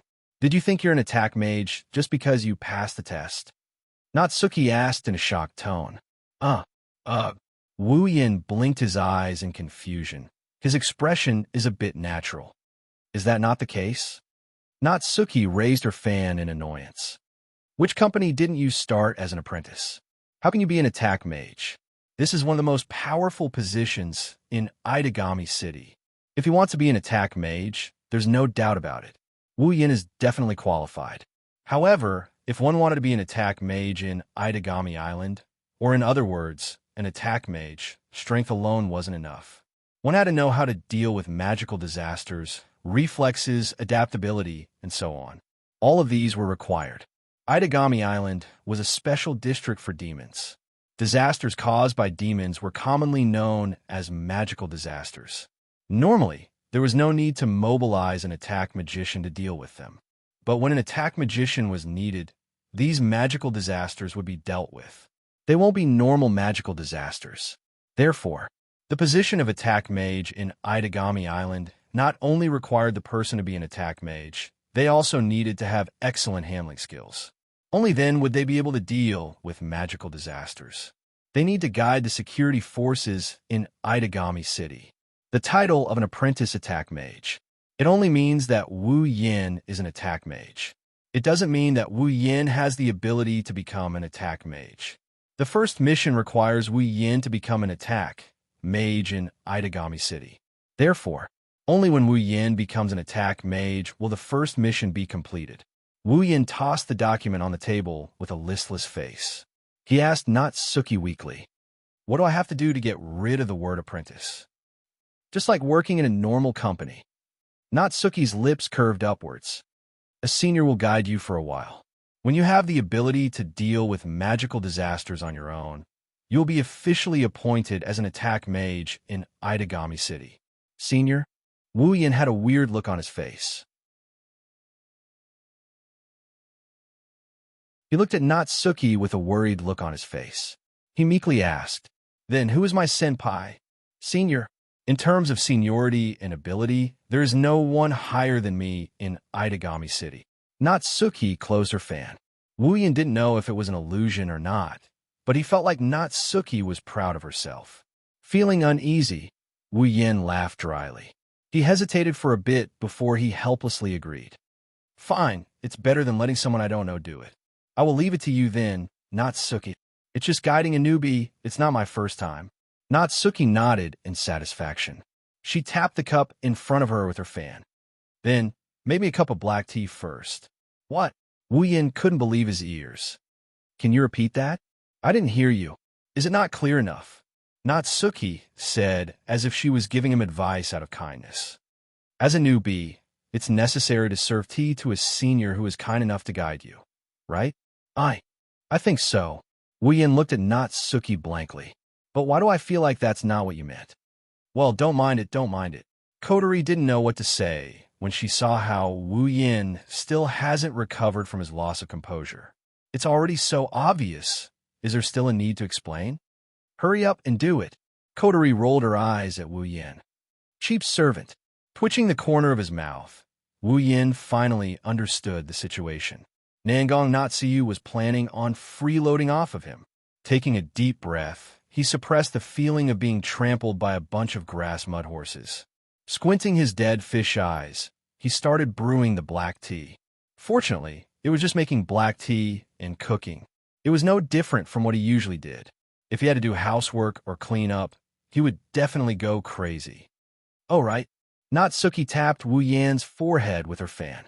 "You have to report to Saikai Academy's administration office today." "Report." Wu Yin stopped what he was doing. "Why? Is there even a need to ask?" Natsuki raised her head. "As your senior, since I'm an attack mage teacher assigned to Saikai Academy, you're naturally the same." You mean?" Wu Yin was stunned. "You want me to be a teacher at Saikai Academy?" 12 in the afternoon. Don't be late. Natsuki closed her eyes with a smile. You will find that compared to an attack mage, being a teacher is much easier. Wu Yan's mind is in a mess. Itagami Island, Saikai Academy Middle School Division. Are you the newbie that Natsuki-senpai recommended?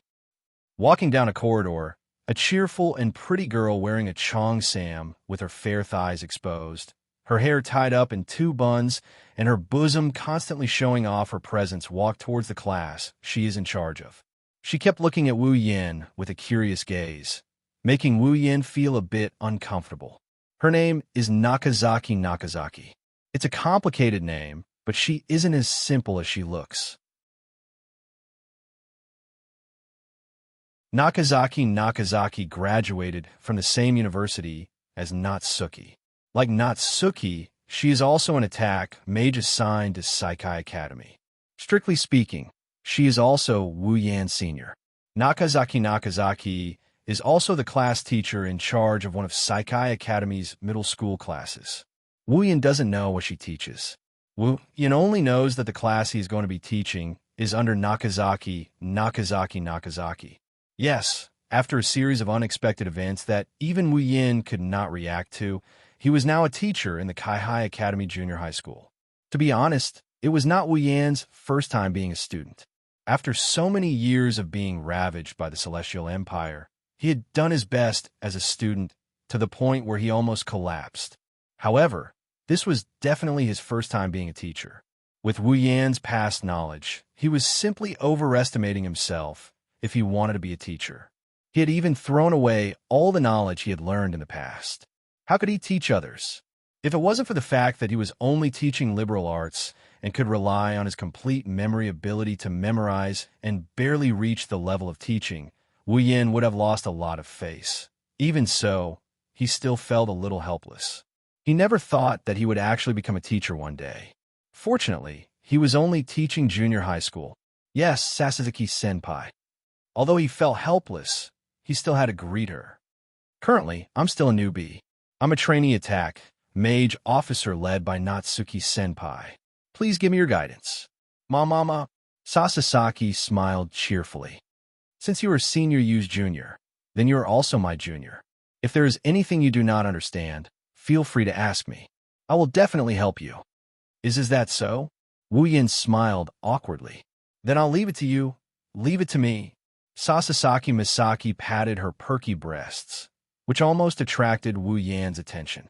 Now, I'll bring you to greet the students. Yes.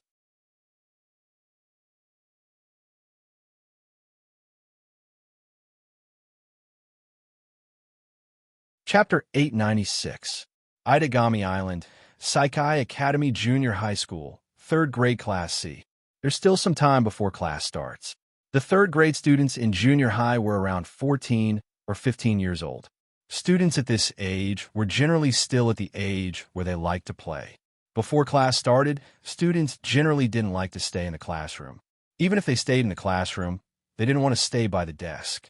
Therefore, the 3rd grade Class C had a rather lively atmosphere. The students were all whispering to each other, excitedly discussing some interesting things. For example, a certain teacher got married, a certain student fell in love, a certain friend caused trouble, a certain senior sister or senior brother made a fool of themselves. Basically, there was everything one could think of. They were all enjoying the leisure time after class. Among them, the most active one was a cute girl with red eyes. Her hair was tied up in a ponytail. She was none other than Xianxia. In just a short period of time, Xianxia had already scurried up and down the classroom countless times. As long as the students gathered together to chat, she would find an opportunity to join in the conversation and talk nonstop. She was so active that she didn't seem like a normal junior high school student, but it was hard to dislike her. After all, Xianxia was also a very cute girl.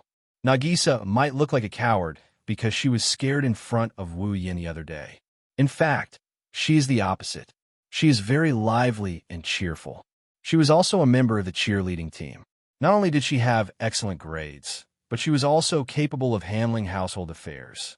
She had a personality that was consistent with what she appeared to be. Although she could be particularly scary sometimes when she was angry, and there was no way she could keep a secret. It was impossible to judge her as a coward. Nagisa is also a talkative person. Once she starts talking, she can't stop talking. This also proves that she is very easy to get along with. Her personality is very likable. If she didn't have a phobia of demons, she wouldn't have acted so weak in front of Wu Yan. In front of others, Nagisa is just a cute girl who talks a lot. Perhaps. Even the students around her were no match for the aggressive Nagisa. In less than 2 minutes after she started talking, the students were already defeated. The students were already sweating profusely as they retreated in defeat. Xiao Nagisa, who still wanted to continue, was very displeased. Her eyes darted around the room. She is looking for someone to talk to. Not long after, she fixed her eyes on a certain seat in the classroom. Her eyes lit up when she saw a girl sitting there. It was a cute girl who looked similar to Xiao Nagisa. She was slightly taller than Xiao Nagisa and had shoulder-length black hair. She looked to be around 14 or 15 years old. She had a delicate face that was slightly more beautiful than Xiao Nagisa's. However, in terms of temperament, she was not as lively as Nagisa. Instead, she was more mature and steady. It was hard to tell that she was actually around the same age as Nagisa. Her name was Yakaina Kimi, and she was a new student who had just transferred to this school not long ago. On the surface, she looked like a cute girl, but in reality, Yukina's identity wasn't as simple as it looked. In this world, there was a non-public organization that specialized in dealing with magical terrorist acts. It specialized in stopping and collecting information on man-made magical disasters and magical terrorists. It was called the Lion King Organization. Yakaina, on the other hand, was an attack mage in the Lion King Organization. To be more precise, she was a sword shaman. She was very proficient in spirit vision and close combat. Her fighting ability was above ordinary demons. If she had the special weapon given to her by the Lion King, even a true ancestor would not be able to ignore her existence. Yakaina Kimi was such a person that people couldn't help but mention. She is here because of the primogeniture. Of course, she is not here because of Wu Yan. Nagisa didn't know about all this. In her eyes, Yakaina was just a new transfer student who needed to interact with her. Even though Yakaina hadn't been here for long, Nagisa's relationship with her was already pretty good.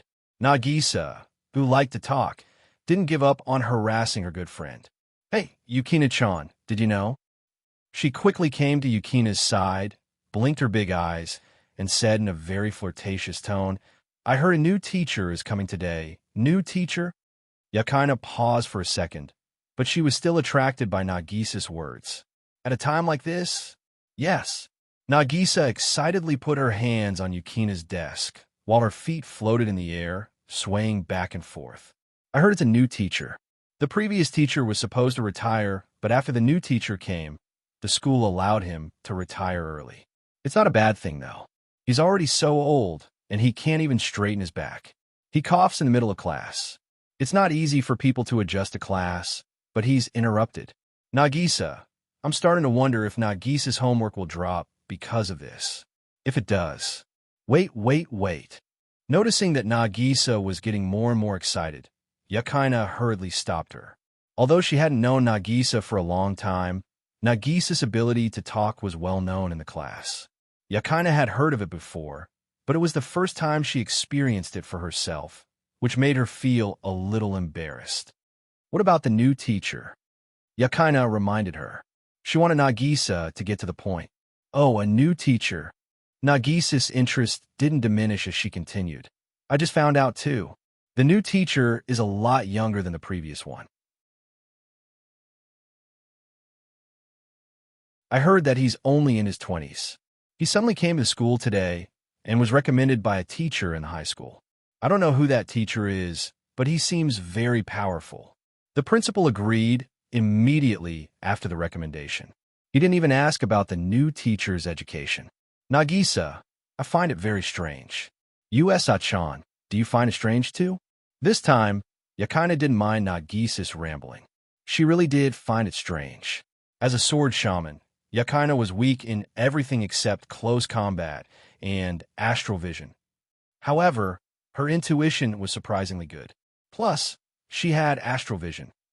She would subconsciously pay attention to things that were out of the ordinary or even dangerous. It is strange. Yakina muttered, maybe the new teacher has a special background. Isn't it similar to Yukina-chan in this regard?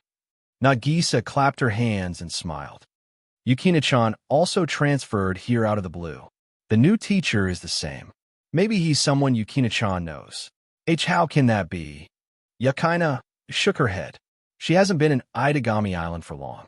Other than Nagisa, she only knows her mission target. It's impossible for the new teacher to be someone she knows. Xiao Nagisa didn't seem to mind as she continued to mumble to herself. I'm looking forward to it. What's the new teacher like? Is he easy to get along with? If he's only in his 20s, he should be able to straighten his back, right?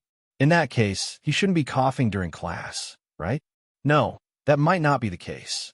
Maybe the new teacher is someone who gets sick easily. What if he's not healthy? What if he suddenly collapses in class? Also, what if he keeps coughing? Nagisa will have a headache. Nagisa-chan? Yakina smiled bitterly. She looked at Nagisa, who was talking on her desk. She finally understood how painful it is to talk to Nagisa. Yakina didn't hate Nagisa. Before she came to Itagami Island, she only had one friend. As for family, she's long gone. At the same time, the bell rang, signaling the start of the class. You're tuning in to the Eternal Immortal Ballad YouTube channel. Don't forget to subscribe and join us on this journey to catch the most captivating stories.